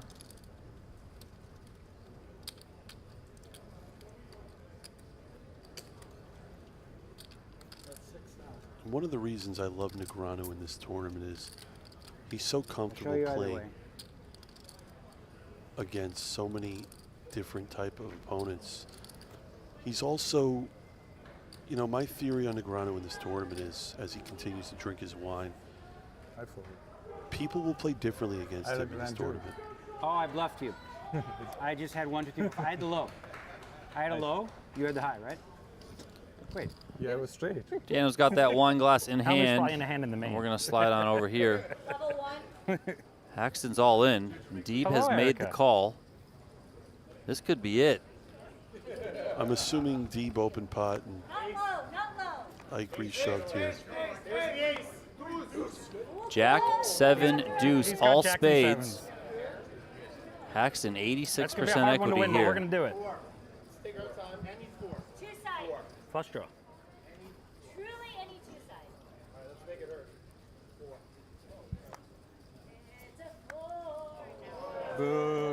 Jack of clubs on the turn. That's going to lock it up Missed for Dang, it's Isaac 9.9. Haxton. And him and Deeb are going to fight on here. Chipley does still belong to Shaun Deeb. Haxton's going to give himself a round of applause because only 'cause the he's rail wearing is a in mask, favor he's of rooting Deeb. for you. But Haxton up to 20 million now. Deeb still on 52. 4, 6, 8, 9. These guys are 9. playing heads up for almost $3 million in first place prize money. Deeb going for number 7, Haxton going for number 2. Okay.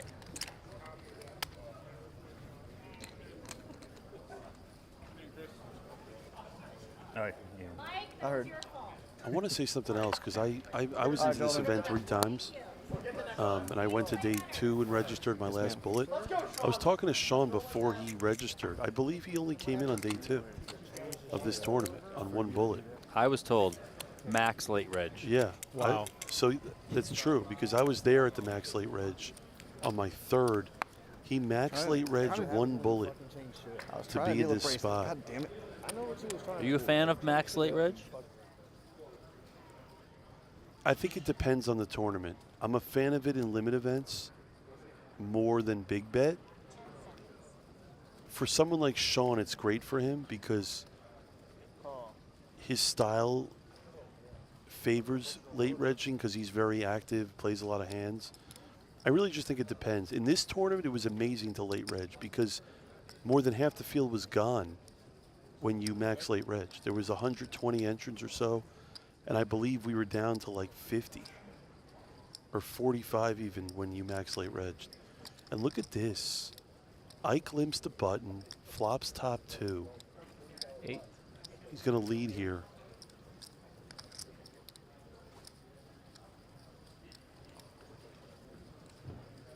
And Shaun here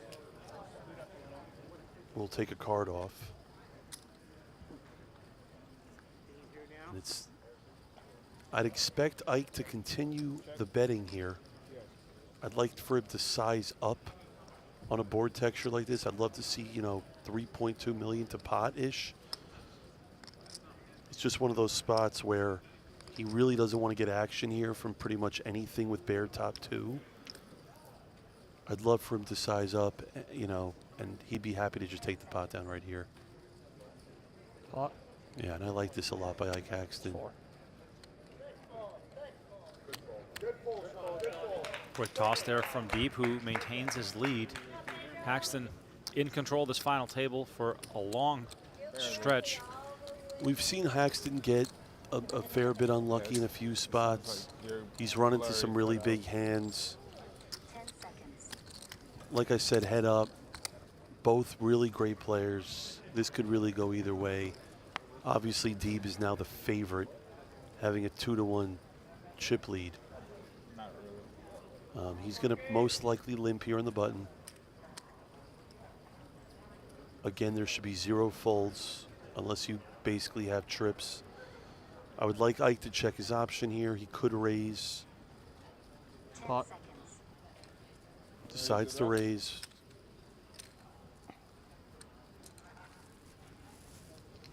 Now Deeb here will call in position.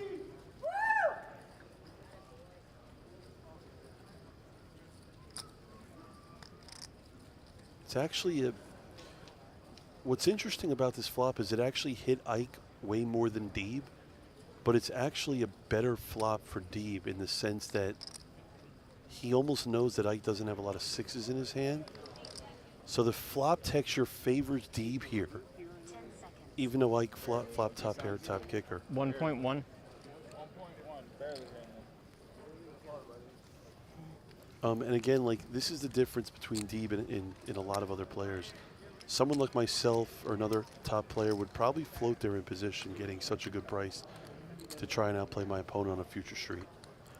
Haxton and Deeb continue to battle for that $1 million difference between first and second. It's kind of hard to even fathom that the game of Pot Limit Omaha has advanced to these heights. $3 million at top for the winner, $2 million for second. Deeb already locking up the largest score of his career. And speaking of large scores, this man, top tier, almost in a league of his own. 13 career 7-figure years, 9th on the all-time money list, but only 1 bracelet as he has not put in a lot of volume at the World Series of Poker in recent years. And he was also the 2023 PhD Player of the Year, also former winner of the Super High Roller. Well, Isaac Haxton has been doing it since his hairs were blowing in the wind and the cards were basically blown off the table.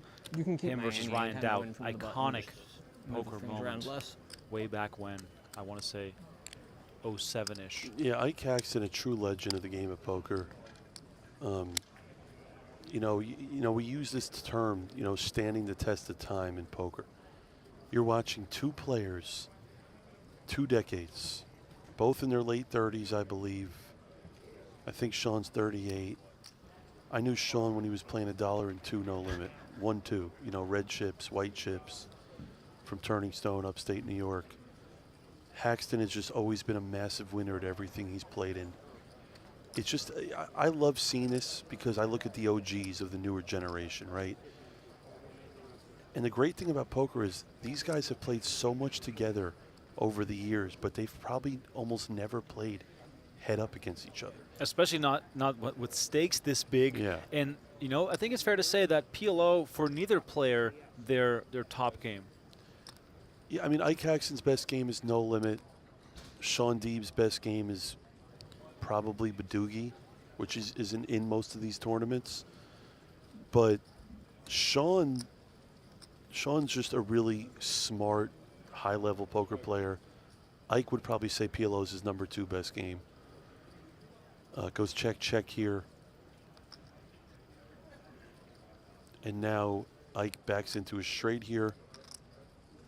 I'd like to see him bet out here a little. His hand's not strong enough to check raise. I'd like to see him go smallish, maybe half pot. Maybe get a call from a hand like Jack 10 that Deeb actually has here.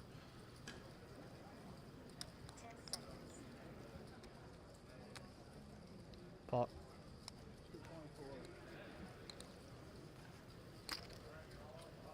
And look at this, Haxton going for value. And Deeb has a hand. The problem with Deeb's hand is that he has a 10 in it. So it's less likely that Haxton has a straight. And so when Haxton goes for pot size bet here, I could see Deeb calling here, yeah. Queen 10. And look at this. Queen 10. Haxton after being all in for his tournament life, doubling up and then chipping up. I want to say winning his 4th hand in a row. Isaac Haxton back up to 30 million. I was excited. This is still I need anyone's that game here.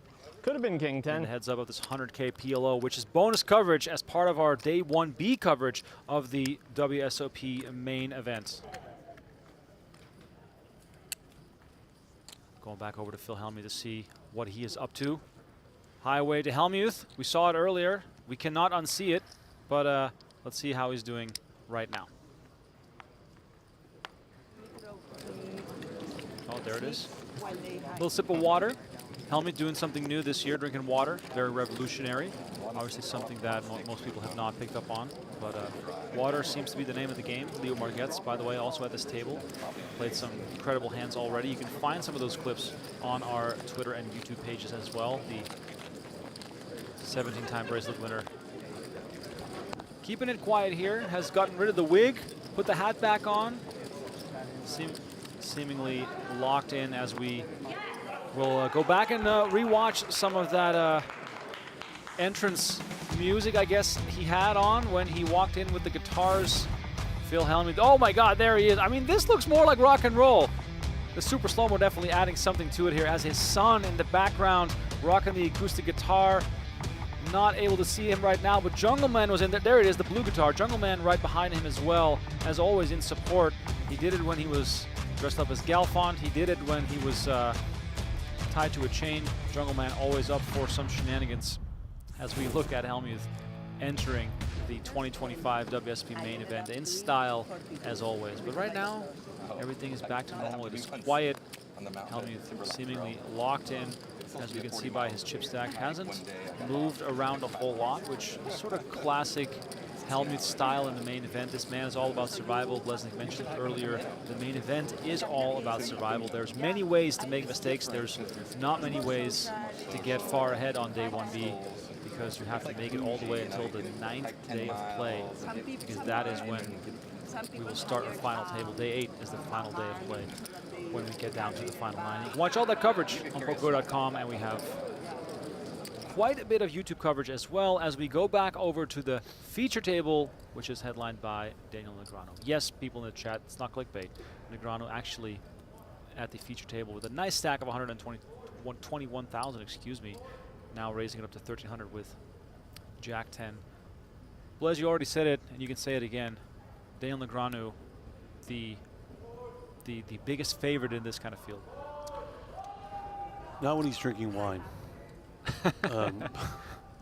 No, I mean, if I had to pick one player Can I check my phone from time to time? Yeah. in the world to bet on in this tournament, and I have this year, it would be Daniel Negreanu. And I think that his skill set in tournament poker just favors this structure. A nice long structure where he could be patient, where he could talk to his opponents. Both my cards were higher than that. But gets information.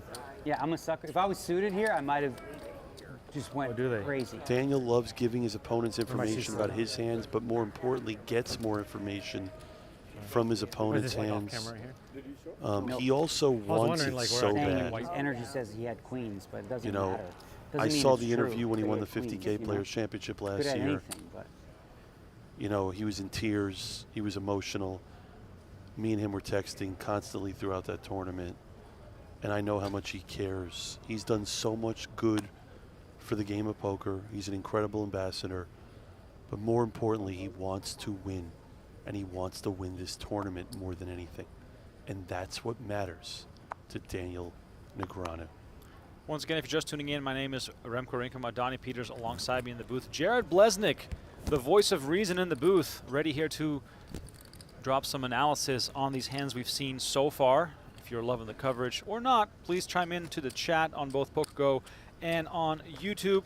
Don't forget to hit the like button and subscribe to the channel. Also, by the way, new free roll starting in 22 minutes on playpokergo.com. So if you want some free poker accessible from anywhere in the world, play for free, join our free roll on playpokergo.com.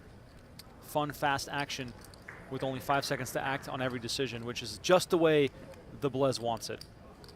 Yeah, Hamilton here in position. We'll take a flop.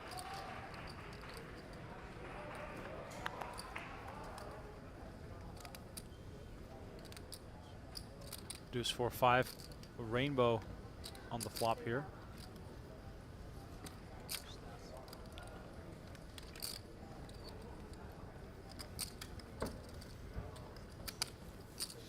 Cooley gets to take this one down. And you know, I love the way poker has changed over the years. You know, I remember playing this event 10 years ago, and you know, the pots were a lot bigger. You know, people had bigger stacks. You look at the numbers. I mean, at this point of the tournament, you know, someone should have at least 150, 180,000. But notice how slow people are playing. They're not getting out of line, as for the most part, pre-flop. And people value their life so much more in a tournament than they used to back in the day. There's a lot of information out there, a lot of good information to improve and to get better.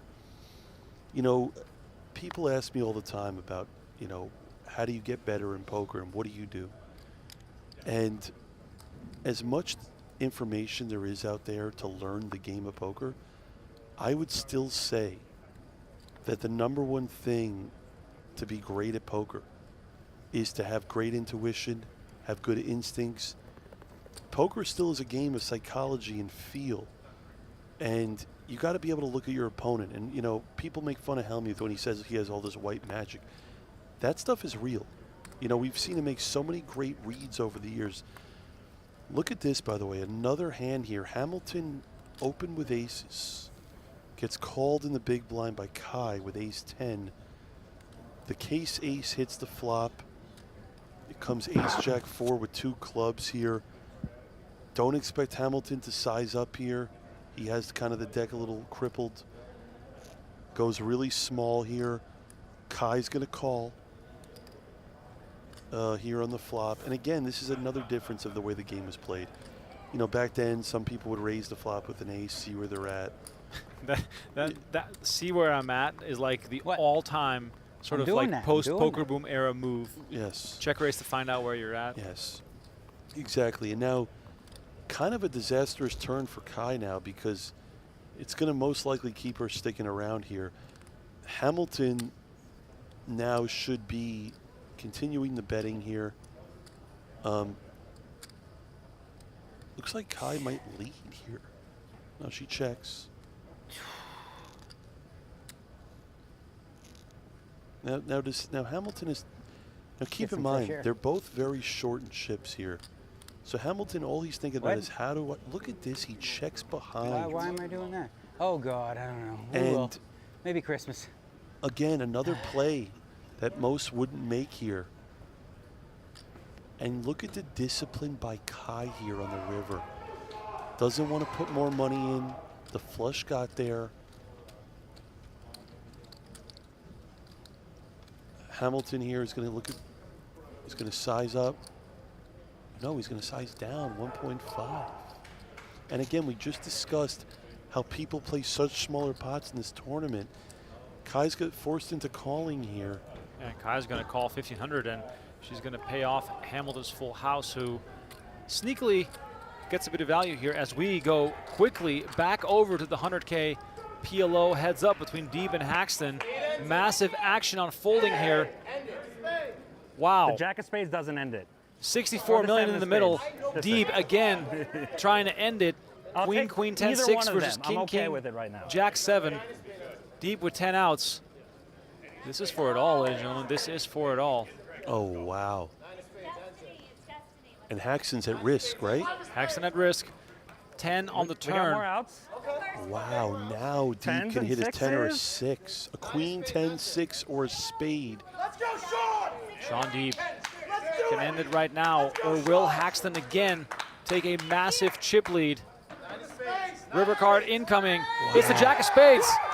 Shaun Deeb wins the largest tournament of his poker career and collects a $3 million first place prize. Defeating Isaac Haxton heads up. You too. Haxton collecting $2 million for his runner-up finish. What an absolutely stunning turn of events here. Deeb was all in 4 times for his tournament life, during four-handed play, survived all 4 of the all-ins, and manages to close things out here. Great run by Ike Caxton. Shaun Deeb, what an unbelievable talent. Couldn't be happier for him getting this done. Shout out to his Jeff rail. Platt's here, weird. Shaun Deeb now with 7 World Series of Poker bracelets, jumping into the group that includes Negreanu, Seaver, Schulman, and Brian Rast. Shaun Deeb, one of the best to ever do it, and now with 7 bracelets. As Blesnik mentioned, he max late-regged this event, and on 1 bullet, he turned $100,000 into $3 million. What a way to close out this summer with the main event still to come. Shaun Deeb on top here in this event as we look at the payouts. Phil Ivey also at this final table collecting $700K for his efforts, which feels like many moons ago when he was still at this final table. Arthur Morse in 3rd, Lautaro Guerra in 4th, Alex Foxen in 6th, and then we have Sean Raphael, who busted just before the live stream started. All right, we got to go over to Jeff Platt, who is catching up with Shaun Deeb to get some additional insights into what this means for Shaun. As I mentioned, now 7 bracelets, jumping up the ranks, closing in on being one of the all-timers at the World Series of Poker. Jeff, take it away. Look at that, the rail cheering Shaun on. He had a huge rail in support, which is always great to see. Almost going to be hard to talk over the roar of this crowd, all here for this man, Shaun Deeb, who has now won 7 World Series of Poker bracelets. Where does this one rank? This is number 1 by far. I mean, so much money, such a tough field. Play heads up with Ike. I'm a huge dog. I just ran like God, and obviously he owned me. I can't believe he went with kings with a Jack-7, but he knew, and I obviously got there, and the support I've had from everyone. Dave Corwin, number 1. My wife, I should say my wife and kids at home, but Dave Corwin has been my number 1 railbird. Crazy Mike has a piece. He's so happy. That's probably the most money he's ever made in a tournament in his life. You know, Kim, Fred, Andy, DJ, Ite, there's so much support. Obviously, Team Lucky, Dan, Josh, Matt. It's fucking, did someone text Matt? Okay, thank you, Kim. But yeah, this is crazy. Everything went right. I won so many all-ins. Obviously, this type of turbo, it's so much money. It's cool. And now it's a POI hunt. So feel bad for Benny and Martin and everyone else. But there's a new leader in the clubhouse. But I still think I'm a dog to win it. So we'll see. I might skip the main and go all out POI, go back to multi-tabling. I have the money to afford it now. So yeah. Okay, I have more questions, Sorry, but you way too can't. much. Yeah, you can't skip the main. I definitely can. I care about POI more, and I can't take Dan's thunder and win the main as well. You know, that's Dan's thing. He's the champ. Glance is the greatest, like, no-limit hold'em big field player in the world, and Josh just finds a way to win. And I'm sad I didn't win with the deuces like Josh wanted me to. The deuces obviously would have been the nuts, but no, it's amazing to have so much support in poker, be here for 20 years.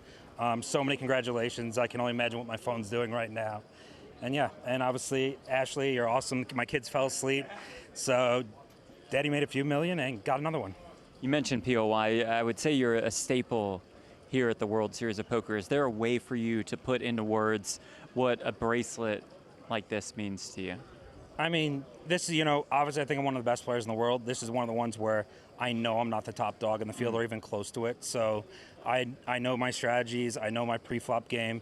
They outplayed me post-flop a lot, but I just had some really good, cool moves pre-flop and won a lot of chips, no showdown.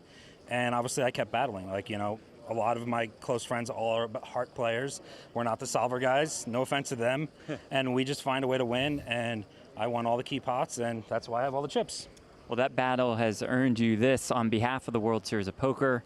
It is my honor to present you with your 7th World Series of Poker bracelet. There it is right there. Shaun Deeb, your 100K PLO High Roller champion. That was good. That was good. Team Lucky collecting another one. We tip our cap to Shaun Deeb. 7 bracelets now. And boy, oh boy, what a statement. We fucking get there. Caring more about the POI the first one, but than he does the main event. And he owns me, and then he said he was going to win it twice more in his lifetime. He might do it again this year, Donnie, because he is back on top. He is, and I chatted with Deeb about specifically skipping the main event. He said in light of what Scott Seaver did last year, skipping the main event, All the because if you purple. get stuck in the main event for up to 2 weeks, you can't play all these other tournaments. So Deeb, if he does care about Player of the Year more, Yeah, you're right. You're lucky. you play more Bill's tournaments by skipping the main event.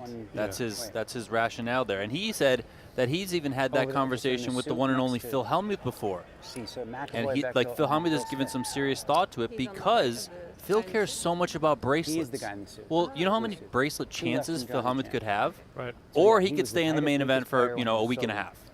Sloppy. Yeah, terrible Deeb means drunk, every word little when he drunk. says he may not play the main. I'm trying to figure out. He wants to win Player of the Year. It's like Seaver did it last year, he said. Skip the main. So Yeah. he could continue to fire in all the different events.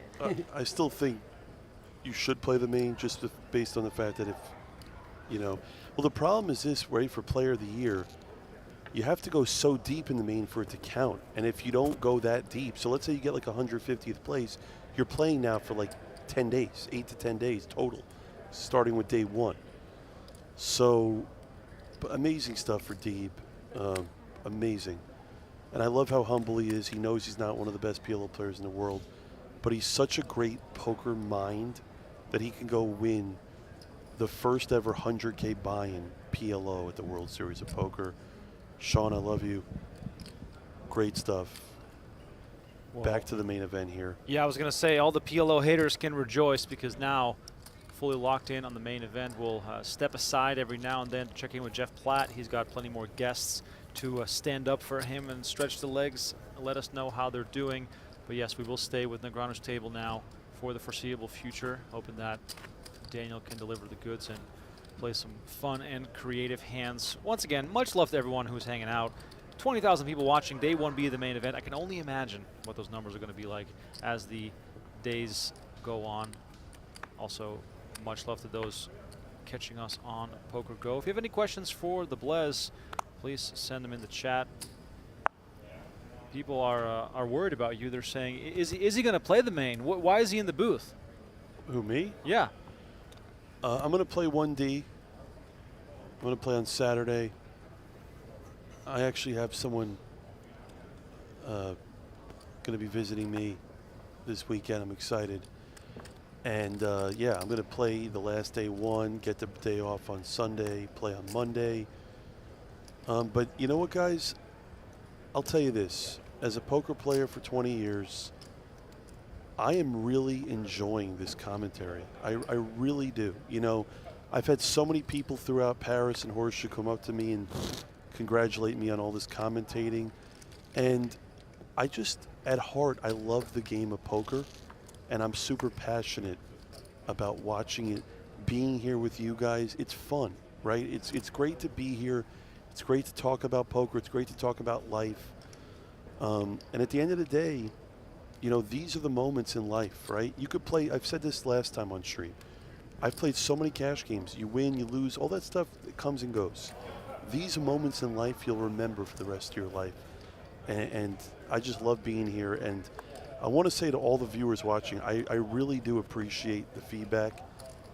If it's bad feedback, please, you know, let me know where I need to improve. But I really enjoy being here commentating the greatest poker tournament on planet Earth. Quiet. Yeah, because It's hot, cool you man. say that because Sweating I still like have to pinch crazy. myself sometimes You're that still wearing that damn. You're just mentally I'm getting given into this my head right opportunity now. to So commentate. It's gotta be It's hot. hot. the greatest You're dying event over of there. all No way, time. I got sweat coming I know out, I can speak everything. for you as well, Donnie, that you and I probably never You know, in thought we'd Japan, be they in don't this have this position. So thanks to You could everyone like who's you can AC each seat given us the perfectly for chance. what people want.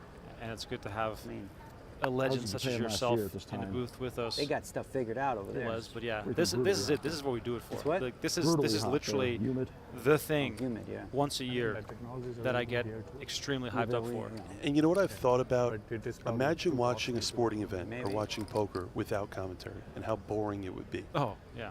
You know, the commentary, people watching this, they listen and they appreciate what we have to say. And I think that makes all of this that much more entertaining. And I will tell you this, you know, I could be on air for saying a lot of negative things about players, about the way that they play, but I always want to be transparent and honest. And I feel like because of that, people appreciate when I make a comment on a good play or even a bad play. And I think it needs to be heard, the truth. I think a lot of people sugarcoat things a lot and just say what they don't really want to say necessarily. But in these moments, I want the viewers to actually watch what I believe is good play and poor play. Negreanu here making it 1,500, and he's got a customer from pocket aces, and Hamilton here hitting a set of aces again, second time here. But to your point, Blez, 1,500. it is important to also put into context that you have the skills, the accolades, the history in the game to say things like that, right? You have that to sort of back up why you're saying certain things, and I think that's also important to know. I'm not going to go around and spout out those things, even though I have my own opinions, just because I don't have the accolades. I don't have the history in the game, so it is cool that you have the foundation behind all of it to come to those conclusions and to give us a spicy take every now and then, which is what makes this broadcast good. And I appreciate that, and I feel like my history of pretty much playing almost anyone in the world head up allows me to make that comment. But as we continue on the action here, this is probably the 5th time we have seen someone have aces at the feature table. Set over set, quads versus full house. And now the problem is, for Brewer, it's even harder for him to get away when that second ace rolls off. Because in his eyes, the only hand he could think he's losing to here is ace 10, or maybe even 10-10. But Hamilton, he must be asking himself, what does my opponent have when I have 4 aces here as he bets 5,000? And then the river produces a king here. Let's see how big. I love the check again from Hamilton, just checking quads on the river again, letting Brewer do the betting. And I can't imagine Brewer not putting his opponent all in when he only has 12,000 in chips. And he bets 5. Action back on Hamilton with quad aces. We're going to see the all-in check raise. He's going to go for maximum value, but what an insane cooler here as Brewer, with a full house, only has to call an additional 7,000. Call? Call is... Second. Wow. Oh my God. Pocket fours. Nice. Aces twice. Oh. You had all the 4s. I had the king and the 10. You had all the aces. That's wild. What a board. Times aces already. I'm back, baby. You're back. Was it? Oh. Nice. Huh? Was it pre-flop? No, he limped. I raised. He called. Aces twice for Hamilton in just one orbit. He has 4s full. Adam He versus makes Kai quad aces. not too long ago. Brewer still in there with just shy of 30K. Hamilton back up to 48,000. Just a casual quads on day one of the main event. And I believe that Hamilton just flat pre. Yes, he did. Yes, he did. Yep. That's as cold as it gets. You're open the bases as well, right? Correct. All right, let's go out to the field and see what else we have going on here as the main event day 1B is already bigger than last year, setting us up for another massive turnout. Floor 602. We got Jesse Simon here with the scarf and the hat, who won his seat into the main event via the PokerGO sweepstakes. So keep note of that. Whenever we promote that there's a chance for you to win entry into the main event, we are not messing around. Jesse Simon in the main event, courtesy of the PokerGO sweepstakes. Yeah, Jesse won the PokerGO shop WSOP main event seat giveaway last summer. He's out here from Minnesota. Great story. I have had a chance to talk with him quite a bit, so really good guy. All right, we got Jeff catching up on Jesse here. Let's see what he has to say. Yeah, sure. Okay, Jesse. He's our PokerGO sweepstakes winner. He's a jazz drummer out of Minnesota, and he's here at the main. Stand up for me for a quick sec. We'll get out of the way. I'll make sure you don't miss a hand. So you get the call that says, hey, you're playing the main. Then what runs through your mind? Well, it was a real incredible day because on that day, that same day, I had discovered that my mom had cancer, actually. It wasn't confirmed that she had cancer, but I knew that she wasn't doing very well at all. Okay. And that it was going to be a very difficult year ahead of us. And so I'm sitting there opening the email, and there's Donnie, you know, talking to me saying, "This is not a scam. This is not a scam." You know, if you really just, you know, here's my cell phone number, but I still sent it to my wife, and she was like, I want you to sit down and play your hand. We're going to keep it right here, and we're going to watch you play. I'm going to talk a little bit more about you while you do indeed play this hand. Again, the jazz drummer out of Minnesota has so many family ties to the game of poker, as you heard him start to say, was just ecstatic when he got the email from Donnie Peters telling him that he won the seat in the main. Okay, sorry to cut you off. So yeah, no problem. And so I sent I sent it over to my wife, and she's like, I don't know, man, this is a little, you know. So the next day I called Donnie. He left me his cell phone, and he picked up the phone. And I knew immediately. If you had answered the phone, I would have known immediately too. Donnie's voice, yeah, I get it. Right. Stands out. Yeah. So yeah, and it was just like, well, okay, that's cool. I haven't really won anything. I mean, it's like not like that in my life, and so just filled with gratitude and joy. And my mom is doing great. She's still kicking, and spent the whole year, studying up. I joined chip leader coaching, and which we met informally there, and and just really just filled with gratitude and hope, and having a wonderful time, enjoying every single moment. Yeah, what has this experience been like so far? Well, it's just an absolute dream for me. It's like the poker is so pure and so real, and the structure, usually with quick structures, which is what we're used to, 20-minute blinds, 30-minute blinds, you start with 15,000, 20,000, whatever. Really being able to sit back and just enjoy.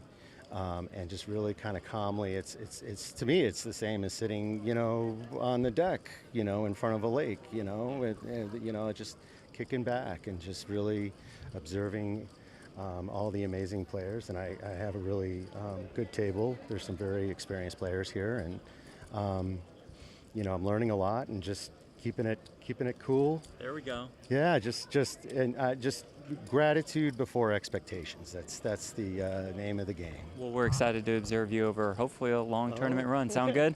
Thank you for the time, Jesse. You really appreciate it. Pleasure meeting you, too. Nice meeting you too, guys. All right. Thank you. Jesse Simon, winner again of the PokerGO sweepstakes. Unbelievable. One day you put your name into the hat, and the next day you get a call from Donnie Peters, who will let you know that no, this is not a scam. You want a seat to the main event, and all the way from Minnesota, he is here living his main event dream. And yeah, you better pay attention when we do our next giveaway for a main event seat. What a cool story. Looks like he had chips too. He did, yeah. Yeah. He got way above starting stack. Yeah, Jesse won a main event seat, travel out here, and $500 in merch to the PokerGO shop. So we hooked him up with like 19 hoodies today. That's amazing. I love it. And that's also, the beauty of the main event. All those first-timers, people that, you always hear these stories, they win in through their local home game, or this is the gift for their retirement, or, maybe all the friends pool money, and the winner of the sit and go gets to come and play the main event. That's what makes this tournament so special, and I love that we get to cover some of those stories, as we, of course, are only on day 1B, so the stories are only going to get crazier as the days progress. I mean, you go back, you go back 22, 23 years. Moneymaker won it in 03, Raymer 04, I believe, was it Hatcham in 05? You watch those 3 years of poker. For those of you that are like late 20s, early 30s, go on PokerGO and just watch some of the coverage of like when Moneymaker won with Farha, and when Fossilman, Greg Raymer won in 04, and the characters and the history of this tournament, right? I remember Dan Harrington, I believe he won it back in, 95, I want to say. But growing up, in the late 80s, born in the late 80s, growing up in the poker boom, like the characters, like you just stated, this is why we're here today, right? This is what paved the way for us to be here today, were the great moments. And you can watch all of those moments live on PokerGO. If you're not subscribed, buy a subscription, okay? I believe it's $9.99. A month? Various different options, both monthly and quarterly. Okay. And but you know, just do me a favor. Buy a subscription on PokerGo and just go back and watch 20-year-old coverage of the main event. I wouldn't be commentating this. I wouldn't have found poker if it wasn't for guys like Moneymaker and Raymer and Farha, you know, and Joe Hatcham. I mean, it was so great. I do want to know now from both you, Blez, from Donnie, and also from the people in the chat, what was your favorite year of the main event that you've watched? So in the chat also, let us know what year was your favorite. I'll start off. 04 main event was my favorite because that's, in some strange way, the first one I ever watched. And I'll tell the quick story here. I played a home game that a guy invited me to, and you know what I won for bubbling the tournament? I won the Greg Raymer 2004 DVD set of the main event. And then I got home and I watched it about 24 times.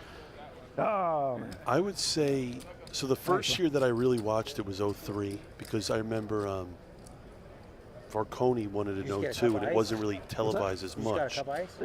But 03 with Moneymaker, you know, the characters at that final table with Farha, David Williams, or no, I'm sorry, that was the 04.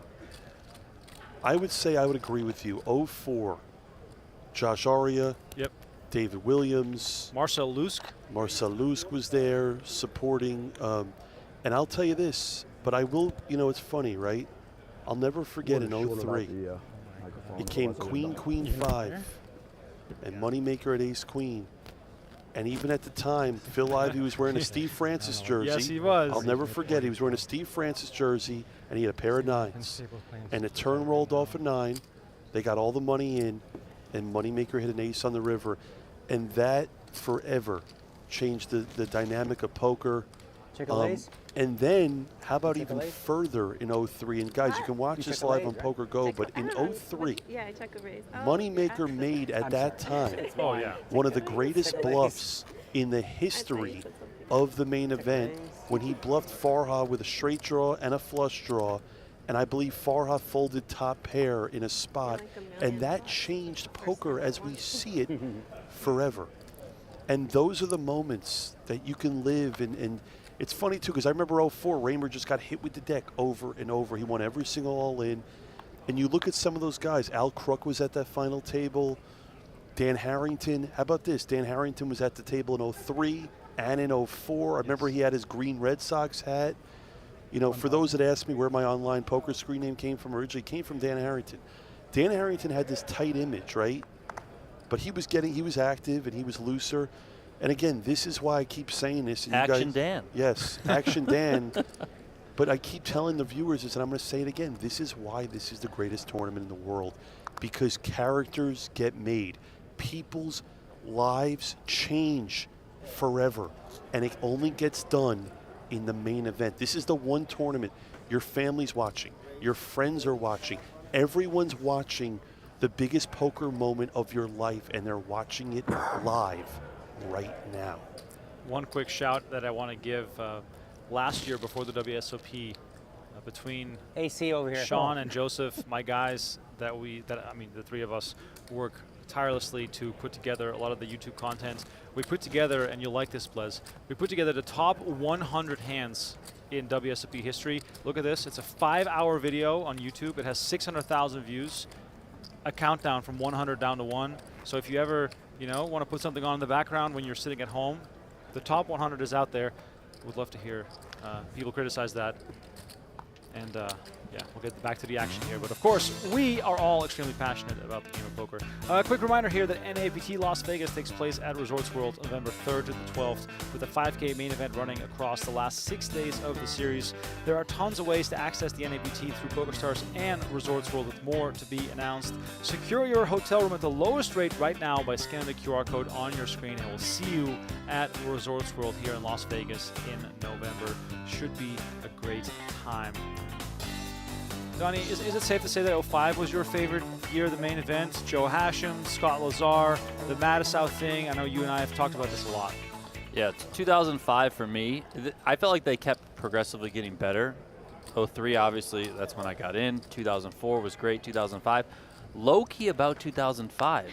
Raymer, 25th place. Yes, you're and right. he got screwed at the end. Yes. Like, he almost did it. By the way, we got a big hand brewing here. Let's get back to the action here. And Over there is the spot. Over here? Yeah, right where that thing is. Running to the rail to dish out some photos and autographs as we have Bleuman raising with ace-queen. Brewer and Cooley both just making the call.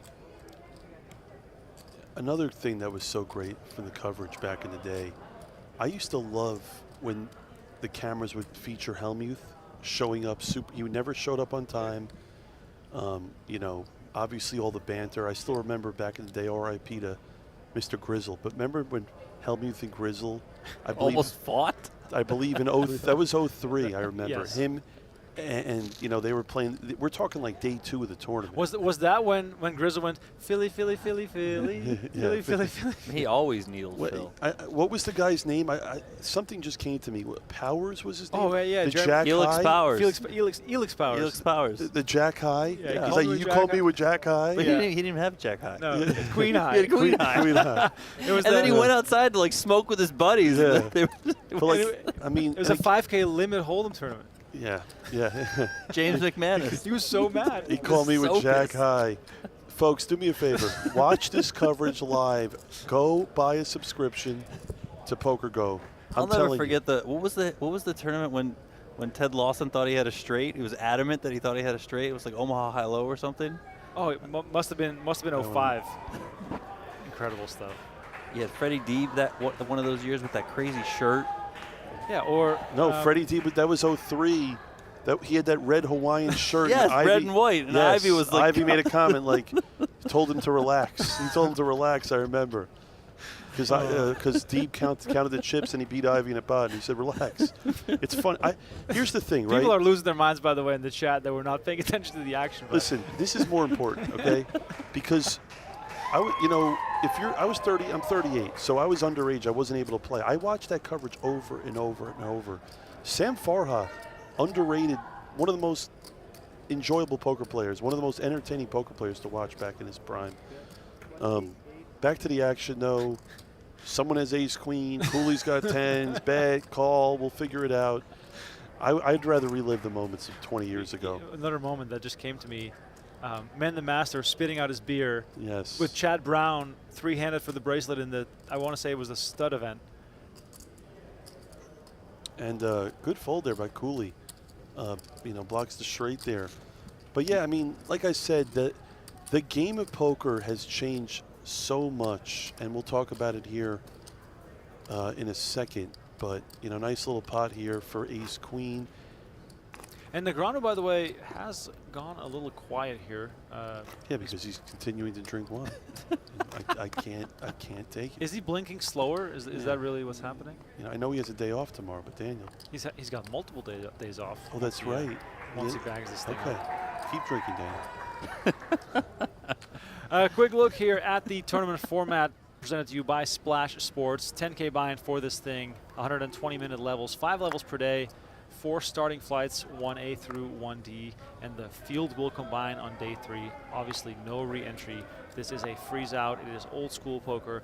And then just going to go and add to this and say that the money usually reached on day 4. Donnie, you and I started this a while ago, and I think you're going to probably do it again. But this is a podcast format that I truly love, is the bubble coverage, which of course is coming up on day 4. Walking around the room, spotting players, talking to players. There's just something about making the money in the main event. A lot of people calling their family, their wives, their children to let them know they cashed the main event. There's no bubble like it. No bubble like it. I mean, it's simply incredible. If you haven't experienced the bubble, I would highly encourage, even if you're in the area on bubble day, come here to Horseshoe and just be in the room. You can feel the energy. You can feel the tension. Sometimes it'll last an hour. Sometimes it might last 8 hours. All right, we got some action here. Muhammad 3-betting to 4,500 with King Jack off after Cooley came in for 1,500.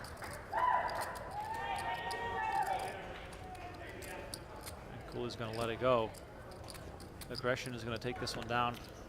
Well, the other thing, too, is I think one of the reasons people love to cash in the main is because once you hit the money, it's a week with all the days off in between days 1 and 2 and 3. So So it's really like a week of poker with days off, if you think about it. And like you said earlier, a lot of people get in, they satellite in, they have a home game, their friends take a piece.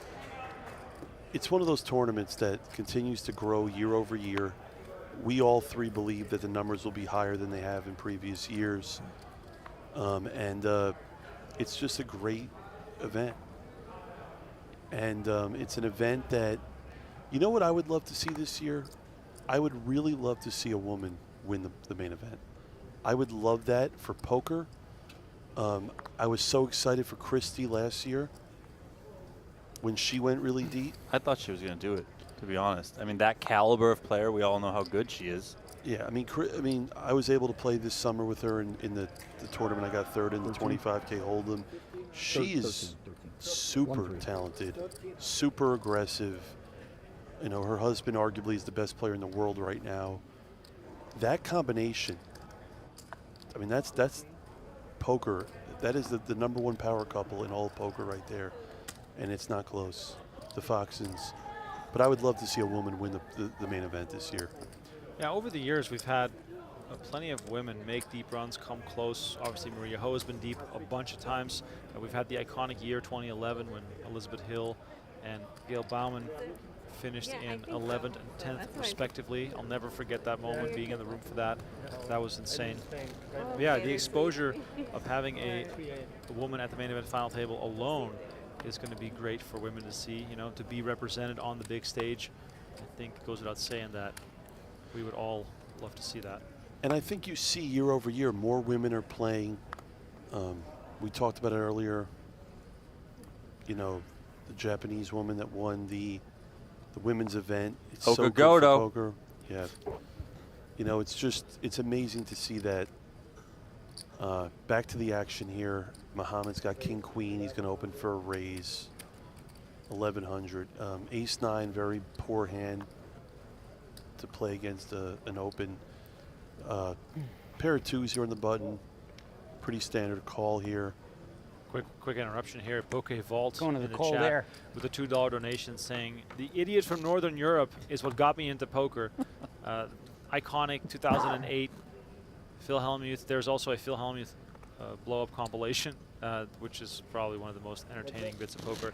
Hellmuth losing it versus Dragomir at that feature table back in 08. Oh my God, I remember that too. Dragomir, that's right. You idiot.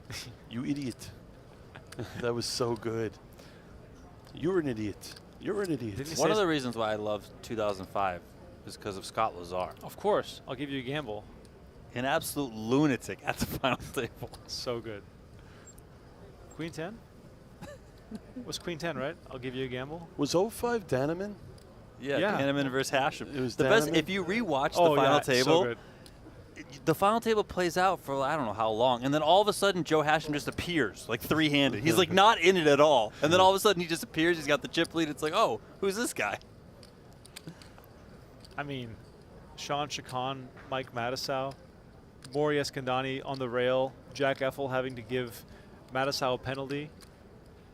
That's right. There's just so many. That's right. Matisow made the final table that year. I think he got like 8th or 9th. Yeah, he got his kings cracked by Scott Lazar. It's funny. I couldn't even remember a poker hand I played 3 days ago, but for some reason, these memories of 20 years ago, I just remember this stuff because it was such good poker. So we were, I mean, got a hand here going on, but you know, this is not. It's not important. It's not looking to get really big, so we'll continue. This isn't important. So it's day one of the main. Go ahead. We're at PokerGO HQ, and we're talking about we need like a little promo reel of some old school poker moments. The first moment I said had to be in the promo was the Scott Lazar scream that blew out microphones all over the set back in 05. Yes. Big Johnny with a $2 donation saying Raymer's run. Then getting the last 24. Yeah, that was back-to-back 04-05. Pretty epic as well. I'm trying to think of some of the other interesting characters back in the day. Remember the guy from Sweden? What was his name? Matthias Andersson. Yes, that guy. He would just yell. That was Jamie Gold's year, right? Yeah, it was 06. I mean, how about Jamie Gold character? Eating blueberries the whole way, chatting the whole time. It's funny. His gets table to the was that was the final table when was that the final table when Lee Childs folded the queens? No, that was 07. That was 07. That was Jerry Yang's year. So like the Matthias Andersson, the loud screaming, I'm not going to do it, but he goes, yeah. Yeah. Remember Havad Khan? Yes. He used to lift his chair up above his head. Rain Man was what was his Rain name? Khan. Rain Khan.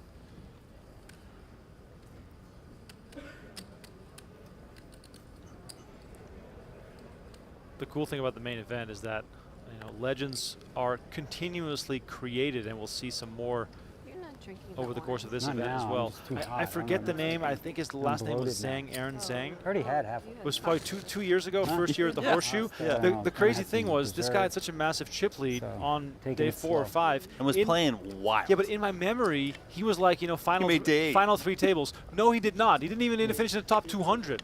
He just blasted it all off before that. You're here to watch me, or is it because of Daniel? We had that guy one year. What was his name? Here to watch Barth. me, He or was because like of he'd Daniel? bark like a dog. Oh yeah. The whole time. Yeah. I thought I had a rail. Wild stuff. Remember. By the way, look at Hamilton. By the way, official. aces twice, and now trying to do it with 7-3 off. This. Okay, I'm gonna say this right now. Hamilton, day 6. Like I can just feel it. I can feel his energy. TV table last. Aces twice already. He's got Got the day look- 6 energy. Yeah, they got the day 6 energy going. Yeah, day 1. From the big blind with 7-3 off, this guy looks as though he You just think wants Hamilton's to. day 6? He might be out after this hand. She was here. She played the ladies. Hey, listen, go big or go home. She had to go back. She was going to stay. But she's got some major stuff going on with work. She was on the TV table. She took 4th in the ladies. Bishop here is going to peel one off here. So everybody says, oh, she's the better poker player. Yeah. 9 turn.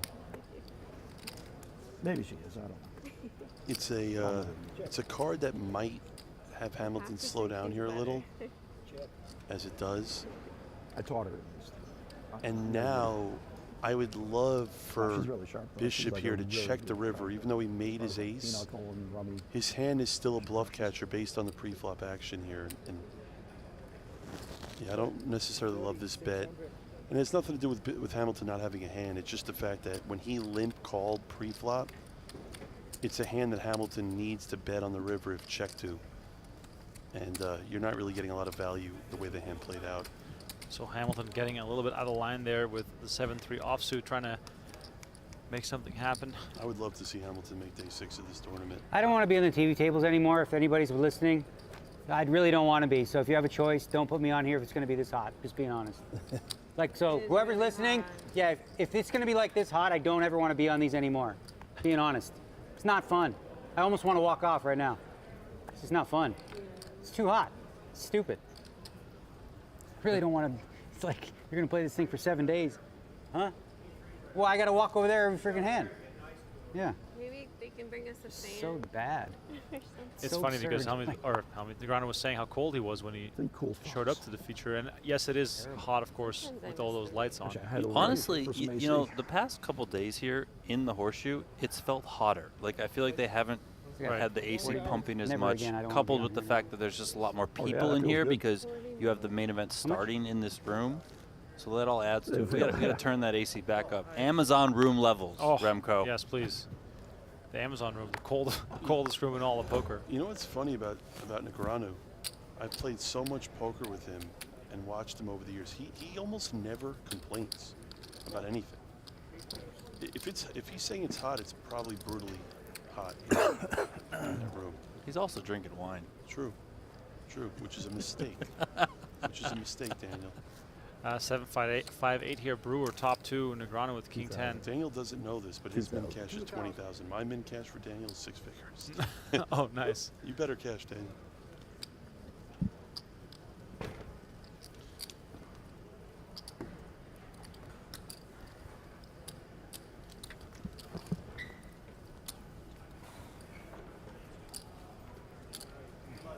So Negreanu not enjoying himself under the bright lights, and it is definitely hotter in the room in general, which probably plays into this as well.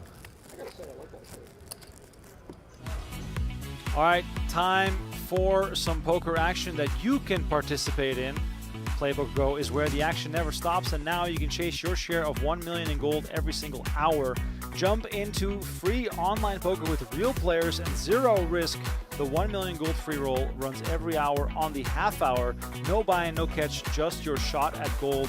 tournaments, ring games, and the all-new No Gamble, No Future sit and goes with the Wheel of Game. It is all waiting for you over at playpokergo.com, available on web, iOS, and Android. So next free roll kicking off in about 35 minutes, give or take. Donnie and I will be in the mix once again. I am 0 for 4 right now in the free roll, so we'll see if I can sneak out a cash here as it gets a little bit later in Las Vegas. I'll come get it. 11 p.m. Pacific time. You know where else it's hot? Yeah, that'll help. I'll put it on my In forehead. In here. Yes, it's boiling hot in here. I said it yesterday. I'm going to say it again. I think it's an HR violation. I'm sorry. Yeah, the booth that we are in, which, by the way, is very cozy, is also very warm. Oh, and Phil was wearing that wig earlier. He must have been I know, he must have been dying. Do you care to share what's the bet on Daniel? Does it last longer? Like what? So I actually have a bunch of bets. I have a bet, and I want to keep the opponents anonymous. I have a bet with someone where Feels nice. Nice. we each pick 3 people. Nice feels really good, actually. Good call. Thank you. Actually, this one I don't mind saying who it is. Jesse Lonis and I have a $50,000 bet.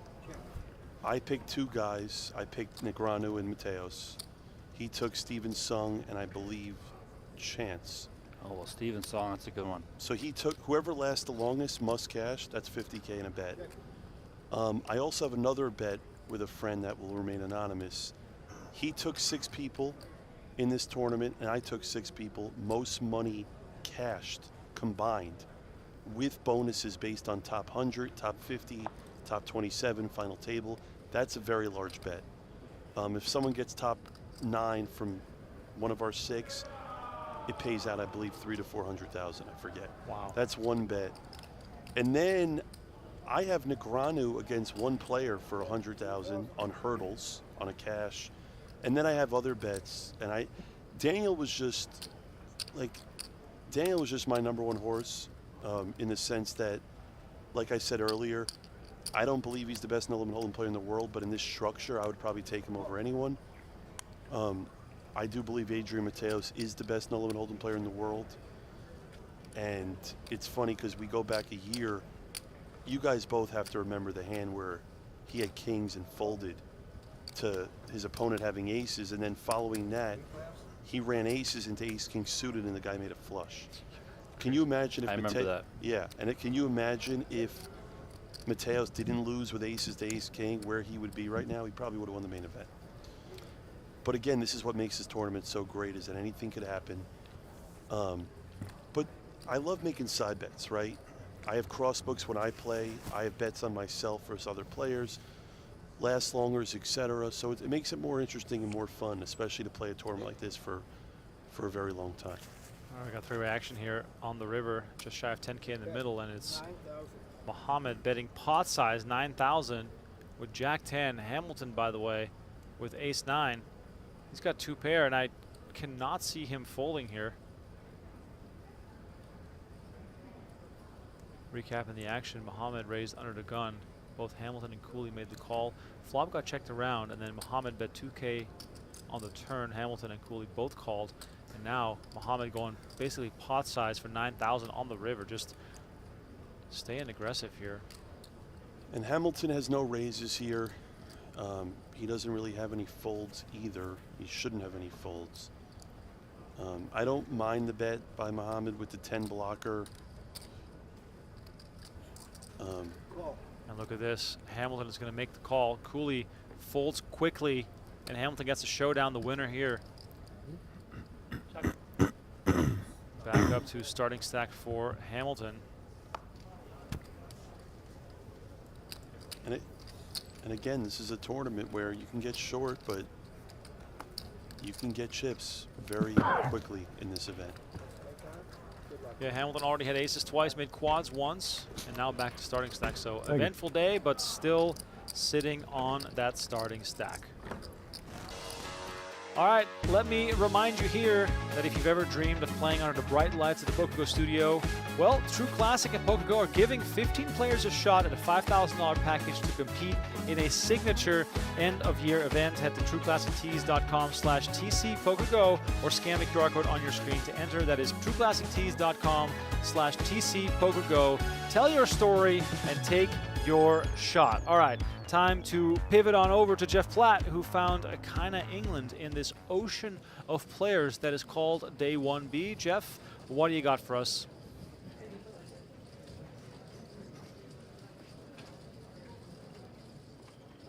All right, back out in the field, Day 1B. Let's check in with one kinda England, kinda. If you could stand up for me, please. You didn't know this was coming. You're so Oh my God, I'm so surprised, Jeff. It's I not haven't like been you've lurking. been walking around my table all day for looking like an me. hour. Yeah. Okay, so is this a good luck or a bad luck interview? We'll see, you know? The last time we did an interview, I made it to day 5. So we're going to go ahead and say good luck interview.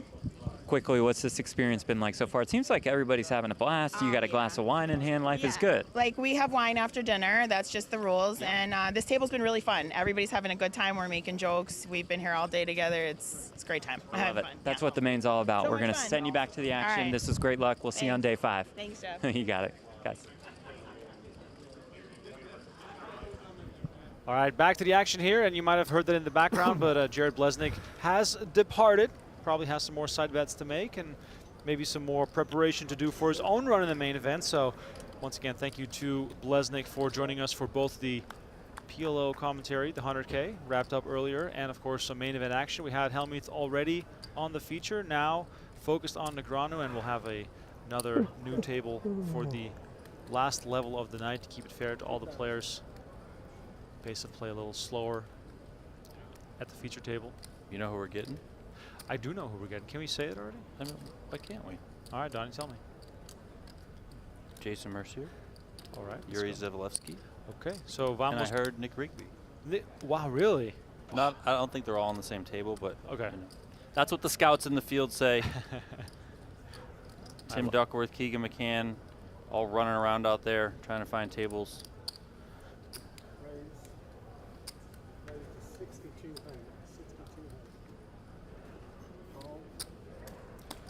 So we have more action coming up as we see a tremendous clash developing here. Brewer flopping top 2, Muhammad with King 9 flopping a straight. Double check. The raise up to 6,200 from Muhammad.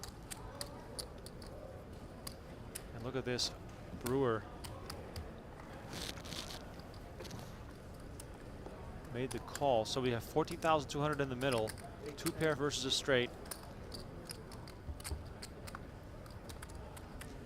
8 of hearts on the turn. Straight remains on top. Brewer looking for a queen or a jack. I do want to point out that this was limped on the button from Brewer to start this hand off.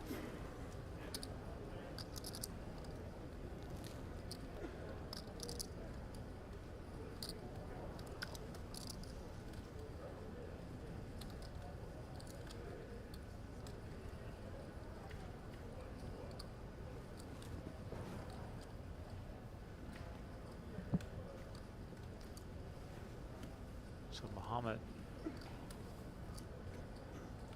first to act from the big blind. His hand, by the way, started pretty inconspicuous with Brewer limping the button, and Muhammad checking, and then all of a sudden this flop gets unleashed onto us.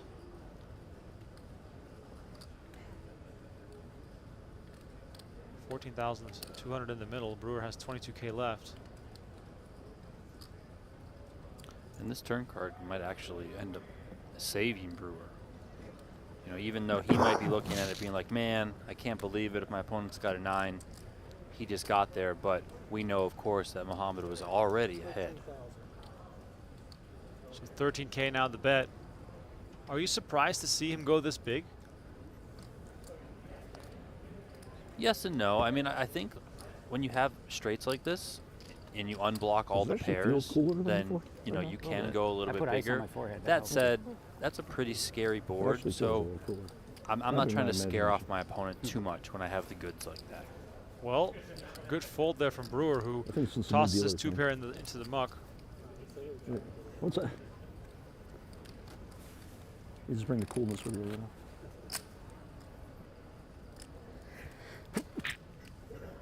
So you travel everywhere, or mainly like in Southeast?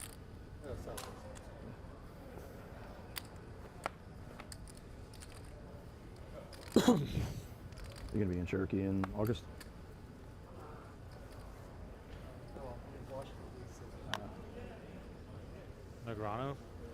has been rather quiet. Came into this feature table with 120,000, now on 112. Knows that the road to success in the main event is a very, very long one.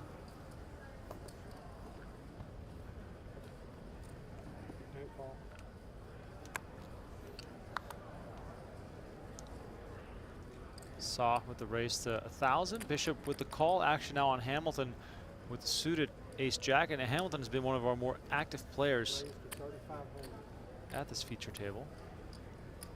And again, he's going to pop it up, makes it 3,500.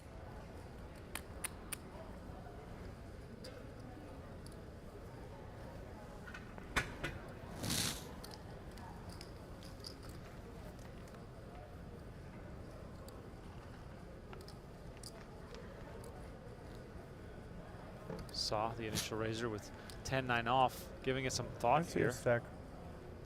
Thank you.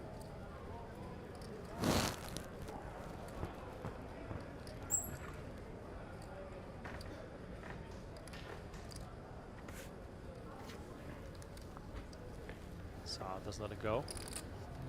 Action now on to Bishop. Thank you. No, but I'm not getting anything.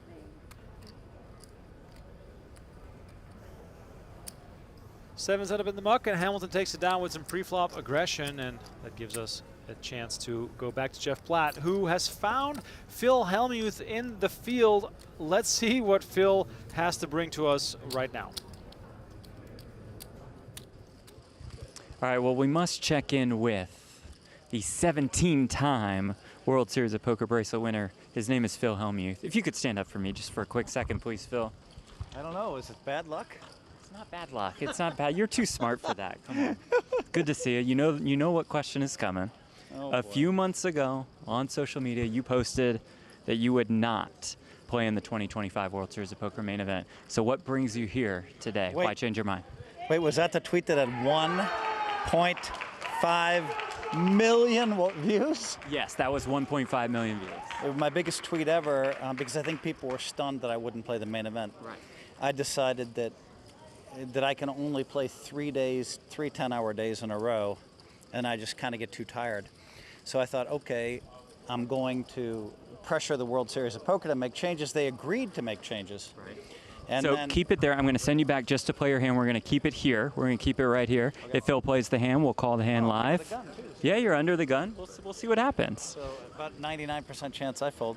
Since Yeah, I only play 1% of shots. You might have won Zoom mode earlier. Millie Maker, like 10 days. Went back home. When you go back home, then Okay, so he's back. Sorry to cut Jack you 9 off. suited and just folded. So Okay. easy call. Easy for you. So yeah, so then, they said they would make a change, and then they didn't make a change. It wasn't mad or anything. It looked like they were going to make a change, and then I'm like, all right, I have to. I told them in December that I wasn't going to play, so I decided I'm not going to play. To me, it wasn't a big risk because I can make it through day 1, I can make it through day 2, then I can go 3, 4, 5, and then I run into a wall. But I don't care about day 5 or day 6. What I care about is winning. And so I made that decision, and then as time passed, a lot of people texted me, "Are you serious?" And I said, "Listen, don't bet on or against me, because I don't want to be responsible for people are trying to get insight." I guess there was $1 million bet on whether I would play or not play, and so I'm like, I just didn't want to be responsible. At that point, I was 95% sure I wasn't going to play, which is fine. I miss a year, then they change it. All I want is day 6 off. Everybody's like, he wants this. No, I want day 6 off. I don't care about the structure. I love everything the way it is. And so then as time got closer, it looked like I want to do an entrance. It looked like, and so my agent said, hey, listen, what we should do is this. We'll do a Twitter poll, and we'll live with the results. Now, we thought it would be 80-90% Phil needs to play. And it was. It came out at like 75% Phil plays. And then there were 5,000 straight votes against. And then I knew some guy living in his parents' basement. Yeah. Some guy living in his parents' basement's like, I want to influence whether Phil plays or not. I want to have a say in the real world, which is a bunch of bullshit. I was actually disappointed in the players that were stupid enough to not understand that's what happened. There were actually a couple of them. And so I said to those guys, I'll bet you 10,000, 50% of the poker world, and I'll bet 10,000 60 and 10,000 70, and then I'll bet another 10,000 75%. So if we were to poll all the players, I thought I'd scoop all the bets. But the dumb players continued to still call me out, even though they wouldn't put money where their mouth is. So, you know, the poll came in, and we knew it would come in like that, and then I knew I was playing. This is a to-be-continued conversation. I'll send you back to the action. This is just day one. This is one of many. This is the best poker tournament in the world. No question about it. And everybody knows it. And so I didn't want to have to miss it. I always felt like I'm going to win it again. I won it in '89, and then I won it again in Europe. But that one doesn't really count as a main event. But I mean, that was like 500 players, 10K break. I mean, that was $1 million for first. And so I'm playing as we talk. You'll love this. He just went ahead and raised. It's gone fold, fold. We'll do commentary. Great, Keep it's the fine with viewers me. interested. This guy always takes an extra 10 seconds, even if he has 7-8 offsuit. He folded. A little slow. Oh, the new guy. Re-raise and Phillies, snap folding. Okay, so then, you know, so we knew it was going to come back that way. I was a little disappointed that somebody would try to bot it like that, but I was curious. I wanted to see the final number because I thought it would be in the neighborhood between 70 and 85% would say I should play. So we kind of knew, my agent and I, that I was going to be back in it. I don't really want to miss the main event, but I also wanted to make a stand. And unfortunately, I didn't get to make that stand. But I think they're going to at least consider next year, you know. Here's make a couple changes a couple years ago. Right. If you get to day 6, okay, there's only like 200 players left on day 6. You know that going. So it's not going to hurt anybody too much. Like, there's a few amateurs that would rather fly home, but who cares? They're in the final 200 of a 10,000 player tournament. I don't think it hurts anybody to take day 6 off. And that would be good enough for me to just play the rest of my life in this event. So I'm hoping there's a change. And meanwhile, I just hope I find a way to win this.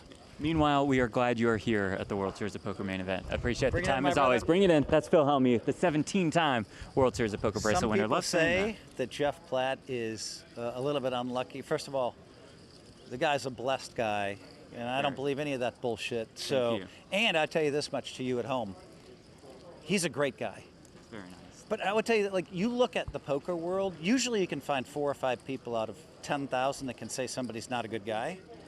But I don't think you can find 4 or 5 people that won't say he's a great guy. It's incredible. So, Jeff, you're a real credit to poker. Thank you, Phil. I appreciate that. And Shaun Deeb gave me the finger on stream, so maybe he's one of the 4 or 5 guys. Thanks, Phil.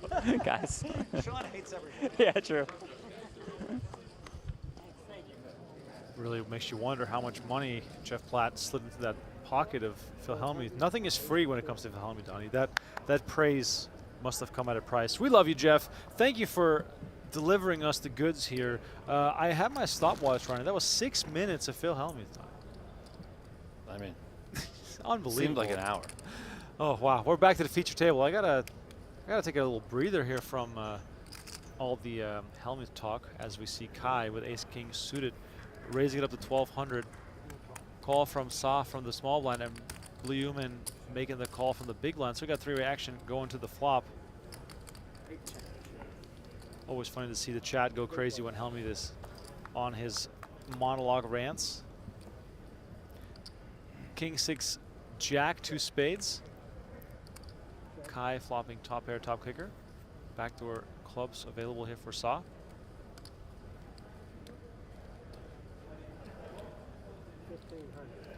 Hellmuth just in mid-season form, if you will. I do wonder if all that play in a row is so exhausting. He should just buy it on day 2, 60 bigs. The Hellmuth way. Yeah, if you buy in day 2 ABC, and then if you advance, the next day is off, another day of rest for Mr. Hellmuth, and then you come back on day 3. I mean, that's how you do it.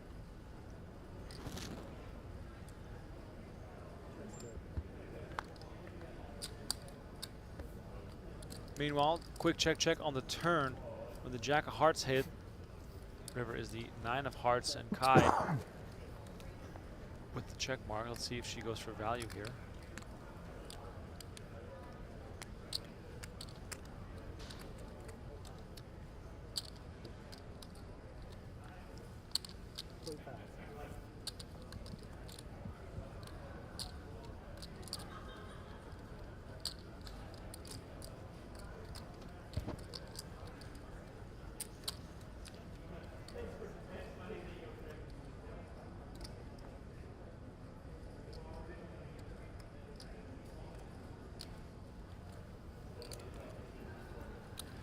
Kai, by the way, takes this one down.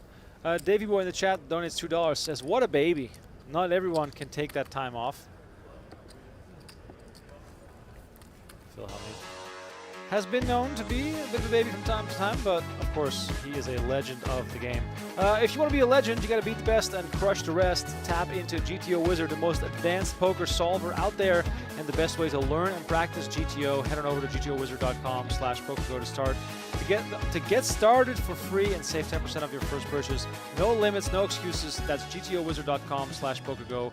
Crush your competition now. And let's see if Art Parman is crushing his competition as the man behind the illustrious Table One podcast is in the mix. Let's see what Jeff has to say. All right, let us check in with the co-host of the Table One podcast. He's a tournament specialist. It's Art Parman. I mentioned tournament specialist. Did you, let's step back here so we don't interrupt the action. Did you final table at 10K at the Win? I would, not on purpose. Definitely not on purpose. I literally signed up saying, I think I said, I'm here for the throwaway 10K assignment, and accidentally made the last day. Yeah. And what did that 10K that you threw away turn into? Turned into 360K. Well, that's nice. That makes this buy-in, feel like a little less. It's true. It's true, and it was my biggest score ever. So I'll, Fantastic. 360,000 guys. Anyone can do it. All you have to do is spin it up. Yeah. Tell me a little bit about the Table One podcast and how you guys have really seen that develop, especially over this last year or so. Wow, that's a heavy question. It Over is, the last it's year? deep, yeah. Okay. We get poker superstars such as Jeff Platt to come on and tell their story. And me and Justin Young, if you've heard of him, he's the real person. When people come up and they see me at the table, they say, "Oh, it's that podcast guy, Art Parman," but they don't actually know that. They have no idea what your name is. No. But then they see Justin, they're like, "Oh, Justin Young, tournament superstar." Well, maybe now you're the superstar. I'm going to send you back to the action so you don't miss a hand. I don't have to play the hand. You do. We don't want to interfere with any hands. Please go back. Please go. I'm just going to walk away. You could keep standing here if you want. Goodbye, Art. Thank you. Art Parman, what a character. One of the funniest guys in all of poker. Also, check out Cash Flow on PokerGo if you haven't already. Parman, headliner on the first two shows we did. Him and Justin Young putting together a great table as we go back to a quite a subdued feature table, done it. People like to watch. I actually sometimes like it better than actually final tables, and I don't mind it. I love it. Guessing that they're talking about early day coverage.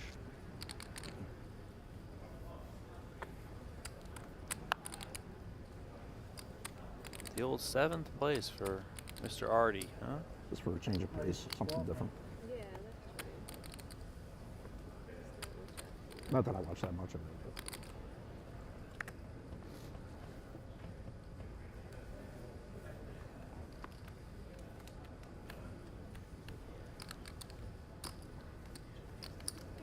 Saw making it 1200. Brewer comes along and makes the call after limping under the gun. So Brewer with a bit of an unconventional approach, getting himself potentially into some trouble here, out of position again, giving Saw the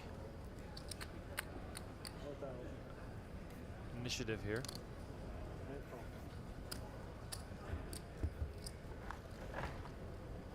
Action goes check, check. 7 of clubs on the turn. Ace high still best for Brewer. Let's see if Saw wants to stab at it. He does not. 9 of hearts on the river, however, gives Saw a winning pair. And it goes check, check again. No value for the player from India.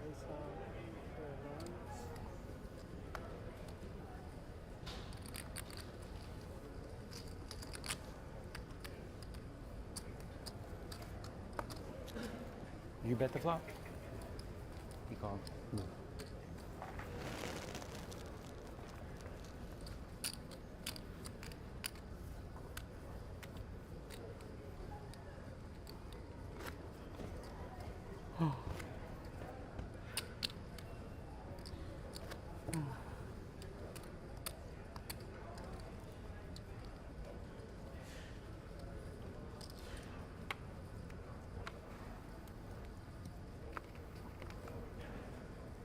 Still here with D-Negs on the main feature table, day 1B of the WSOP Main Event.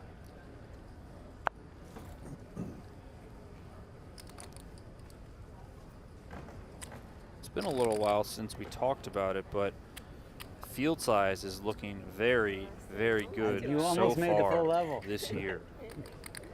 Day 1A He's surpassed super. last You're year's good. Day 1A. I'm really Day proud of you. 1B Sweating bullets today underneath. did the same.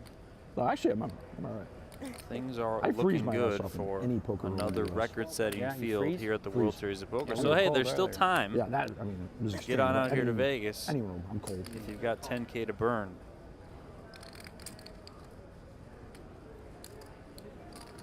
Is your wife come? She didn't come? No, because my dog's not doing so good. Is she older, the dog? No, we got 2 dogs. One of them has a disc issue with his lower back, and he's been sort of hunched over. We took him to the vet this morning. He's on different meds, and I don't want him to be alone when, Yeah, you know, it's your baby. because you never know, like, new meds can cause Mhm. weird irritations and things. Like a muscle relaxer for his back. What kind of dog? Little Yorkies. My Rocky miniature and Apollo. poodle, he's going to D-Nex's be little dogs. 18 and a half years old. Oh, wow. I don't know how. He's, Wow. My old dog was 17. Yeah, I think the smaller dogs are. Do they? Usually they have throat issues, trachea. What was your dog? The one that lived? Mushu. Mushu? You know, he was a Chihuahua. Okay, yeah, small dog.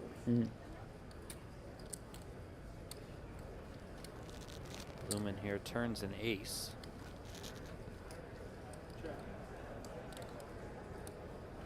My dog passed away a few years ago. But I'll show you what she looks like. You want to see what she Oh, you have a shirt. Well, good boy, you did it. There's the doggy. English Springer Spaniel. Georgia. I mean, it looked just like the back of my shoe. I was walking in the store, I'm like, Is that a Like- Cocker Spaniel? Springer Spaniel. It's like a big Cocker Spaniel. But I was walking by, I saw the shirt, I'm like, oh man, there's my dog. So I was like, I gotta get that shirt. I mean, looks exactly like what my dog looked like.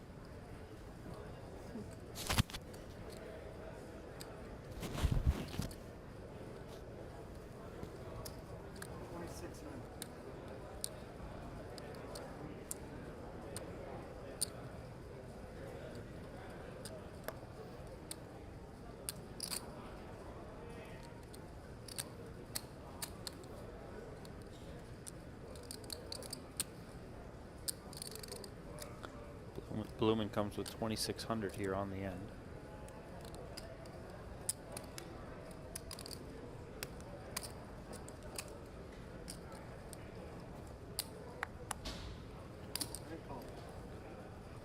Bishop calls with a couple of 4s.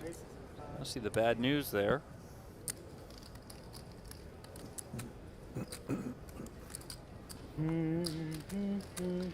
All right, chat, if you're on YouTube, I don't know why we're stuck Are you on a famous 3,700 poker likes, but we got to get up to 4,000. Are you famous? And we got to get up there quick. Okay, this is only in his own mind. To be quite honest, it's utterly Fake it pathetic. till you That we, make we it, have actually, 17,000 people watching, almost No, you have 18,000 the people watching, fake and we look, haven't I don't hit know. even 4,000 likes That yet. pro look. Because he does the thing, he copies what he saw on TV, Yeah. and then he reads, you know, copies other people who play, and so he's like, then he tries to look the part, you know what I mean? Yeah, that's what we're all Don't feel, yeah, it's okay. Huh? You said it. It's true. Yeah, I know.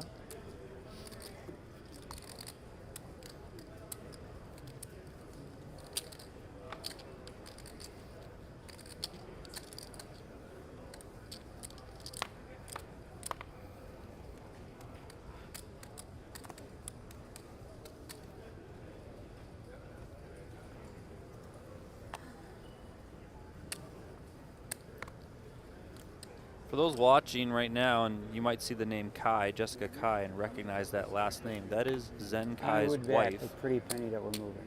Zen Kai ran deep in the WSOP Main Event in 2019, finished 6th for 1.85 million.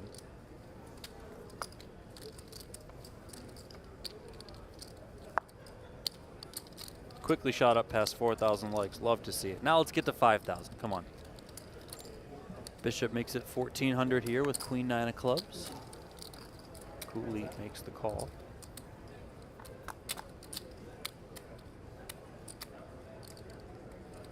King, Queen, 9, 2 pair for Bishop.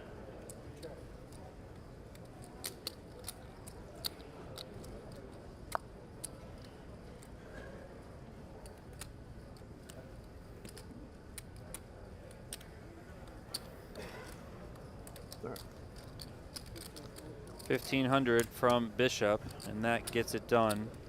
And we're going to go check in with Jeff Platt. He's with Adam Rood, who has quite an interesting story. All right, we're out here in the Horseshoe Ballroom. Have to chat with my guy, Adam Rood. Adam, stand up for me for a quick sec. I'll let you play a hand if it gets back to you soon. What were you telling me just earlier today? I told you were going to talk to me. Just like last year, you're going to talk to me, but it's not going to be heart-related this year. It's not going to be heart-related, so here's what we're going to do. Since we're about to do another hand, you're going to sit down, play that hand. I'm going to kind of tell the story, and whenever you're done, take your time. You'll jump back up, and we'll chat. Okay, so Adam Rood was running deep in the main last year in the 2024 main. The night before, I believe it was day 5. Yeah, day 5, had a heart attack. Went to the hospital. Doctor gave him the clearance, gave him the approval. I think that's at least what he told us. The doctor was like, "Okay, man, like if you must, then go ahead and play."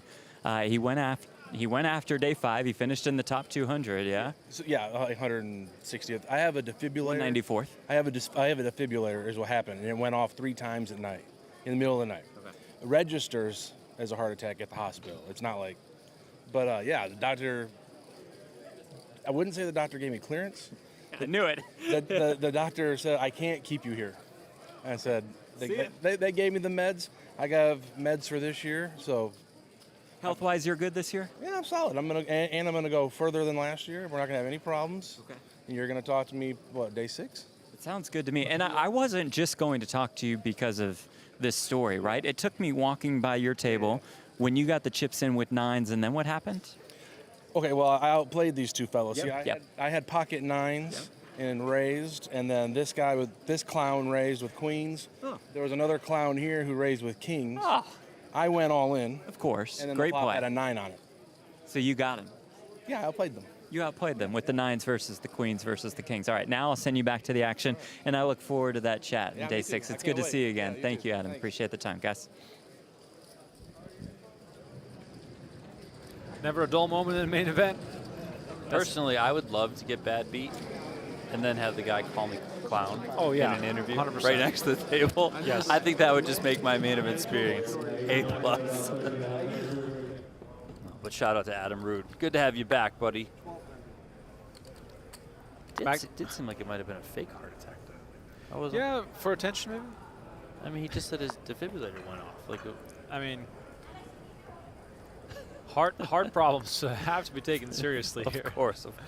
Blue Human raising to 1,200 with Ace King as the play at the feature table remains to be fairly conservative. Negreanu hasn't been able to get much going. Just biding his time here. Ronnie, make something, stir something up. Deal a setup here. This is fine? Yep. Kai at the table that happens sometimes. her husband 2 hours, nobody gets once nothing. sat at. It's basically the same table, same setup. He had something. Just a few days too early. Aces twice. He claimed They're something asking against the him. I dealer was to shocked deal by that something. hand. Must be nice. Did we not And have Jack, Queen, quads over a full house? I mean, if that happens, I think the dealer's good for the night. Like, he could just go home. Yeah, we just had 2 pair versus straight. We've definitely had our share of hands. You had queens like 3 times, right? Or kings like 3 times. It's crazy. Because I've been playing cash all the last 2 weeks I've been here. And I can't sniff any big hands. I don't hear of them getting nothing right. I haven't won much of them.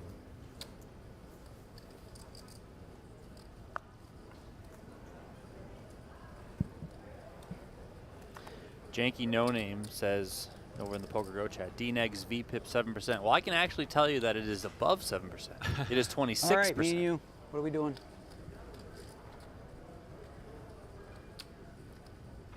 Call.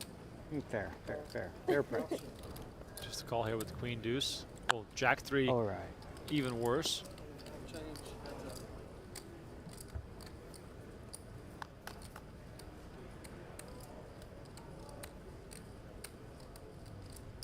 Two pair for Kai. king, queen, deuce.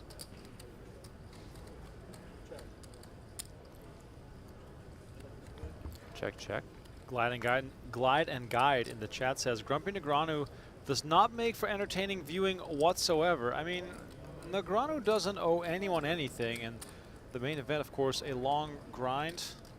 Negreanu clearly just, you know, locked in and focused on the play at hand, trying to perhaps make a thing or two happen here, and so far this has not been his level. It just happens, you know.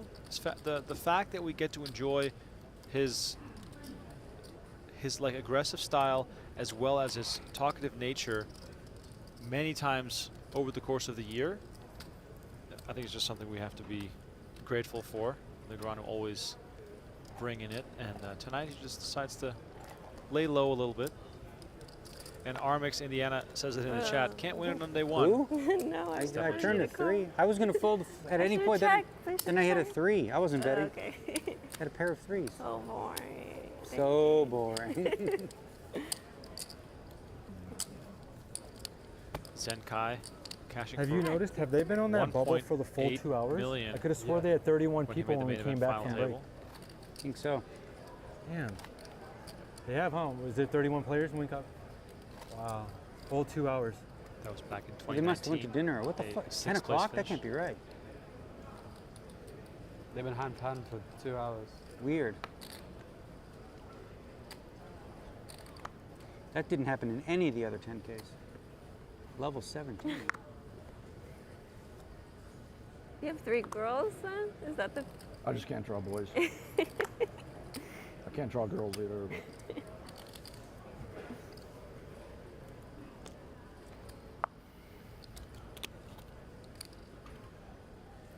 Action on Cooley here, who's got a nice little drawing in front of him to accompany him here at this feature table. Makes it 1,300.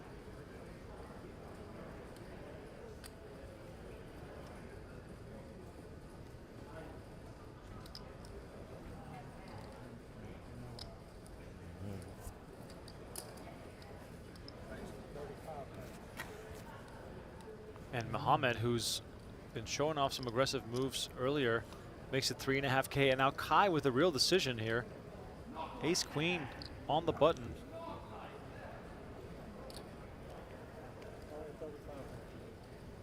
That's what this table needs, witty catchphrases like that. Kai makes the call. Kind of potentially inviting Cooley into this hand. King 10. I brought this out last hand, thinking I'd get some good luck, but no, we'll get rid of this. Well, does decide to let it go. And Kai now in position, seeing a flop versus the aggressor. Tried to turn him into shorts. 4, 5, 9. 2 diamonds. I got it. Aggression might take it here.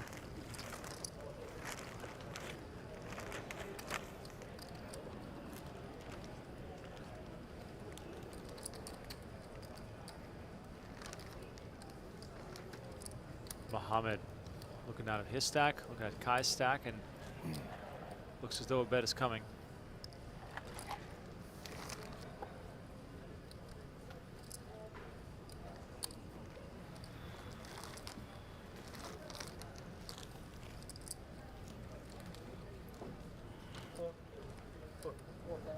$4,000 is the bet. Backdoor spades enough to continue for Kai, perhaps? I think so. I mean, 2 overs could also be good. Show me. In position on your opponent. No, I'm kidding. That's good. Bluff me! No, I'm kidding. Floor.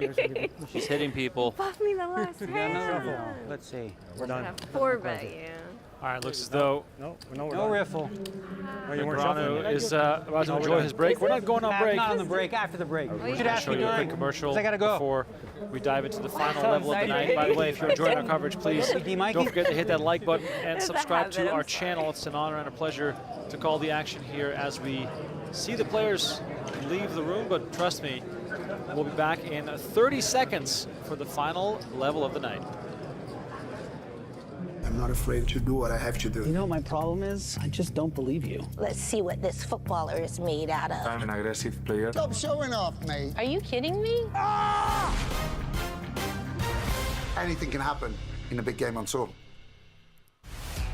Welcome back once more to the Las Vegas Strip. Night has fallen on Las Vegas, but the action is still hot and heavy here inside the Horseshoe on day 1B of the 2025 WSOP Main Event. My name is Remco Rinkema. Donnie Peters alongside me in the booth for the final level of the day, and we have a fresh set of players here on the feature table.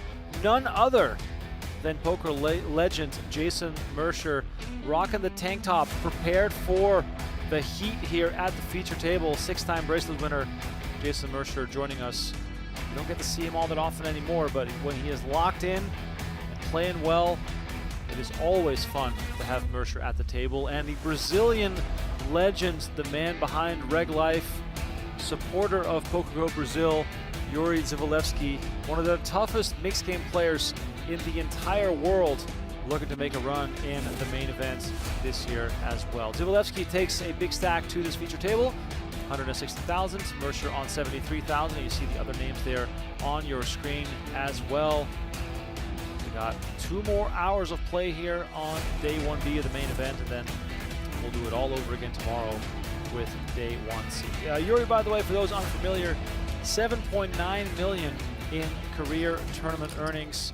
He is first on the Brazil all-time money list, largest score, a runner-up finish in the 2022 50K PPC, losing heads up to Dan Jungleman Cates.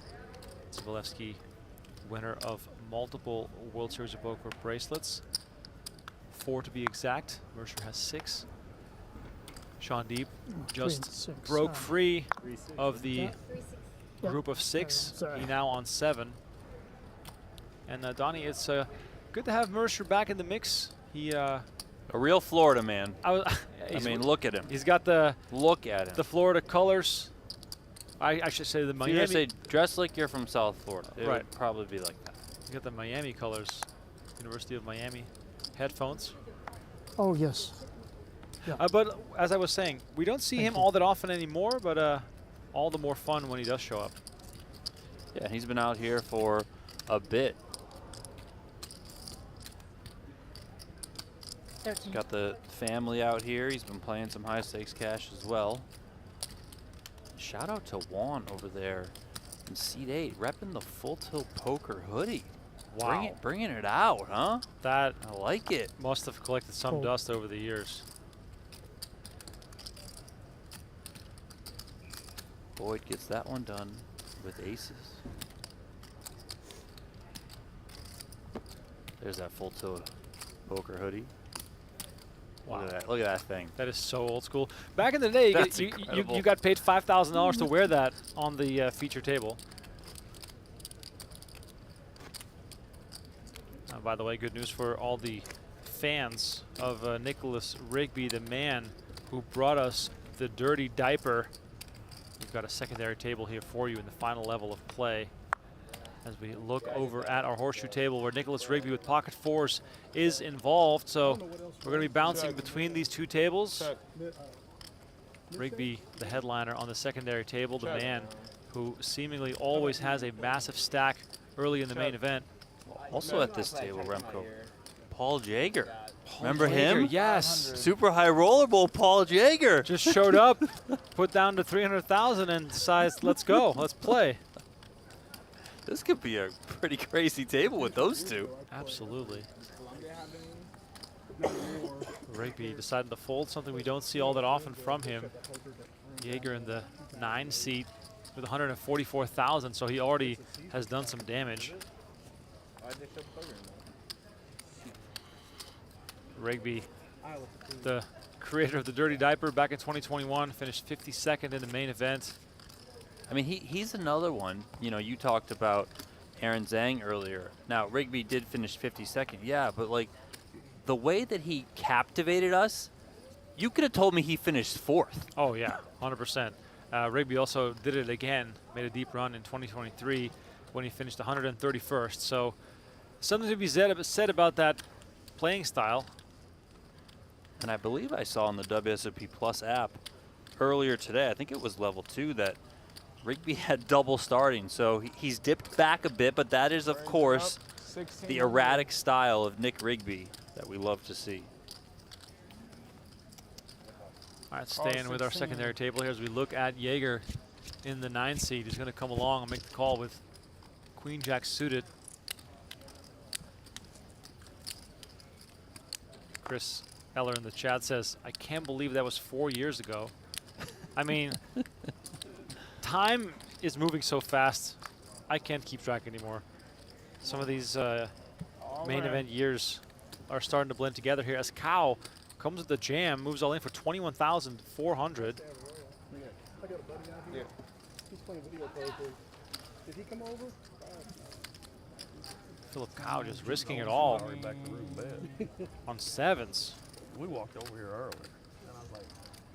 35 bigs here on the jam. I mean, that's a lot for this stage of the tournament to just risk it like this. I played live poker one time. Jaeger thinking it over. I mean, I know we know Jaeger loves himself a little gamble, but yeah, that might be a little too much. The Queen Jack suited might be a little bit too much. So this one goes to Philip Cow, who goes by the name of PK. Only 3,400 in total in live earnings in min cash in both the $500 housewarming in 2022 and the Mystery Millions last year. So main event, definitely a large mountain to climb for him as we go back on over to our main feature table.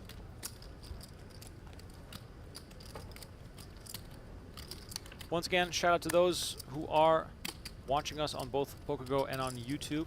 Thank you all, and we are happy. Do we get new cards? Maybe. Look at the size of that ace of spades in the middle of the table. Oh, you're right. We got trips here for Boyd. Knapp with King 5. Doesn't have a whole lot to go on as Mercer completely locked in. Not looking to socialize. Yeah, please smash that like button, subscribe to the channel if you're catching us on YouTube. Let's bring this thing up to 5,000 likes. We're almost there. And also, let us know if you've been with us the entire day today, because I have a feeling that we might have some regulars developing already on the broadcast. And don't lie. We'll know. Donnie's going to go check. I do want to add, I know you weren't here yesterday, Remco, but I brought it up then. I'm going to bring it up again here. But we have consistently seen at least one woman at every table that we've had on the feature, sometimes two, right? And if that holds true, right, 1 out of 9 the whole way, yeah, that's better than 10%. And you know, every time at the end, they're always like, oh, you know, it went from 2.8% to 3%, so it's growing. If it's 10%, amazing. That'd be incredible.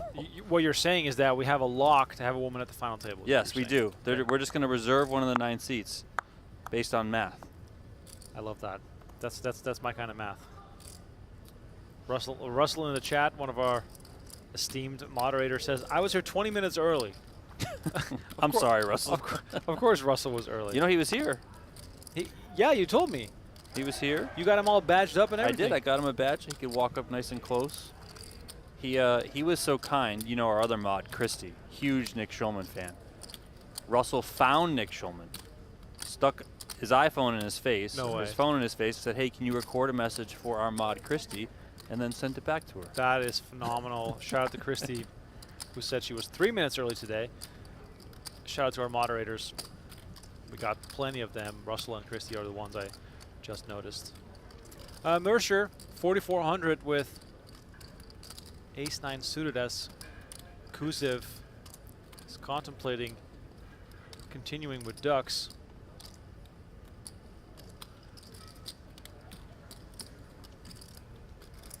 He decides to let it go, rightly so. You don't want to play out of position versus this absolute killer. Mercer from Fort Lauderdale, Florida, married, 3 children, 6 bracelets, 21.5 million in live career earnings. And let me just say that that number would have been well above 30 million had he not had those 3 kids. Yeah. If you follow him on Instagram, you might be aware that recently he pulled in, I think it was a $280,000 Raz pot. Yeah, I saw that. Which is outrageous. The action has been big in the cash games. Very big. Well, when Raz pots are, worth a house, I think we've made it. Yeah, they're playing 1 car, 2 car, so, things get out of hand pretty quickly. I want to point this out, Donnie. The earlier tables started off very, very chatty. Right now, it's 11:45 in Las Vegas. It's a little warmer too. It's pretty noticeable how everyone has gotten a little quieter. Yeah, I mean, one, it's been a long day. Poker is taxing, especially if you're trying to pay a lot of attention, focus on everything in the biggest tournament in the world. Two, I think players probably have their sights set on the finish line, or at least the checkpoint, I should say. And the checkpoint right now is get to the end of day 1, get to a bag, no need to go too crazy, right? Also, early on, level 1, level 2, you're still feeling out the table, getting to know people, but then after a while, that all goes away, and you're just down to business. 300 more likes, guys, and we're up to 5,000. Wow, the 3 pepperonis with a $20 donation saying, I have brain damage listening to that PH rant for 6 minutes. This is an all-time message. Absolute delusional mess. Crazy. Go D-Nex. Okay, a little pivot at the end there with some love for Negreanu. The 3 pepperonis. I mean, you can almost buy a pizza for that money. Yeah, let's go. Maybe we should do that instead of the coffee fund. Much love, by the way, to everyone with the donations. Please know as well that for 20 bucks, you can be part of our High Roller Club on YouTube, which also gives you access, full access, to our WSOP Main Event coverage, as starting on day 4, we'll be exclusively behind our paywall. Obviously, got to pay those bills. But you can get access by becoming a high roller on YouTube. That also gives you access to all of our newest episodes and newest seasons of both High Stakes Poker and No Gamble, No Future. So the high rollers on YouTube get basically that same access as we get on PokerGO. It's a great new feature. Yeah, big fan of that. Also, we're working on additional content and additional perks for both our PokerGO and our YouTube members. If you want to get in touch with me on Twitter at Remco Rinkema, you can also submit ideas for things that you would like to see. We're working on a database of some strategy content and a whole bunch more, so it's exciting times.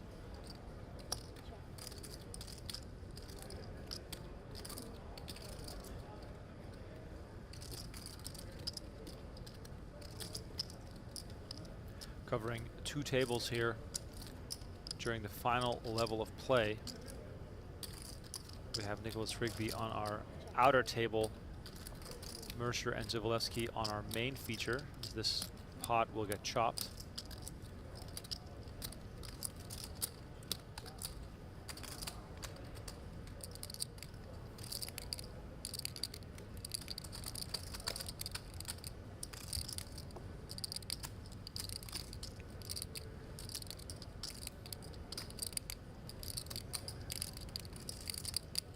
All right, pivoting back on over to our horseshoe table, headlined by the aforementioned Nick Rigby. And I guess shout out to Paul Yeager as well, who played in our $300,000 event, Super High Roller Bowl. And we got a bit of a pot brewing here between Caballo and Yeager, but that one comes to an end here. I'm close to that. As the 1C takes it down.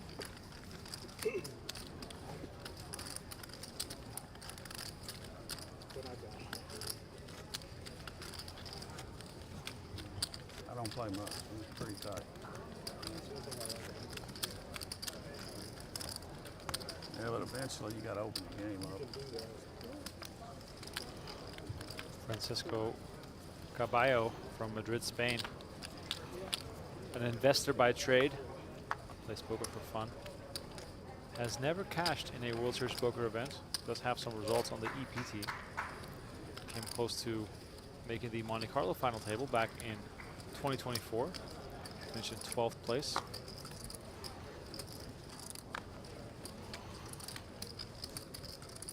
Cow, who goes by PK, raising it up with 9. 1600. And yes, this is the last level of the night, so we got roughly 2 hours of play left before we call it a night, and then we'll turn on day 1C. By the way, day 1C, Donnie, as Rigby gets involved here with King 10 suited, your moment to shine, finally. It is my moment to shine. Are you ready? I haven't bought in yet, so oh wow, I should probably go figure that out at some point tonight. Of course.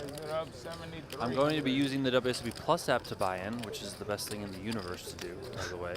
Although, listen, I will say, prior to this year, and I've talked about this with Jeff Platt, but there was something about going to the window and getting the physical ticket. Oh, like there was something about it, right? So I thought coming into this year, maybe I would miss that. I really don't miss it at all. I mean, it's just click a couple buttons, you're in there, you're good to go. It really is incredible. Well, we got some action here. It was a Cow making it 1600 with 9s. Rigby makes the call. 73. King 10. 73. Blazewski 7,300 with ace king, and now Caballo with jacks next to act in the small blind. 15-3. And he makes it 15,300. So we have a cold 4-bet from the small blinds. Hello. That looks fairly strong. Oh, Matt, you want a Corona? I don't know why my wife's bringing you beer. Donnie, which hands would you cold 4-bet with from the small blind? Steve. Probably queens, kings, aces, and ace kings suited. I might extend that to Where'd you ace guys get king these off from? or jacks, depending on the players at the She table. likes Maddie. I don't know. That's why I got one. I know before I said that, I was like, A little sip of that Coors for Brooks. Beer Oh, thank level enacted. Someone get Dan Smith on the phone. Bring out a tray of Coronas. Milwaukee's best it's light. encouraged. I don't know. No, Michelob Nobody Ultra. won't know it's me if I don't have a beer. Scotty Wynn, baby. Any of it. Bring it back. Right? Caballo is Nobody going will to know it's me. fire You were already drinking, 8,300 right? with Oh, I jacks thought you on were this drinking Coke and ace something. 6 queen flop. Donnie, is Caballo getting out of hand here with both the 4-bet and That the is good. continuation bet here? That is refreshing. Maybe a tiny bit. You know, the 4-bet with jacks isn't the craziest thing in the world. And then I do expect him to continue on a large majority of flops because, you know, he's going to have presumed range advantage and a lot of points. You know, with an ace-high flop like this, you know, he himself can have a lot of queens, aces, ace-king. You know, maybe he is cold 4-betting with ace-queen. You know, we don't know, but these players might have a better feel on things. Good. Does look like now, with another overcard to those jacks, he's going to be shutting this one down.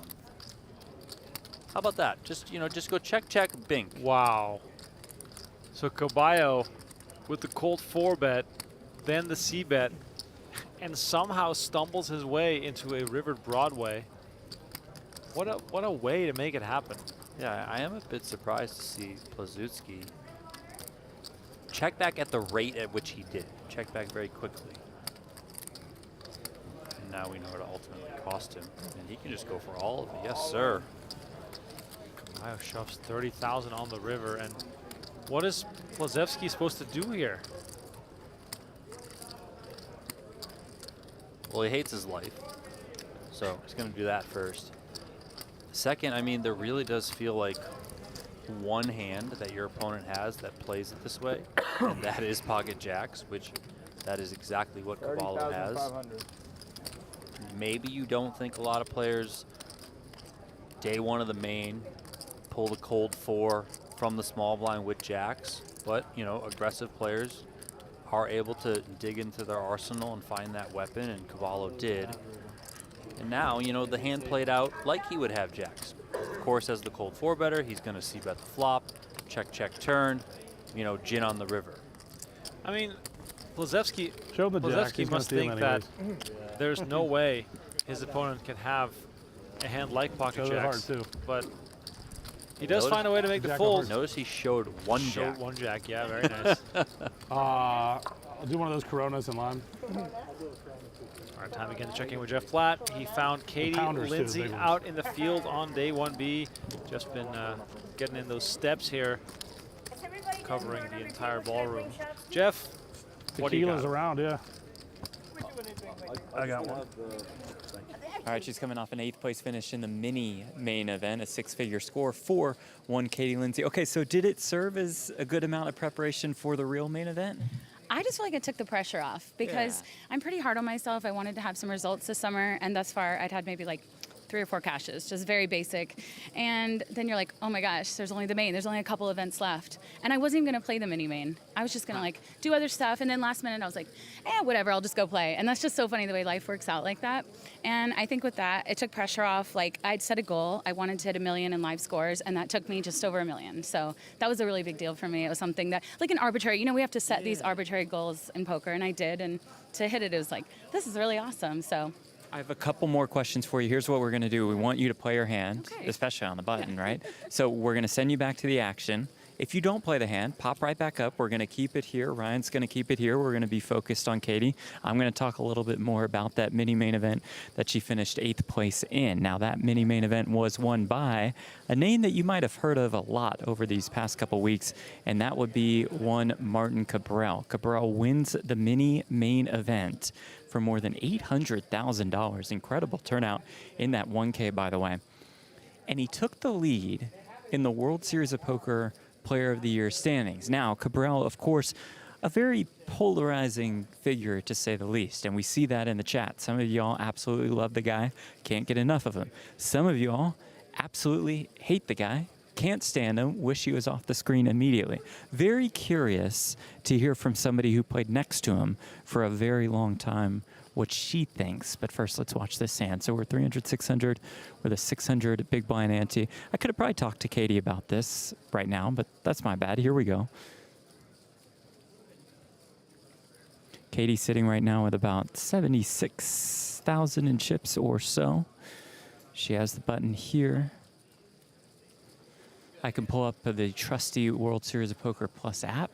Can tell the app that we're at 532.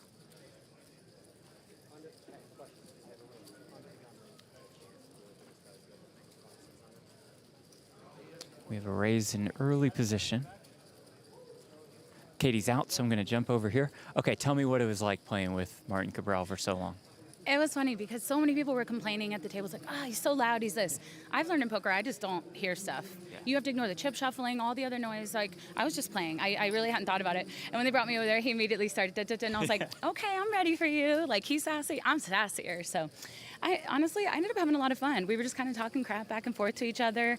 I get bored sitting at the table doing nothing. This made it enjoyable. Like, we were bantering. And then in the end, you know, we were kind of buddies. He's getting up and cheering me on and hugging me. And yeah, we just had a good time with it. Honestly, like, I get it. He's a polarizing person. I'm kind of indifferent on my stance. Like, truly, I had a fun time. Like, I would be more bored if we all just sat there and didn't say anything. So yeah, it was fun. You just have to make of it what it is, you know? Yeah. Well, hopefully we are in for an enjoyable run from you in the main. I appreciate the time as always. Thank you, Katie. Thank you. Katie Lindsay, back to the action. Nice run in the mini main. And, you know, I did a poll earlier in the chat. By the way, shout out to Andre Akari, peacefully grinding with the headphones on. Akari, always a good sport and a great representative of the game of poker. Blowing the game up in Brazil as well. Quick glance here over at Rigby. Ace King on 4-3 Jack Queen. Kilday, who goes by the nickname of Killer, very fitting.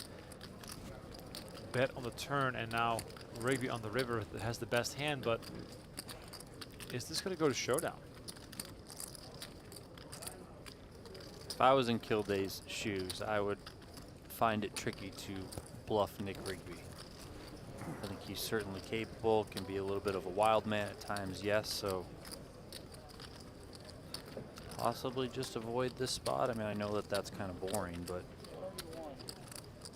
Cronstero with a $2 donation saying, requesting one more interview with PH before the end of the day. That'd be funny. Brian Spring with a $2 donation says, King Cabral, Casino Royale. He's got lots of fans. I put a poll in the chat earlier. Got over 2,000 votes. Who do you like better, Hellmuth or Cabral? Cabral winning it narrowly by a 4% margin. So Cabral definitely adding a lot of fans over the course of the 2025 WSOP. As does Kilday have a little rice cake on his chips, or is that a fossil from Greg? Hard to tell, but he is going to bet at it. Rigby gets out of the way, and Kilday gets it done. Give the people what they want. Emmerbird in the chat says, Kilday is the coolest name I've ever seen.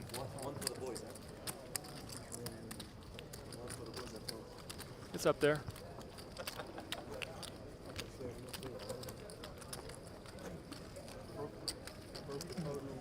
Questionable hamburger-like disc there on the rail. I have no idea what that could be.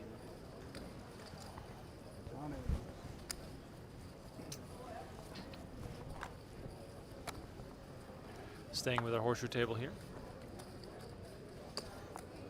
Force for Rigby. He's going to play those aggressively, as we have grown accustomed to.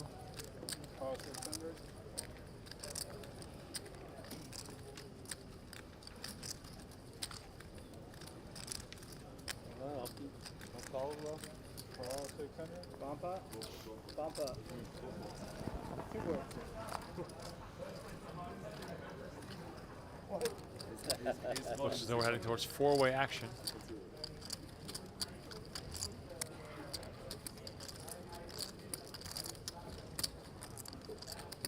He didn't believe I'm doing this. I'm hoping you were going to raise. I should be raising. All right, here we go. There we go. We've got everyone involved. Yeah, we got bomb pot. I'm in. Friendly game.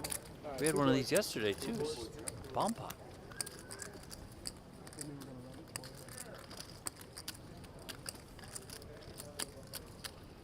Eight, 7-5, and Levine just flops it straight. Kilday's got an open ender.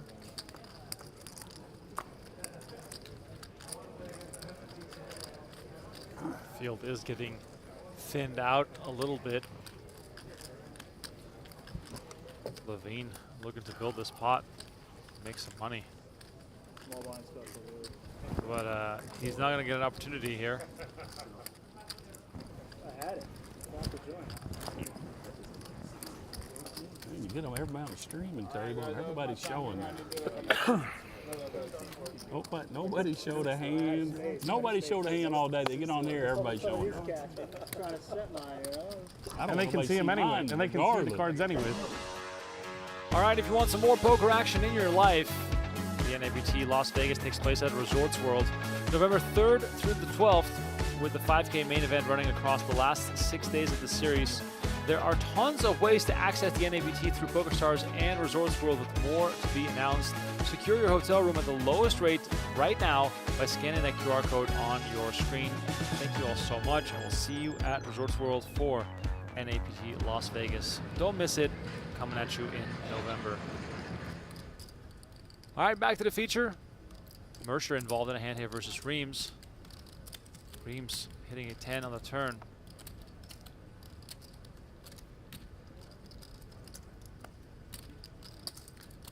Mercer looking to perhaps fold, and there it goes. Cards into the muck.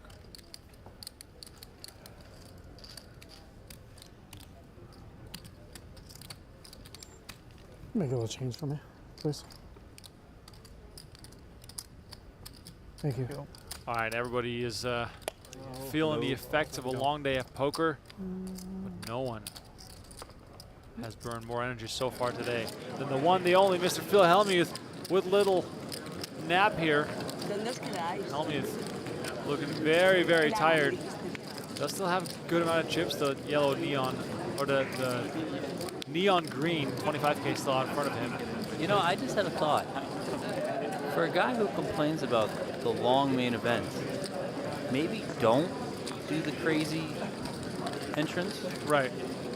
maybe don't tire yourself out doing all that sort of stuff. He's just a thought. I mean, just a thought. I mean, who am I to offer any advice to a 17-time WSOP Go bracelet winner? But just a thought. Burning it on both sides, or on both ends, I should say. Definitely, it's not going to go that well. But yeah, Phil. And for those wondering, when Phil has these entrances, I'm going to peel back the curtain a little bit. He's here an hour and a half beforehand, getting makeup, getting dressed up, getting the whole thing. All those models with the signs, they all got to get set up. Everyone's got to know what to do. So it's an ordeal. Ace King from Knapp, and Reams now finds sevens.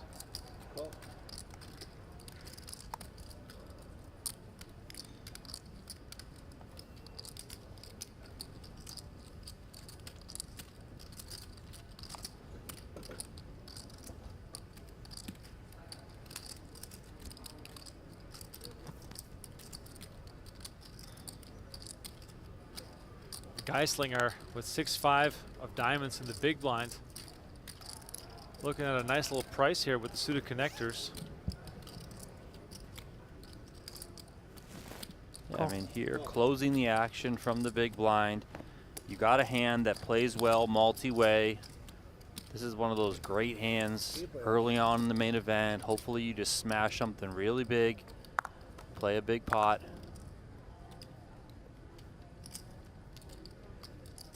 Check. King 9-3 rainbow. Top.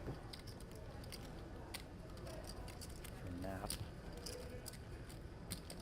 1,500. Bet 1,500.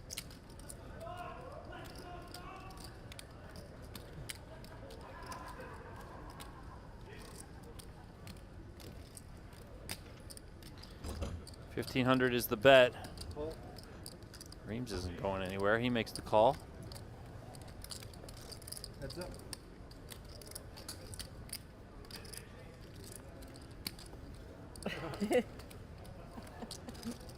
Heads up to the turn, 10 of hearts. We still have yet to pass 5,000 likes, guys. Let's see if we can get to it by the end of this hand. Come on. This could be bet and fold right away, so you better hit that like button really quickly. Let's see if we can get up over 5,000 by the end of this hand.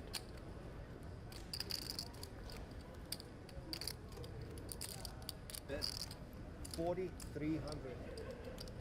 4,300 is the bet this time.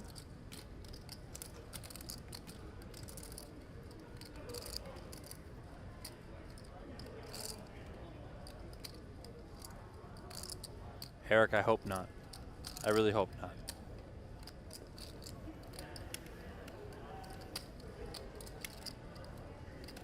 Action is on Reams here. He's stalling for you guys so we can get us to 5,000 likes. That's exactly what Reams is doing. Let's go.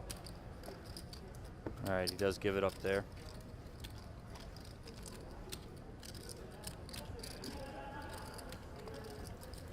In case you're just joining us, we had Hellmuth's entrance today. 100K PLO High Roller. Hellmuth on the feature, Negreanu on the feature. Negreanu got hot. He wanted to leave. Had a few glasses of wine. He's now out in the field somewhere else trying to make something happen. But it's been an eventful day, and it's only day 1B. We have day 1C tomorrow, day 1D coming up. Donnie and Tristan both playing tomorrow, so I might be on my own for a bit there. I got Mincy from Barstool joining me tomorrow night for the late night shift, so might be able to drag some good stories out of him from his shenanigans in Las Vegas. What's your guess on the number? 11,000. Okay. We're going to hit the 11,000. Going big. Going over, yes.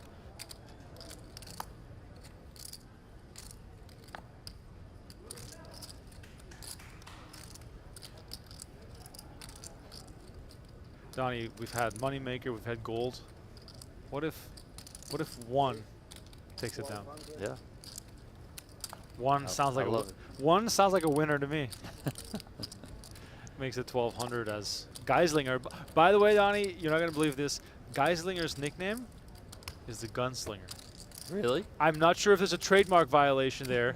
David Bach. Yeah, somebody needs to call David Bach. 7 deuce. Crush.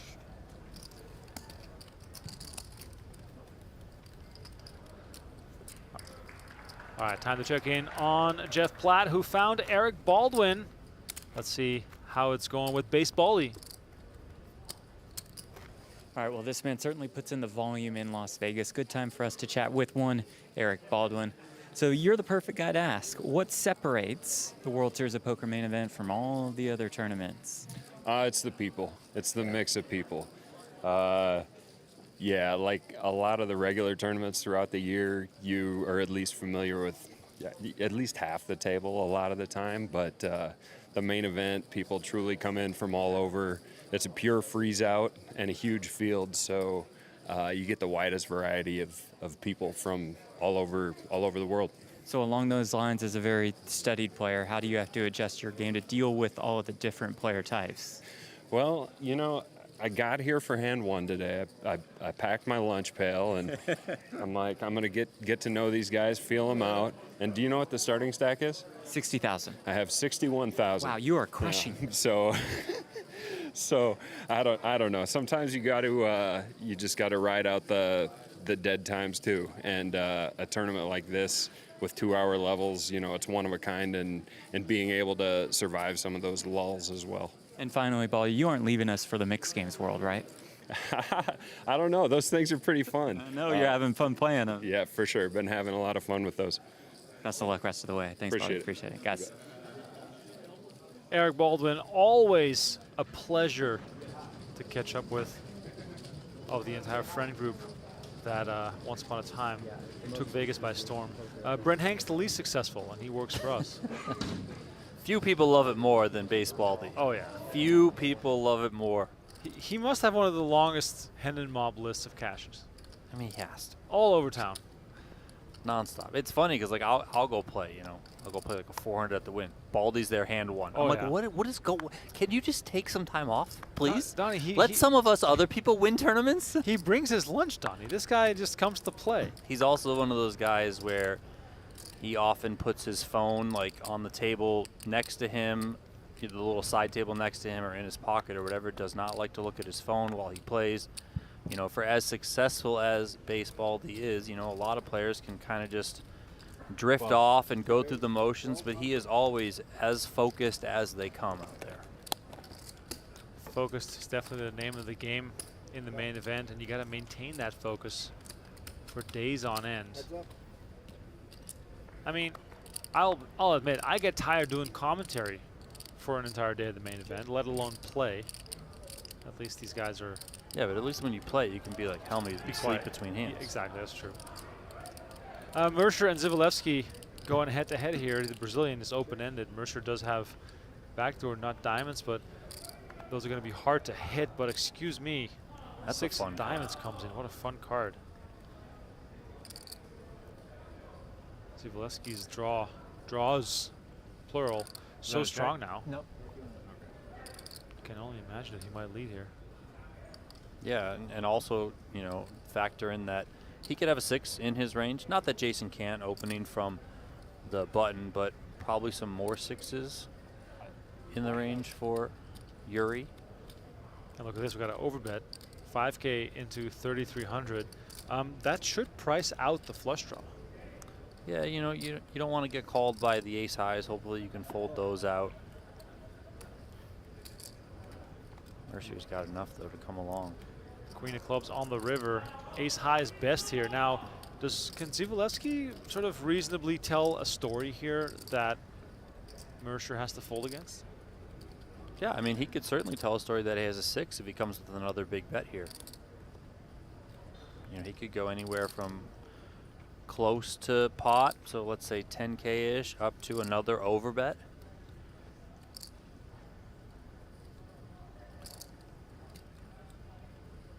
$13,000 in the middle between the two most successful players at the table. It does go check, check, and ace high is going to take this for Mercer. Shoots him a look. These guys have obviously played plenty with each other. Mercer, 6 bracelets, 21 million in career earnings. We're looking for a deep run in the main event after a very much action-packed summer. Seeing him tweet and post on his Instagram about the massive cash game pots that he's been raking in.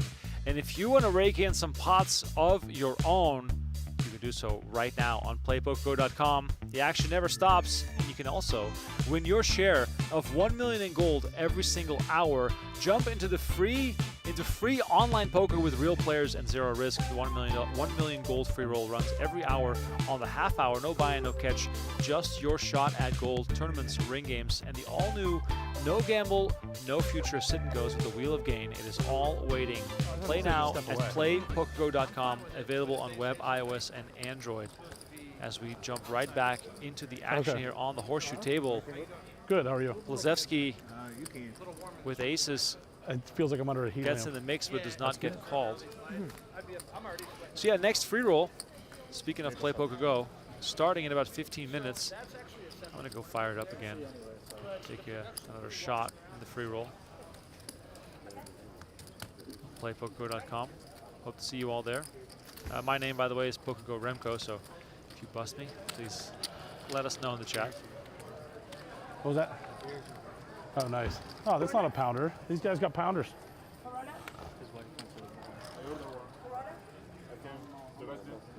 Oh, wait, Coronas, yeah. Beer level in full swing. Corona's being handed out. Donnie, you're not going to drink a beer in the final level tomorrow, right? No, definitely not. Mostly because I haven't had a beer in, I don't even know, 5 years. I knew 6 that. years. I knew that, but it would not be fun to say that you don't drink any. About 1,500. 15. But yeah, definitely a way to let off some Maybe steam. I'll pull the Shannon Shore. Oh. Just go on a bender if you win. No, he like stopped drinking for the most part, but what he was doing is he would pack a non-alcoholic beer. Oh, yeah. That way he could share, at least in the festivities, you know, that little celebration of getting to the bag with 15 his table mates. This shit looks expensive, so I don't know if you want to be spilling any of it.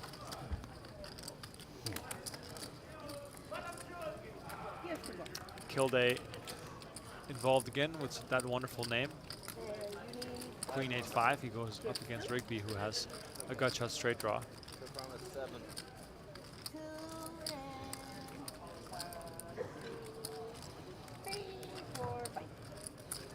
22. I owe you two. Kilday with the burger on his chips, but it's 2,200. And Rigby quickly makes the call, drawing to just at 7.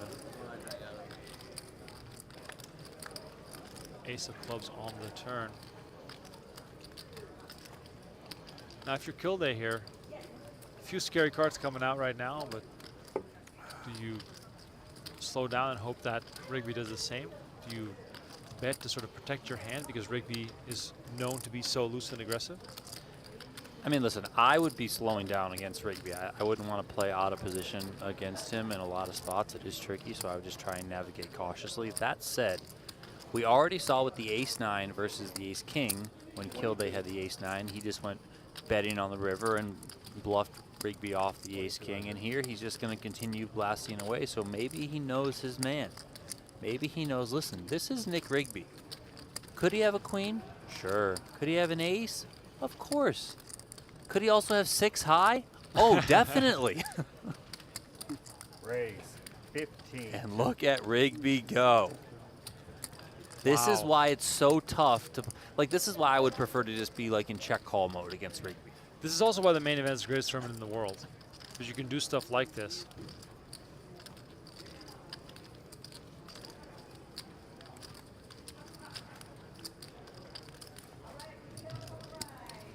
I have a feeling that Rigby has to be a little more aware of his image because, you know, those images have circulated the internet, and players probably are less likely to sort of just give up to his aggression. Yeah, you would think, but I don't think we have ever seen Nick Rigby slow down, and I'm not sure we ever will. No, I'm not saying that. I'm saying that he gets looked up much looser. Yeah, but I don't think he cares. He's got one style, and it's just go. Well, Kilday is not happy, or at least not able to figure it out just yet. And there we go. Rigby with 6 high gets it done. This is the start of another run. He's up to over 100,000 in chips on day 1B of the main event. Rigby, a legend of the main event. Also, according to himself, the man who coined the term the dirty diaper, 3-deuce offsuit. The Pittsburgh cash game legend, as I mentioned, had that deep run in the main event in 2021, but also in 2023. And did you know he is a former poker dealer? I think I was small last time, wasn't I? I'm sure your dad is very happy looking down. That's awesome. So I'm sure your dad's very happy looking down, you know? That's awesome. This was his. Wrote a piece of oblivion. The juice in the chat says Rigby has 1 speed, full throttle. Yeah, and it's fun when it works, but if it doesn't, it can really sort of set you off in a path that leads to the exit.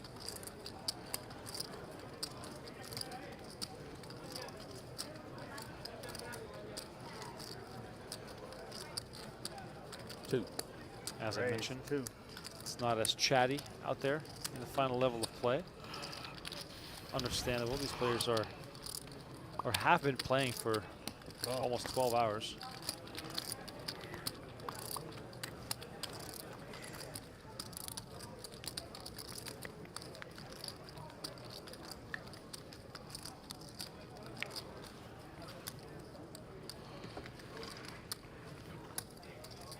$24.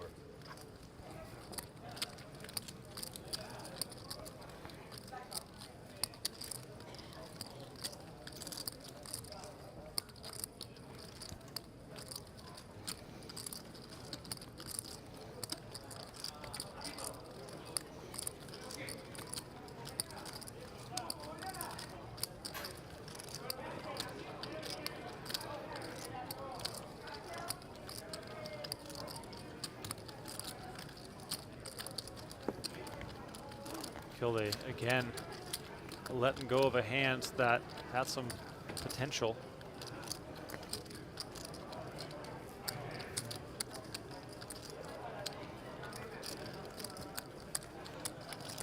Once again, if you're enjoying the coverage, please hit the like button if you're catching us on YouTube. Over 5,000 likes on the video, we very much appreciate it. And that free roll on playpokergo.com is starting in 9 minutes. Only 111 players in there right now. Can you guys take that number up to 200? Playpokergo.com. Sign up for free. Play for free from wherever you are in the world. Just a bit of fun. What more do you want? Some free poker action. I usually, and I will admit this, if I have to sit and wait somewhere at like the DMV or the dentist, 15. pull out Play Poker Go on my phone and just fire away. So let's see if we can bring the free roll to 200. Starting in 9 minutes. PlayPokerGo.com. Back to the action here, by the way. PK finding 9s. He makes a raise and Jaeger calls. Call.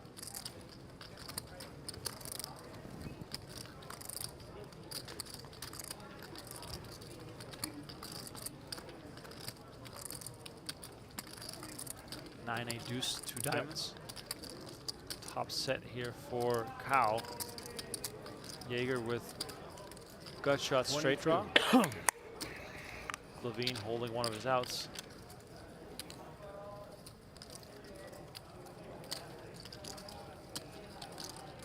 Call. Cow bets 2200 and Jaeger does make the call in search of a 10. 10 would be a disaster, obviously, for Cow. But instead, we get the king of diamonds, which might slow things down a little bit. But I spoke too soon. 61.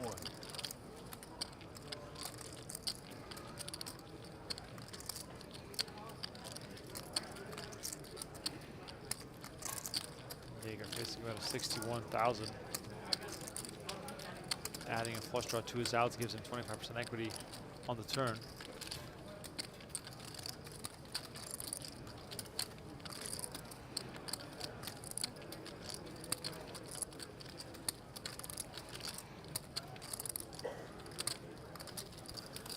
And And look at this. The call again made by Jaeger. 25%. Can he find it? He does find it. Oh, wow. And look at this. PK with the snap shove, and Jaeger's going to call it off. Wow, what a cooler. The set of Cow crushed by the straight of Jaeger. And Cow's going to be eliminated, and he's not going to have seen this coming at all. That was the look of a man who believed in his double up. Over, you're like, wow. Poker can be so cruel sometimes. Out of nowhere. 10 on the river. After Rigby already folded one.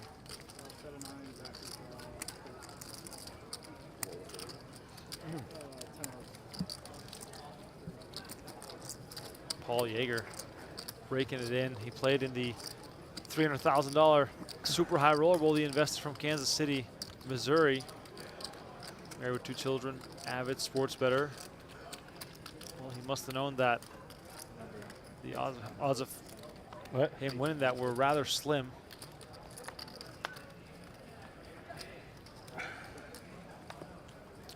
Free roll up to 150 players. 5 minutes left to join us on playpokergo.com.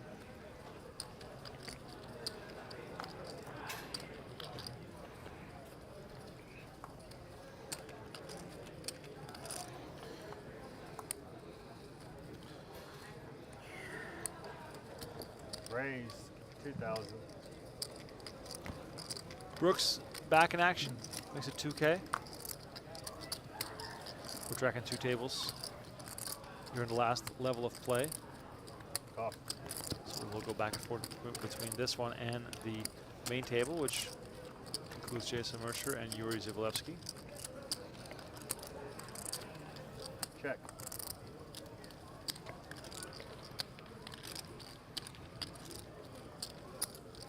$4,100.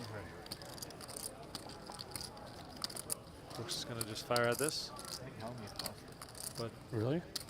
Husni Some with ace characteristic 4 for day 1 bust out from him. clearly has a decent hand here.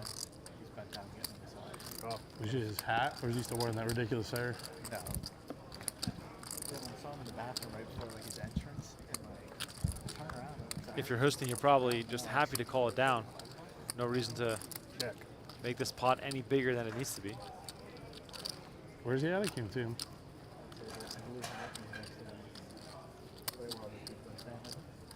Well, Brooks is reaching here. Oh, I see. 54. Just keep on blasting. I was going to say, blasting is what he does. How delayed do you think we are on TV? 30 minutes? Or do you think it's an hour? Well, when I stepped away 10 minutes ago, they said we're on the stream. It's not quite. Brooks just going to continue firing. Are you surprised to see that? I mean, he did pick up additional equity here on the turn. Oh. Right, you know, that 6 now allows him to make an 8 high straight, so double gutter. And if you're going to stay aggressive, then I guess just stay aggressive. Well, Husni makes the call again, and there's the 3 of clubs on the river.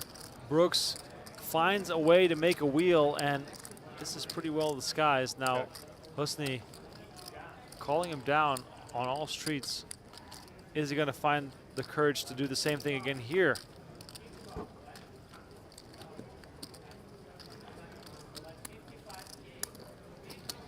Look at this. Brooks just continues blasting for 14,000.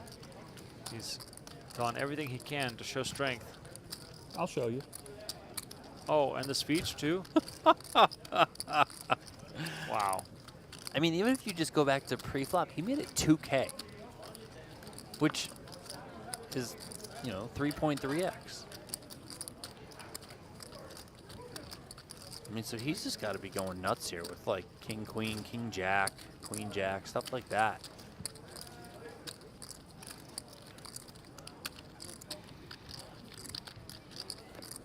If you're Husni here, a player like Brooks, who hasn't done anything too crazy, comes after you for 3 streets, are you supposed to get the memo at that point? Well, here's the thing.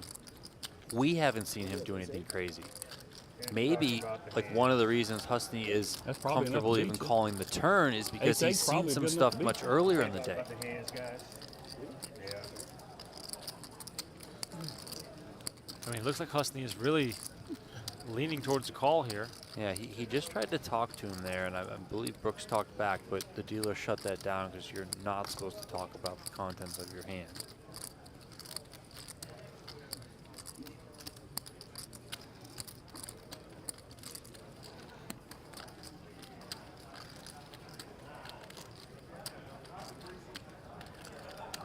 I'm the tightest player at this table. Me. I play like 1 out of every 20 hands. Wow, he's announcing it too. A little bit of reverse psychology there. Is he allowed to give VPIP information? What have we got, Donnie? What VPIP are we dealing with here? 15%, but of course that's only his time at the feature table. We don't know what's been before that. I mean, this is pretty basic. I know you can often level yourself to other stuff, but I mean, he's acting strong when, or he's trying to act a little bit strong. You know, taking it one level up as opposed to just like act strong when you're weak. He's acting strong when he's strong. So, but this isn't going too high up into the levels. Well, still a nice pickup here, and Brooks now sitting on 175,000 chips, and a player who knows all too well what it's like to sit on a massive stack is none other than the Grinder, who's with Jeff Platt. I like to be quiet. I don't want to talk to you. All right, he is a 4-time, that still sounds very strange to say, a 4-time Poker Players champion. The Grinder. Michael, can you stand up for me for a quick second? Just want to get out of the way. You can bring the box, though. No, it's okay. Normally no free ads, but that's a massive box of Frankie C's all-in protein brownies. Facing that way. Have you had one of those brownies yet? I have much more important questions. It's empty, buddy. It's empty. No, I give it out to the table, but they're pretty good, I hear. Keeps me fueled. Yeah, they're really good. Okay, that's it for the free ads. What is it like to hear yourself referred to as a 4-time champion? Have you gotten over that yet? It's a wild stat. That's old news, buddy. Yeah, it's the main event. So. Okay, well, speaking of the main, your 5th place finish in 2010.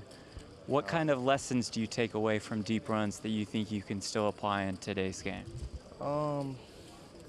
I mean, I always like from the past. I rewind situations like what I've done, mistakes I've known in the past. Like I've been in these situations before. I made that deep run in the main event 2010. So it was like, you know, just experience too. Like I've seen everything. 30 years of poker, I've seen everything. Good start for you today. I'm going to send you back to the action so you don't miss a hand. I appreciate the time as always. Thanks, Grinder. Guys. Thank you, Jeff. As Michael the Grinder Mizrachi coming off a 4th PPC title. Just like Jeff, I still can't believe we're saying that. I mean, it's absolutely incredible stuff. Picking up the action here, Rigby and Levine together on a 9-7-3 flop. Levine was the pre-flop raiser. Rigby defended from the big blind. Levine comes with 1,800.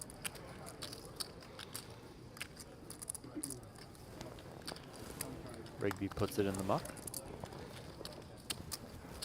Ace of diamonds shown. I'm going to show one here on out. All right, it's time, everybody. I mean, I'm supposed to raise there, but I don't know what that Jedi mind trick was. You were 2 or 3, so I'll just let you take it. I would have called a raise. Then folded the bomb on the turn. I would have folded a lot on the turn. The diamond was not one of them. How we doing, gentlemen? Very well. Huge spot if you raise, potentially. Now through July 19th, it's your chance to save big on the best poker merch in the game. Just hit up the PokerGo shop at shop.pokergo.com and use the promo code WSOP25 at checkout. That's going to save you 20% off everything. Well, digital products are excluded, but everything else, of course. Whether that's gear, apparel, show, merch. We got high stakes poker, no gamble, no future, PGT, PokerGo stuff. It's all there. Shop.pokergo.com. But the sale ends soon, so you guys better act fast. We are back on the main feature here. We got Mercier, we got Juan, and we got Boyd. Juan opened to 1,200. Boyd jammed for 18,100. It's now on Mercier in the small blind. Call. Call. He makes the call.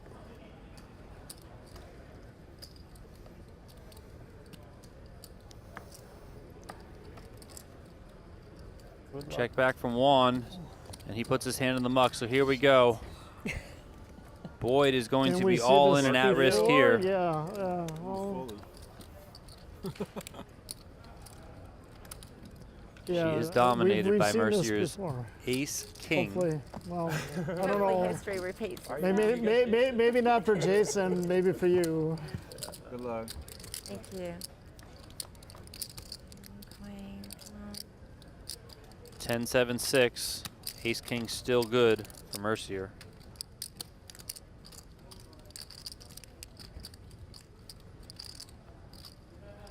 Five of hearts on the turn. Boyd is down to a queen. Remember, Juan did fold ace queen as well, so she's only got 2 outs here. Ace of spades on the end. That's not going to do it. Nice playing with everybody. We are going to lose Karen Boyd here on day 1A or day 1B, excuse me. Yeah, it was fun. Of the 2025 WSOP main event. Hey, A streamer and content creator. That's pretty cool. Out of Georgia. We say goodbye to Karen Boyd. Oh, he's a good player. Good player for money. Played a lot of hands. I mean, I was splashing around a lot with marginal hands before, but she's played it. What's that? Pretty close to the. That was the minimum. With that pot, Jason Mercier climbs up over 100,000. He's on 105,200. But I'm gonna feel so stupid if I fold and she has ace queen. Yeah, you know, like later. She was probably the tightest player at her table all day. Yeah, I don't. You didn't really see it, but she was playing really tight. Actually, when we came here, she opened up. I figured I'd see jacks. Well, she 3 hands in a row. She raised pre-flop, but all day long she was easily the tightest player. I think at the she table. played more hands at this table than she did at the other one. Yeah.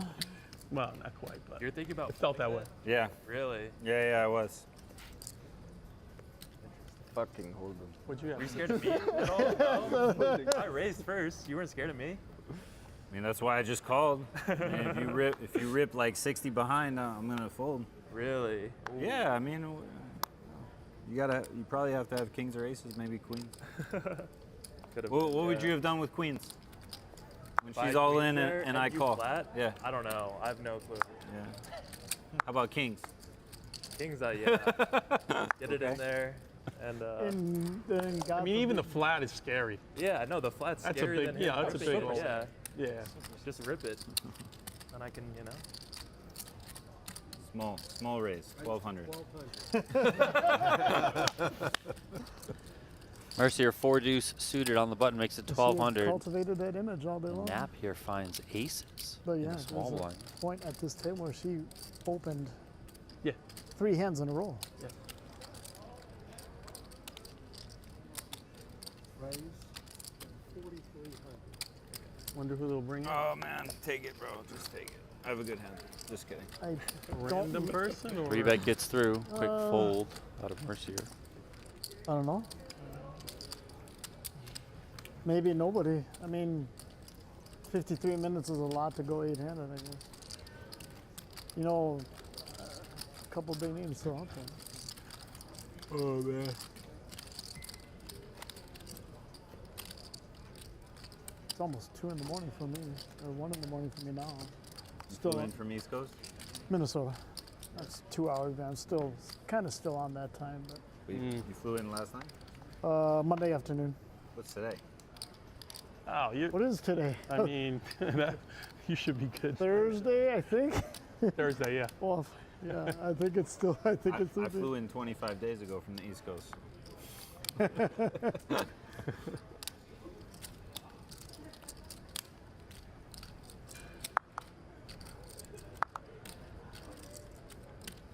14.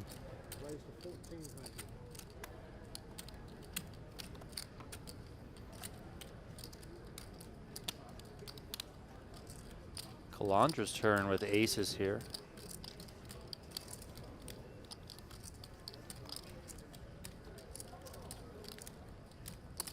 Call 1,400.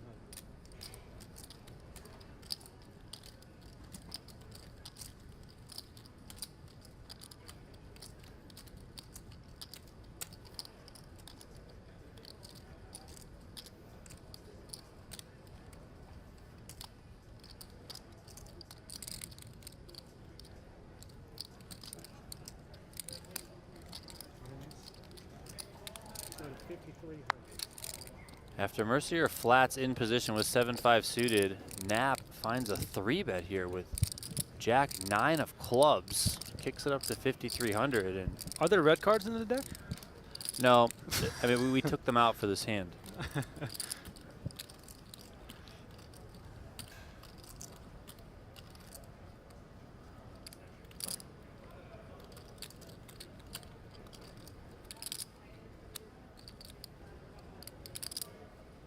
Calandra now next to act. Donnie, you almost have to 4-bet. You don't want to make this interesting for Mercier to come along.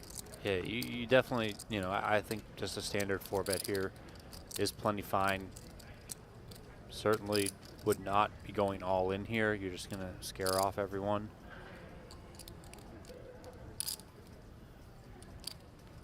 I think you could make it, you know, anywhere from like 12,000 to 14,000 in that range. Shut Mercier out, you know, if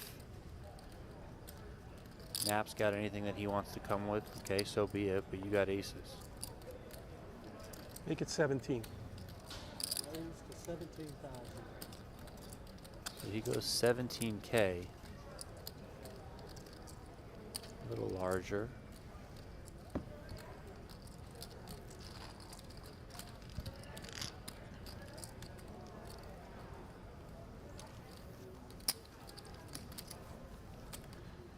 Salvatore Calandra, a businessman from Newark, New Jersey, married with 3 children, marathon runner, enjoys playing softball.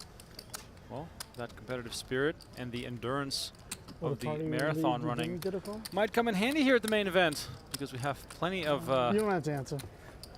days left.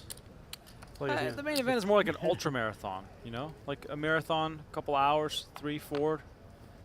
Depending on how fit you are.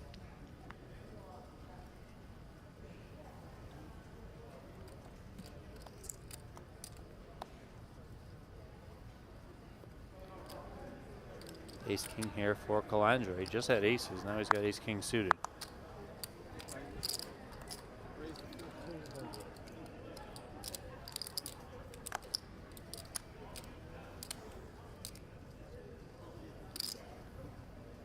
That was 15?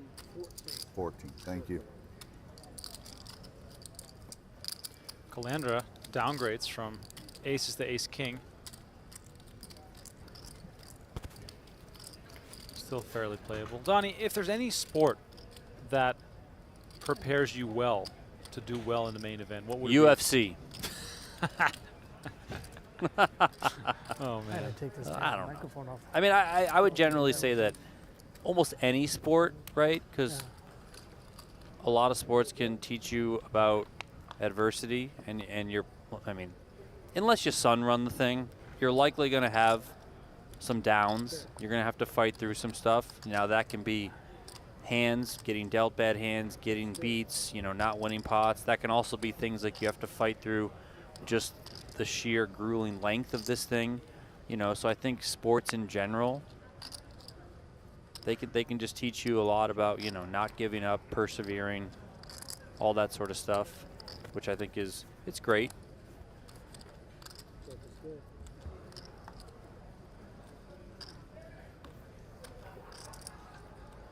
I have bad news, Donnie. Uh-oh. Eric Smith in the chat says, "Good night, Donnie Peters. It's late and I'm going to bed." He didn't make it. He didn't make it to the end. Eric earlier said that he can't wait to tune in tomorrow to watch me on the live stream. Oh, I hope so. I hope you get drawn. I hope not. Right next to. I hope not. Who do I want you at the oh, you know what I want? I want you at the table with some OGs. So like, give me like a Scotty Wynn and a Greg Raymer and Donnie Peters in the middle between them, please. Meanwhile, Kuziv hitting a queen on the river. Calandra's ace king going down, sinking. I just want aces like 4 times tomorrow. That's it. Just, you know. Very first hand. I'll tell you, last year I got aces in the second level and got all in. against kings. Now, I know I have the best hand, but you want to talk about a rush. Oh, man. Get your money in second level of the main event. Let's go. Big bet. I don't care what you have.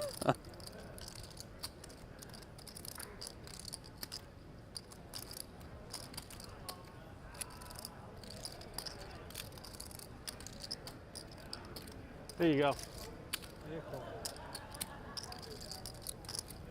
What you get there? Chat has also gone a little quieter as we can see the numbers starting to dwindle. People probably falling asleep on the couch. Let us know if you've poured yourself another coffee. No, the horseshoe table here. Checking back in as Husni flopping a set of 8s. Rigby with ace-jack. That is 8,000. In some trouble here. And Kilday's got bottom set. This is... I didn't even see that. This is insanity. Set over set and top pair. And the most aggressive guy has the worst of the 3 hands.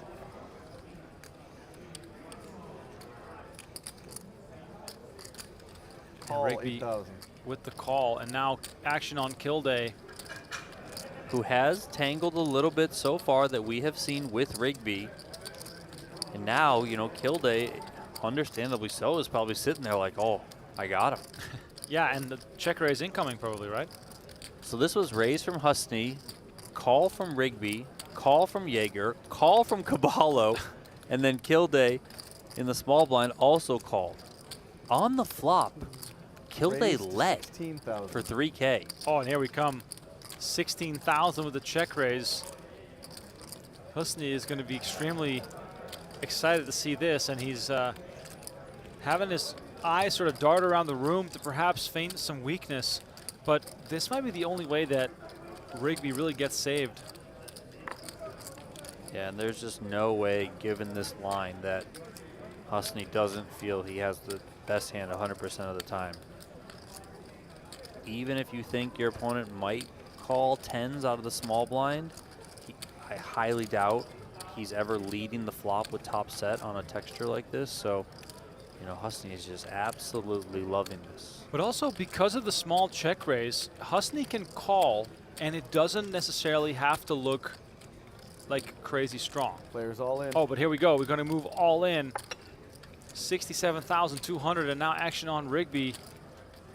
Wearing the run good hat. Shout out Tana. This not looking too good for him right now. And there it is. Ace-jack into the muck. Back on Kilday. Kilday having to decide for his tournament life. The set of 3s. Oh, he even says it's set over set. Disgusting. He called it. It is indeed set over set. That is just a brutal way to go out. You guys hear me? Do you want me to? Kilday in search for a 3 and a 3 only, or else his main event will be done. Okay. Okay. Game of poker can be so ruthless. I like the 9 of hearts and peel that turn. Ace-jack of hearts. Looks as though the final out remaining has already been folded, so Kilday didn't have any chance to survive this, and he'll hit the rail as Husney is now up to 130K. Your company owes you some money on that one. Big old pot there for Husney. Wow. I mean, this table has some chips. Oh, yeah. All right, dead button, gentlemen, dead button.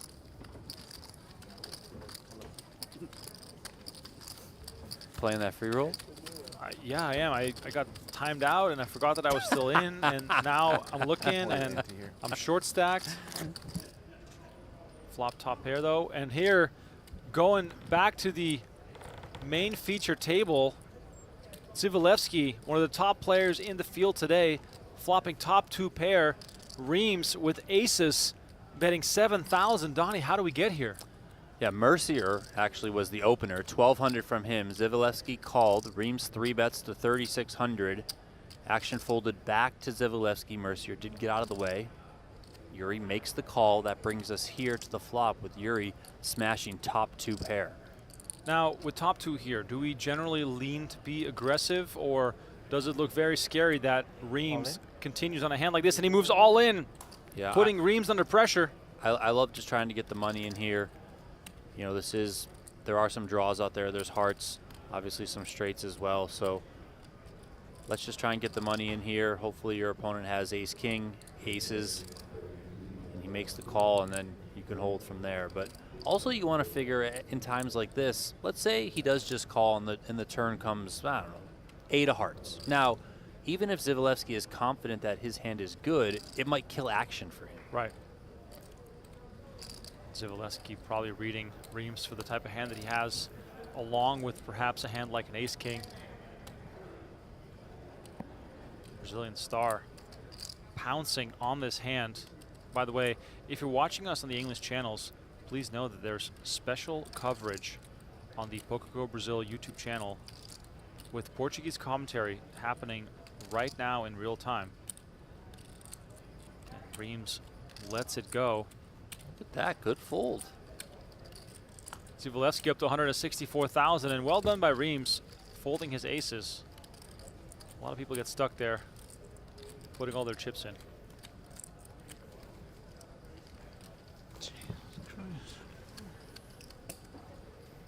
Reams still thinking through that moment here, but he made a really good decision letting go of his aces. Well done, sir. Little look back. Look at the glance. The glance of like, young boy. Yeah. You are messing with the wrong guy, but I'm gonna let this one slide. But I'll find you on your way out the door. Soda water?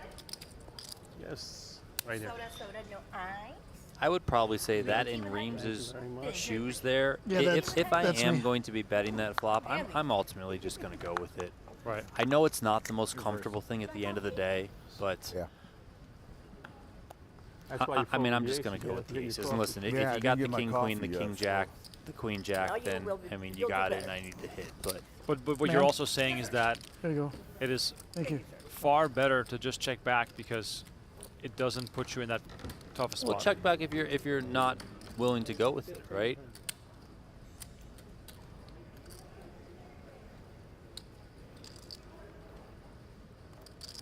Much love to those still with us in the chat.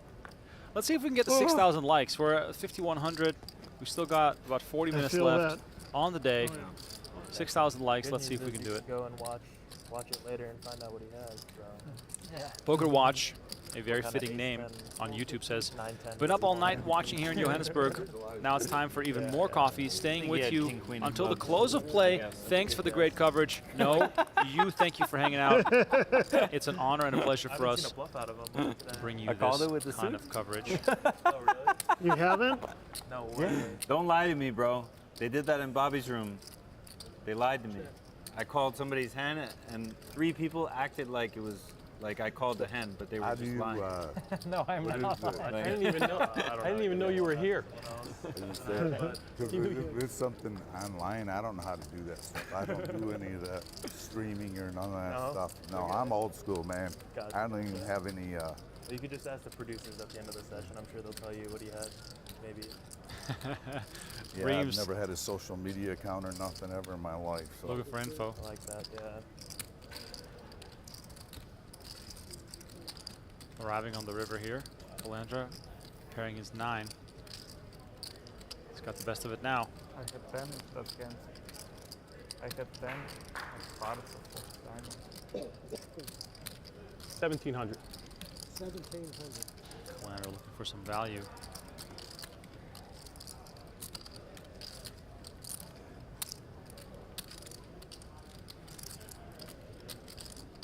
Zivilevsky giving it some thought. This hand played passively.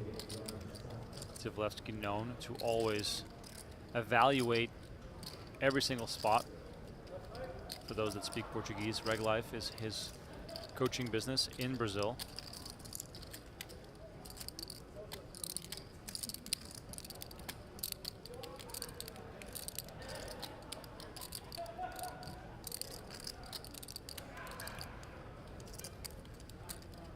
Look at this. Yuri comes with the raise on the river. What is this signaling, making it 6,500?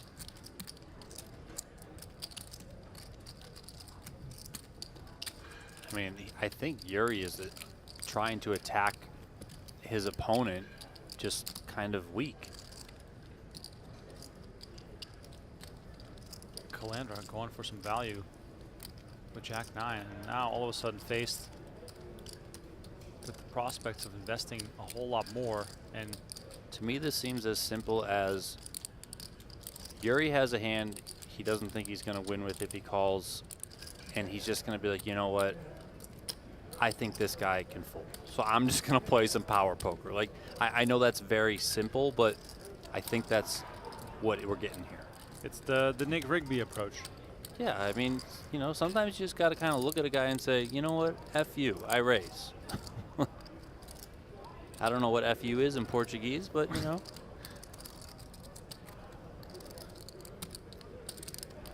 I mean, because if you think about it, you know, who should have connected with this board? Probably Calandra out at the big blind, right? So, and after checking back on the flop, checking back on the turn, I mean, what does Yuri Zavlevsky have here?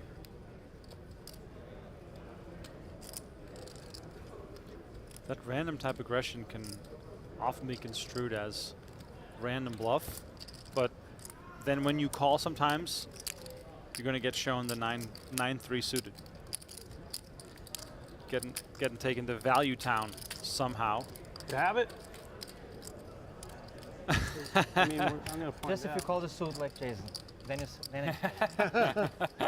Zavlevsky not giving out any intel, and he has been on a roll up to 168,000 chips here as we approach the end of day 1A. If you want to get on this guy's level, you might as well try out GTO Wizard. Beat the best and crush the rest. Tap into GTO Wizard, the most advanced poker solver out there and the best way to learn and practice GTO. Head to gtowizard.com/PokerGo to get started for free and save 10% off your first purchase. No limits, no excuses. That's gtowizard.com/PokerGo. Crush your competition now. Got a dog in the house. Love to see it. I miss my dog. Yeah, but would you bring your dog to the poker room? No, he would absolutely go nuts. He is not suited for public spaces in that way.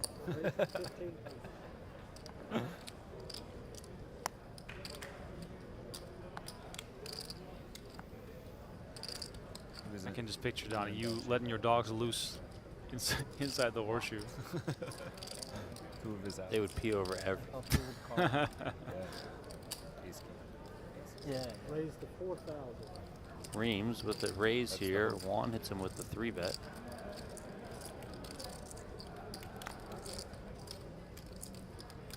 Pots are still hotly contested. Players are perhaps getting a little fatigued, but there's still a lot of spirit left at this table.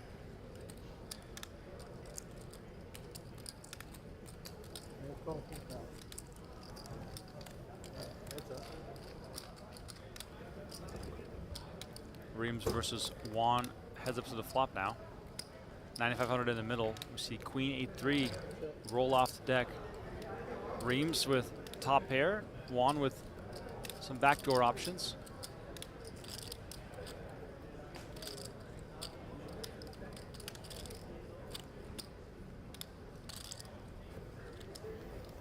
And Juan is going to continue betting.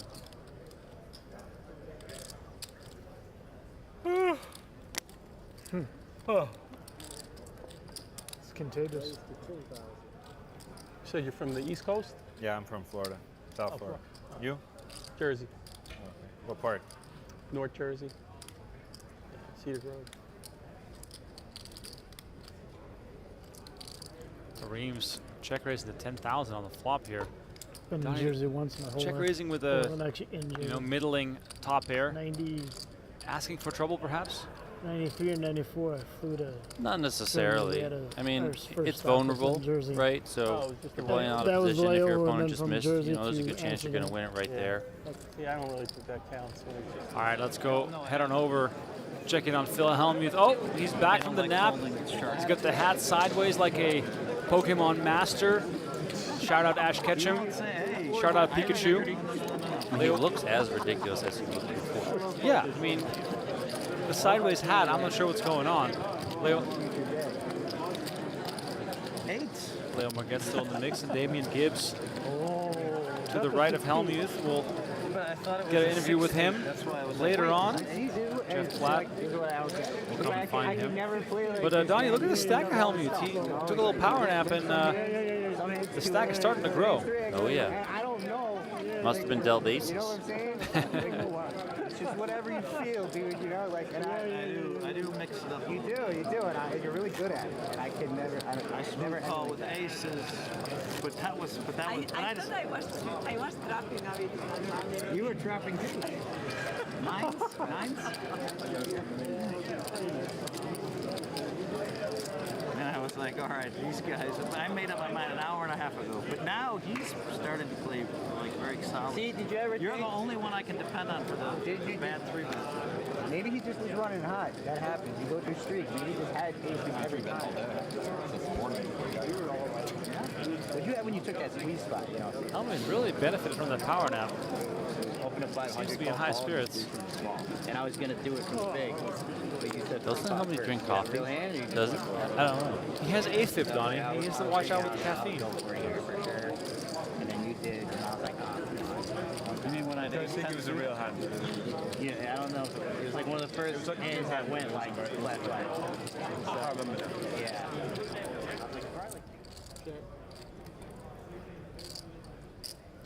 Wow. Coming back to the feature to see this hand, Donnie.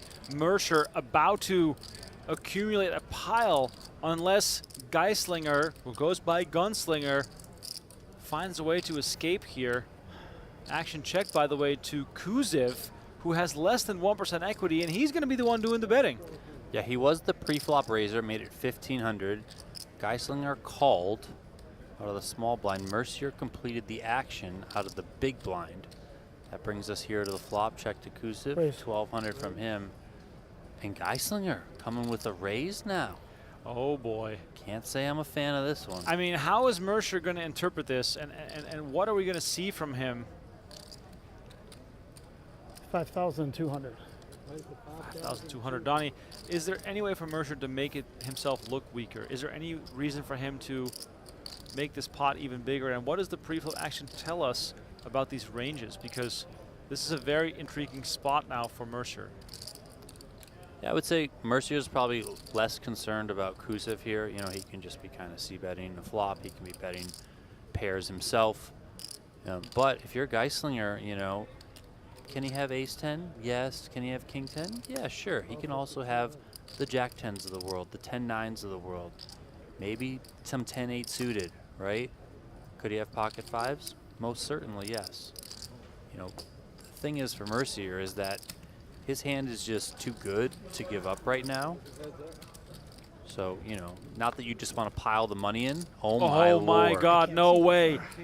Full house for Geislinger. Kings full of 10s. 16,700 in the middle, and Mercer now staring down a bottomless pit. And it goes check, check. How does he do it? The pot control. Or perhaps setting himself up for a big move on the river. Maybe some alarm bells just went off when Geislinger check raises and then checks. Wow. What a hand. I mean, I mentioned a hand like King 10 is certainly in the range for Geislinger, you know, especially King 10 suited. Oh, look at this. You can see by Mercer's expression. He just makes the call quickly, and, you know, this is something that, to me, separates the good from the best. Nice get. Because I'm telling you, Donnie, I would have lost a whole lot of more chips. Maybe not. Don't sell yourself too short. This is the WSOP Main Event, right? You know, you're not just piling money in with trips. Okay. Trips is a good hand. It's hard to make trips. Well, I mean, of course. Thank you. Thank you. Now, I will say that I highly doubt Mercier thought he was going to see two kings. Okay. Fair enough. Fair enough. You're the king, right? You're the king?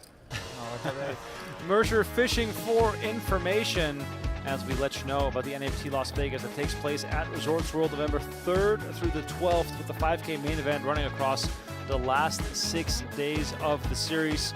There are tons of ways to access the NAVT through PokerStars and Resorts World, with more to be announced. Secure your hotel room at the lowest rate right now by scanning the QR code on your screen, and we'll see you at Resorts World in November. Should be a good time. Goddamn Brazilians. You know, do want to give a little bit more credit to Mercier there. You know, obviously the chat is echoing how Hey, hit him if you said the well same he thing played about that Korean, hand, though, 'cause you're ultimately right not about that. losing a bunch more money. But What's that's that? also something, you know, going back to what Yeah, Jared she's Blesnick was probably talking about watching this, earlier. too. One of the, it's both like the beauty, but also the chaos of the main event is that you should never see kings out of the small blind there, ever. Nope.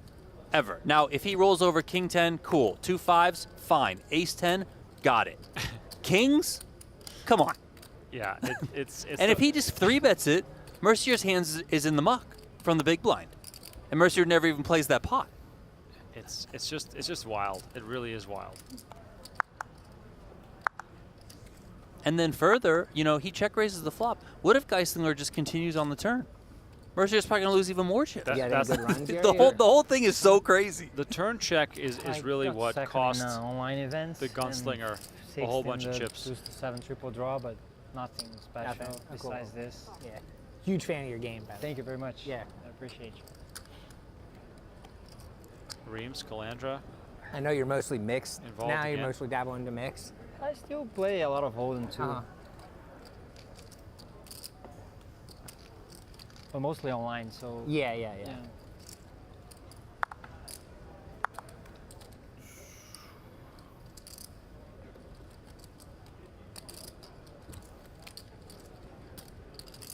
Yeah, Vito's the man though. Like, we had a blast, man. He's a good dude. He's deep in the 2500. He had a lot of chips in it. Oh, really? Yeah. I saw it earlier. He had a lot Awesome. of chips in the 2500. Is that how you say it? Vito? Is that? Victor, yeah. Vitor? Oh, Victor. Yeah. I mean, it's like Victor, but without the C. Yeah. So Vitor. Vitor. Yeah. Vitor. Yeah.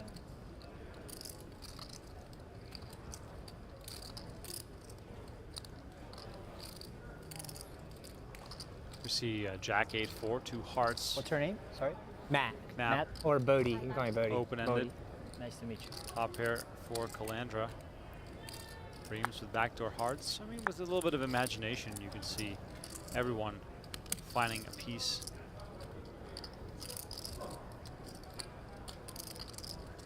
Cap, however, with the open-ended straight draw, gets out of the way. We know each other?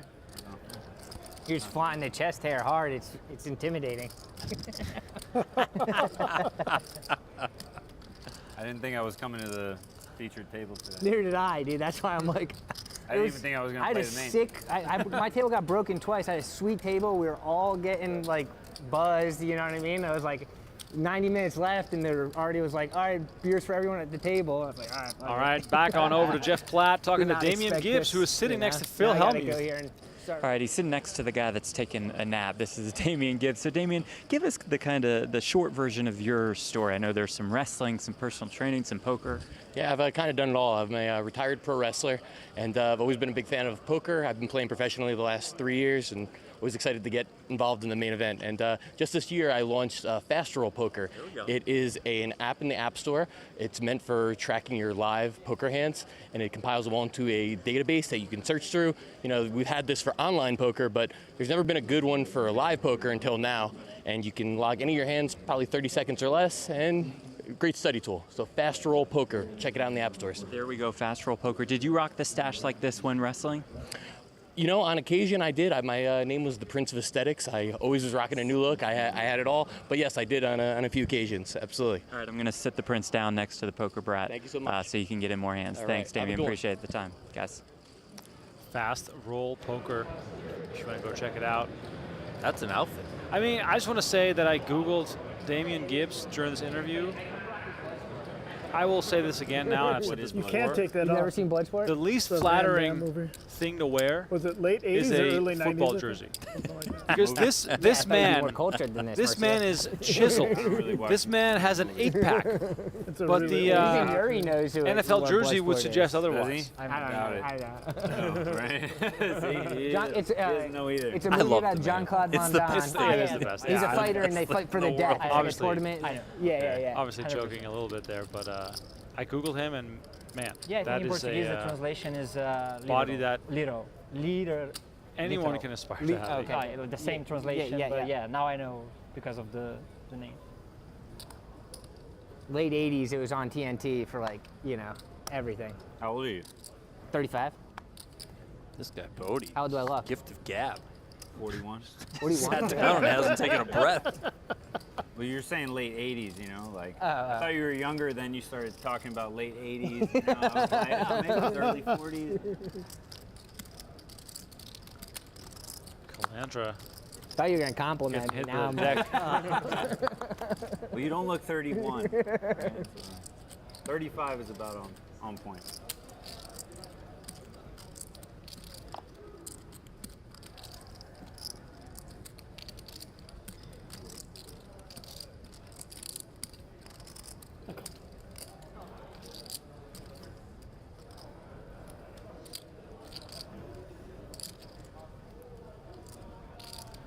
Mercer again with the poisonous Queen 10 getting involved again, and Knapp with 9-8 of hearts. So, some really pretty looking hands here making the rounds. Me? Yeah, we'll take a photo for graphic. Oh, but your phone does have to go here. Oh, okay, that's what I thought. Oh, yeah. Let me text And my look wife. at this, Reams finds suited cards as well, and You like multi-way pots? Five-way So action we on had the flop here. 4-way pots on that table, 5 or Yeah, I 600. could have seen Reams First going 5-way either way pot, was there, that all- call or all day? fold. It is suited, but kind of a little bit more disconnected than you might like. So Can I put this in my either pocket way is instead? Take off 6-7 my deuce, 2 hearts, and I'll just Knapp leave it in now my pocket. open-ended straight flush draw in its purest form.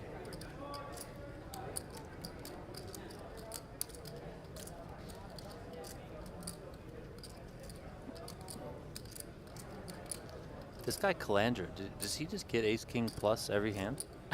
That's what I was thinking. Yeah, he's been getting absolutely hit by the deck, which is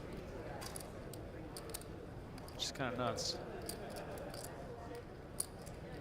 It's a beautiful flop for Knapp here. Open-ended straight flush draw. He's going to fire 2,200 at it. Yeah, kids, you got to bet your draws, especially when they're this good. They get paid off royally when you end up making it.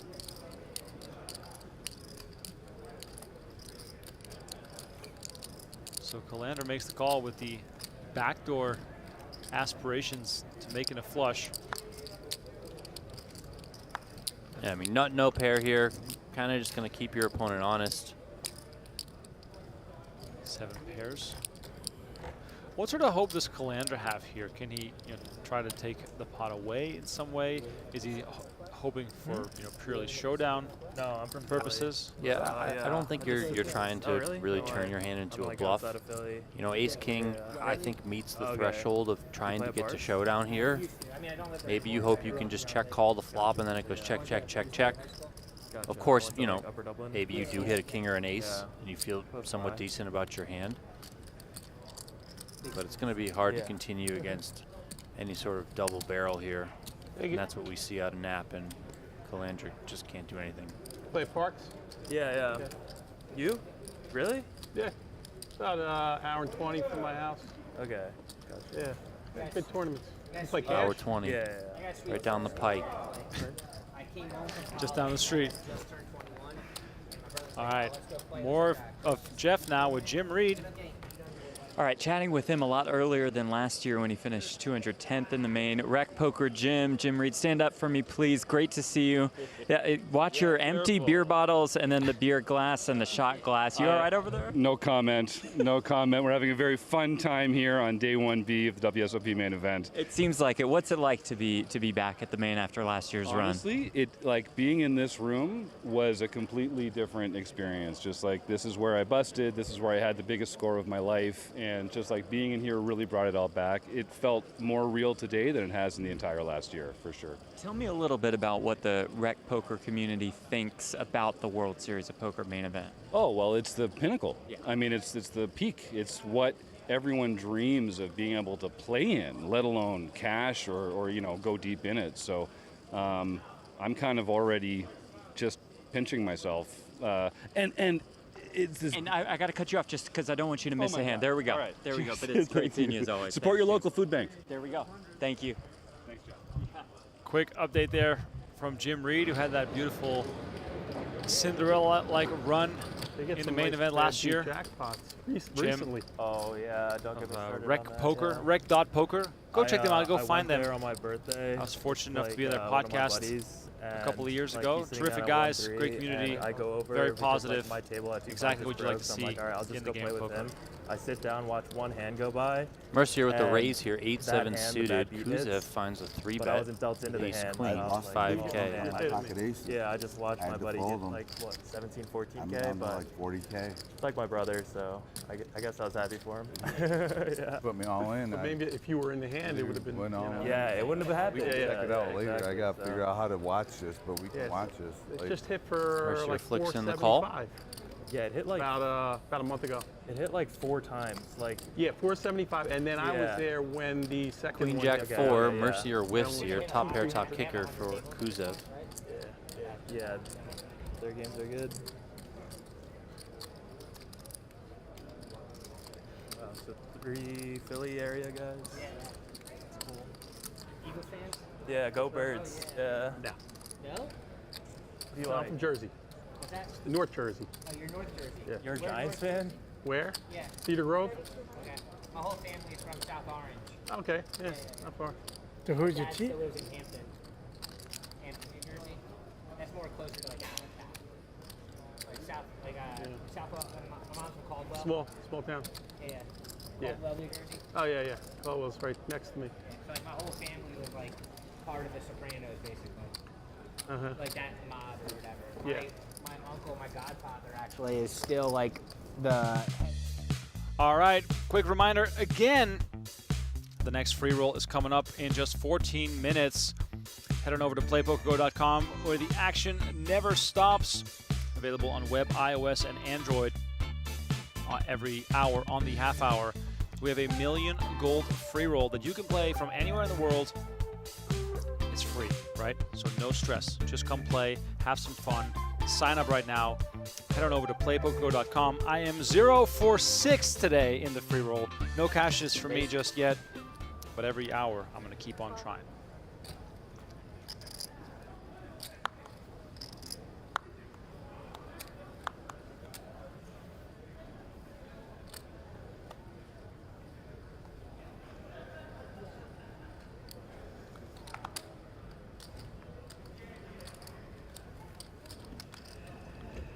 Couple of 10s here for Bodie. Makes it 1,200.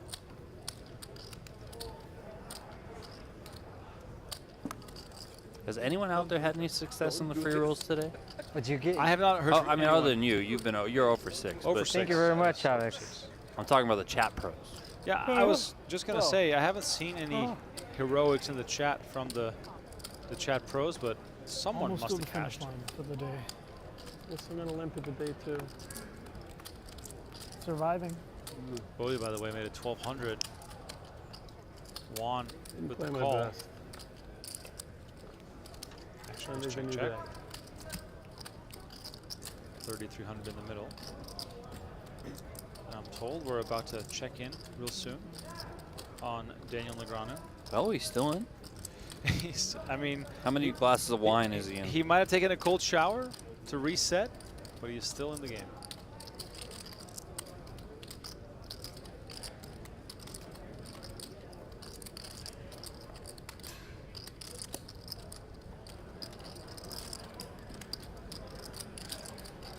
1800 and a call here, taking us to the river.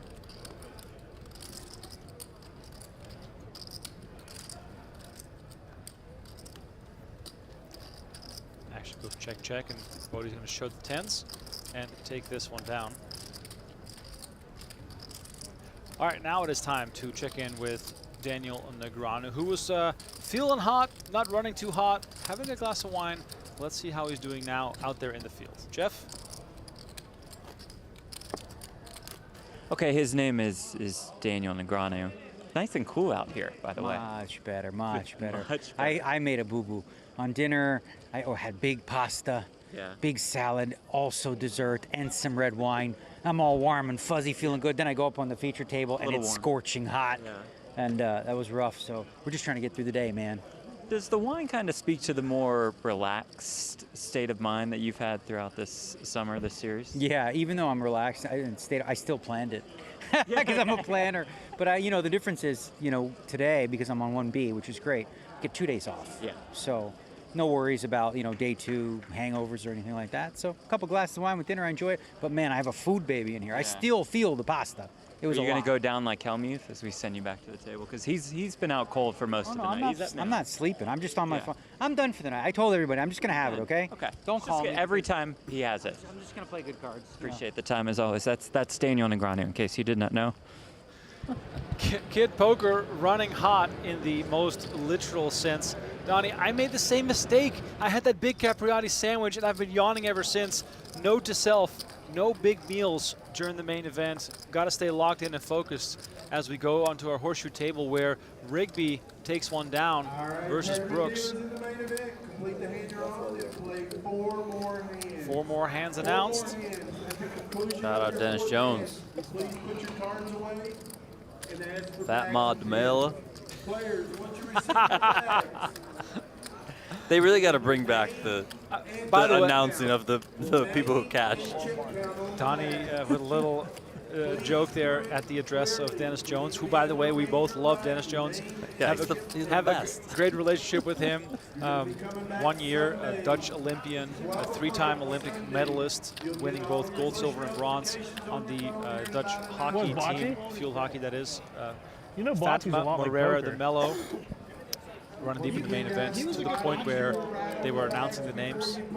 Dennis Jones on the mic. And in 164th place, he's really good at bocce. Fatma Mello. It was just the funniest thing ever. You had to be there. You had to be there.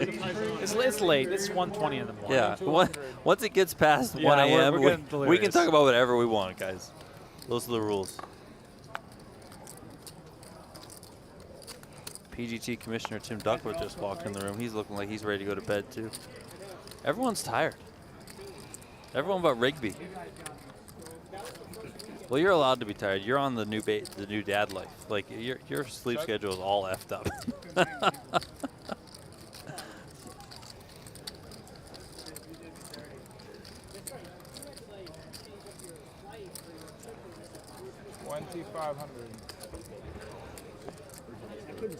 Sorry. Jaeger here, top 2. Going to a turn against Rigby, who's got bottom pair, but a whole lot of heart. 42. I mean, Rigby is just... They don't make them like Rigby. Check call with bottom pair. River is the queen of clubs. Check. Another check out of Rigby.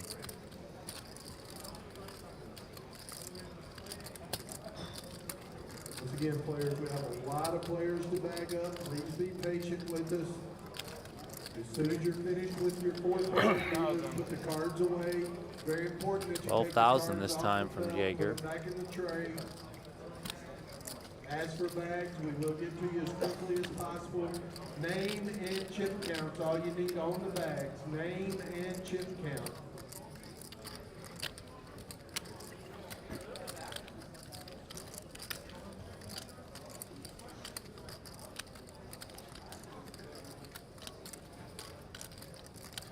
Jaeger, the man who doesn't shy away from making a big bet.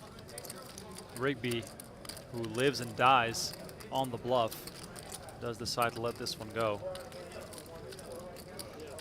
That's the beauty of watching Rigby, Donnie. Even with the Jack-3 on the river there, you're still sort of looking at him thinking, is he going to do something crazy? I was waiting for it. Waiting.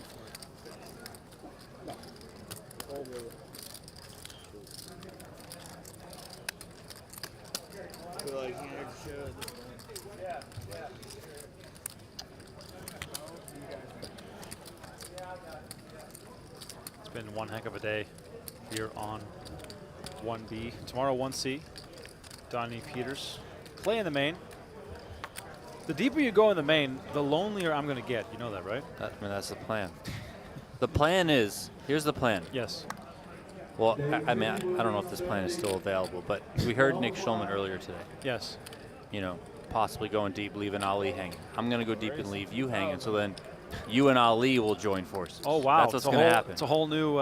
Nick and I will go hand for hand. You know, we'll hold hands throughout the WSOP Main Event all the way to day 7 or something, and you and Ali can get together in the booth. I feel like that will be the world's largest letdown for the poker fans if I have to try and replace Nick Schulman. Ace-Queen here. Jaeger makes it 2K. Levine, no hesitation, comes with 5,600. Action back over to Jaeger, who obviously is not going anywhere. These are the type of characters you want at a table. Players like Jaeger and Rigby spice things up, make these pots nice and big. Yeah, most people are, you know, pretty much just folding to a bag. These guys are like, ah, there's 12-7 in the middle. Let's go.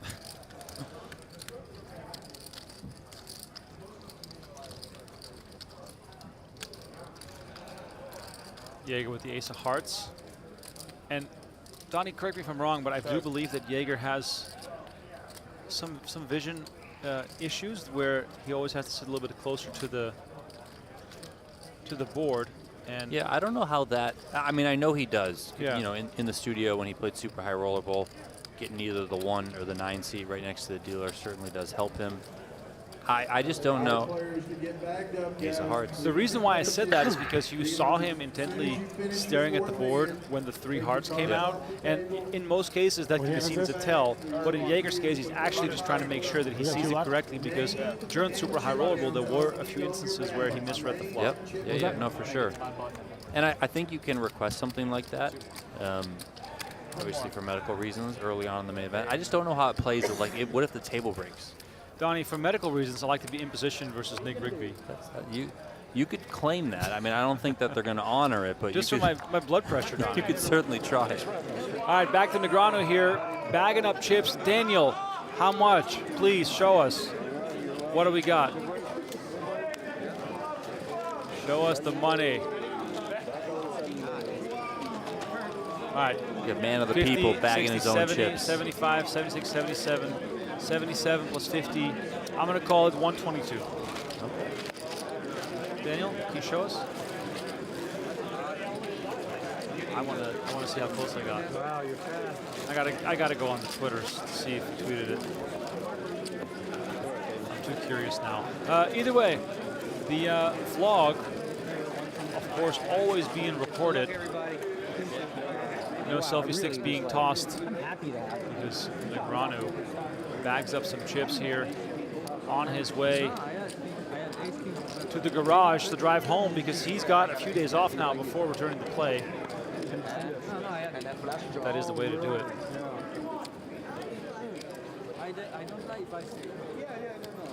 Negreanu.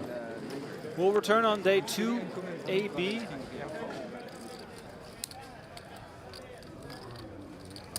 And here we go, Rigby, Donnie, 3-betting with 10-4 offsuit. It's that time of night. Oh, excuse me, Negreanu bagged up 122,500. Wow, you got it. Still got it. Still got it. After all these years.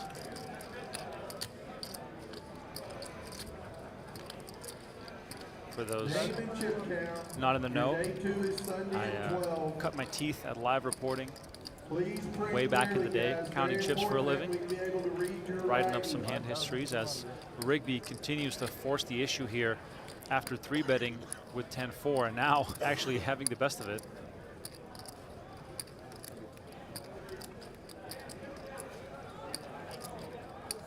This is quite a big 3-bet.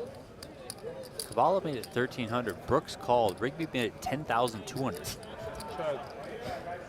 I'm sort of disappointed. I love Nick Rigby. I'm so disappointed he didn't make it 10,400 to signal the strength of his hand. I mean, he's got the check mark with 10-4. I'm almost hoping that he has to show this hand.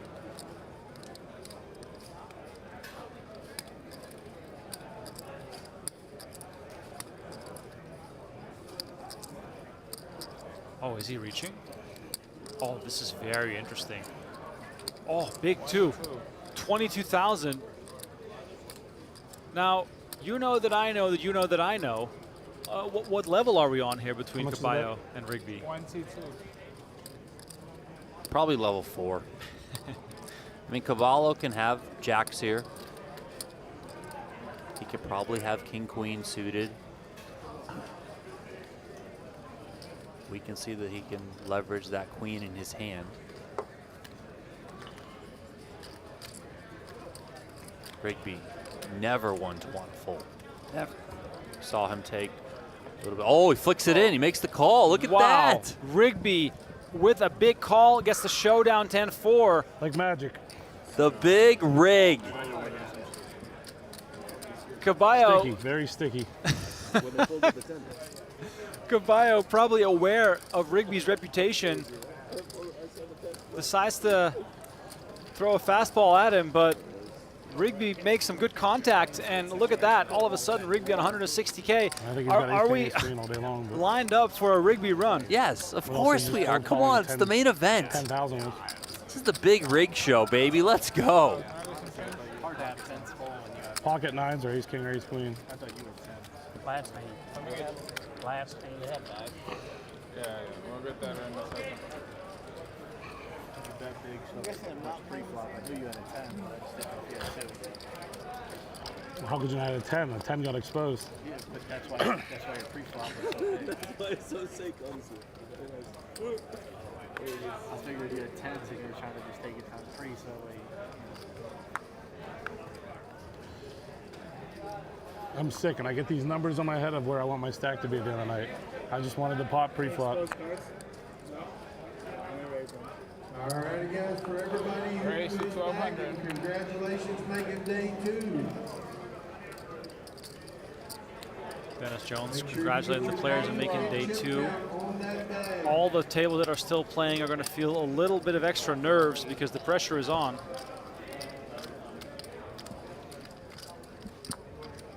These are some fun hands as well as Rigby gets involved yet again.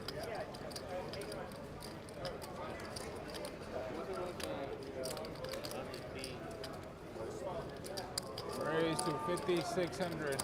And Caballo is going to try to get some chips back that he just handed over to Rigby, making it 5,600. Levine 10-9 suited, Rigby behind him with King-5 suited. Tournament dealers, sign your down cards for 12:30. Update your chip counts. Action on Levine. Final hand of the night. He does not want to get crafty and lets it go. Sorry. Same for Rigby, who also tosses King-5 into the muck, and doesn't feel like you're getting Rigby will bag up 159,400. Supposed to look like it. Quite a roller coaster for him, and he is gonna return with a big stack on day 2. And there come the bags. Let's have a look throughout the room to see who's bagging up what. And here is the grinder, Michael Mizrachi, putting 297,000 chips in the bag. Donnie, the grinder is back. Grinder, grinder, grind. I cannot believe he has 297,000. Donnie, chips. he's I gonna mean, he's gonna make the final table. He wins the PPC, makes the main event final table. This man, absolutely unstoppable. He's done it before. Unbelievable. That same year, didn't he win PPC and then made the final table? He's won the PPC 4 times, so it's very well possible. As we go back to the main feature, Yuri Zavalevsky also with a big smile. He's been doing very well here, and we go over to Hellmuth and Damian Lewis. What's today, Thursday? Friday, Saturday, oh, Sunday. Hellmuth. This is the last hand? And still, excuse me, Damian Gibbs, of course. Yeah, 2010. Won the PPC, fifth in the main. He's going to do it again. He's going to do it again. He's going to do it again as Hellmuth is in the big blind here. Well, that 22-year-old kid from Texas, I like his chances. Got some action brewing here. I like his chances to make some money in the About 90K for Hellmuth there, if I were to guess. He's a smart guy. Big hard guys. Yeah, but the hardest thing in poker is to be patient, especially when you're 22. I mean, right now I just want to go to sleep, so it's easy. I'll say it again, a grinder with 300,000 chips. I got a hand. Oh, I got a hand too. Going into day 2. He'll probably be the first to $1 million on day 2. Let's be real. Once again, before you turn off the stream, we've got a few minutes left here as we check in on some of our notable players. Don't forget to like this video and subscribe to the channel and sign up to play PokerGO. We got hourly free rolls. It's so much fun to mess around with you guys in those free rolls, and please make sure to like that video because that's all we need in order to spread the love on the greatest poker tournament of the year. Just waiting for Hellmuth to. I'm sorry, what just happened? He's went all in? I mean, those are the neon greens. Those mean business. This is our guy in the 1 seat, Hollywood. Oh yeah, he's still here. DeSantis, who got crushed by Leo Margetts earlier on during play, and now deciding for his tournament of life on the river on the penultimate hand. Ace, King, 10, Deuce, Ace. He put out 6K on the river. What was it? Von Wright? Was that Von Wright? Yeah, Von Wright, yeah. Here he is. Oh, got a feel for this guy. He's been in so many tough spots.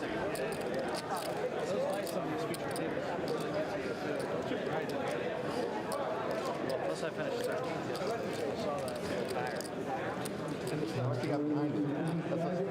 That's most of the chips, right? Big decision here to close out the night. No one wants to bust on the final hand. What's the Tiger say? I mean, let us know. Tiger will not be happy, I'll tell you that much.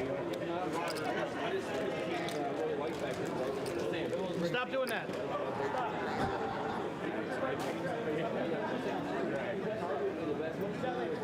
Big bet. Got some serious tanking going on here. Big bet. End of the night. DeSantis at least making sure he finishes his beverage.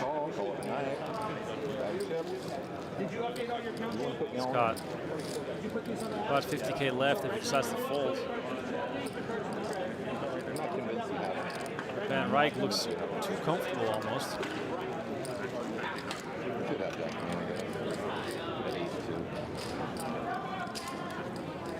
Making his way through all the possible hand combinations here. Probably gonna lay down the winning hand.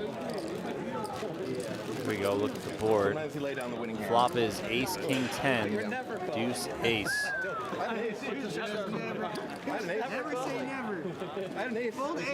Does let it go. That's the best stand probably, right? Put the cards in the tray. All right, players, congrats on making Sounds like an ace got folded here. Hellmuth makes it through. Leo Margetts makes it through. I would lay you 30 to 1 you didn't have the best hand. I did or didn't? And I would lay you 30 to 1 you were never calling. I did have the best or didn't? Phil Hellmuth putting 50, 60. What'd you have? Huh? What'd you have? 75. What? Close to 80,000 in the bag. Not a bad start for Hellmuth here. Once again, thank you all so much for watching. It's been an honor and a pleasure. It's been a long night, but we got much longer days still ahead of us as the WSOP main event is only just getting started. 1B will commence tomorrow. 7 p.m. Pacific time is when the stream gets underway. I thought he was going to bluff it off to me. Hellmuth sealing up the bag, and we'll see him again on day 2 AB, along with Hellmuth, Leo Margetts, and a whole bunch of other stars of the game. All right, there it is. Hellmuth entered, and Hellmuth stayed. He did not get eliminated. He had quite a decent day, bagging up about 80,000 chips. Thank you all so much for watching Day 1B tomorrow, 7 p.m. Pacific Time, 10 p.m. Eastern, as we will deliver you much more poker action from the Horseshoe and Day 1B of the WSOP Main Event. Thank you all so much for watching. My name is Rem Krinkema. Donnie Peters alongside me. We'll catch you all tomorrow. Good night.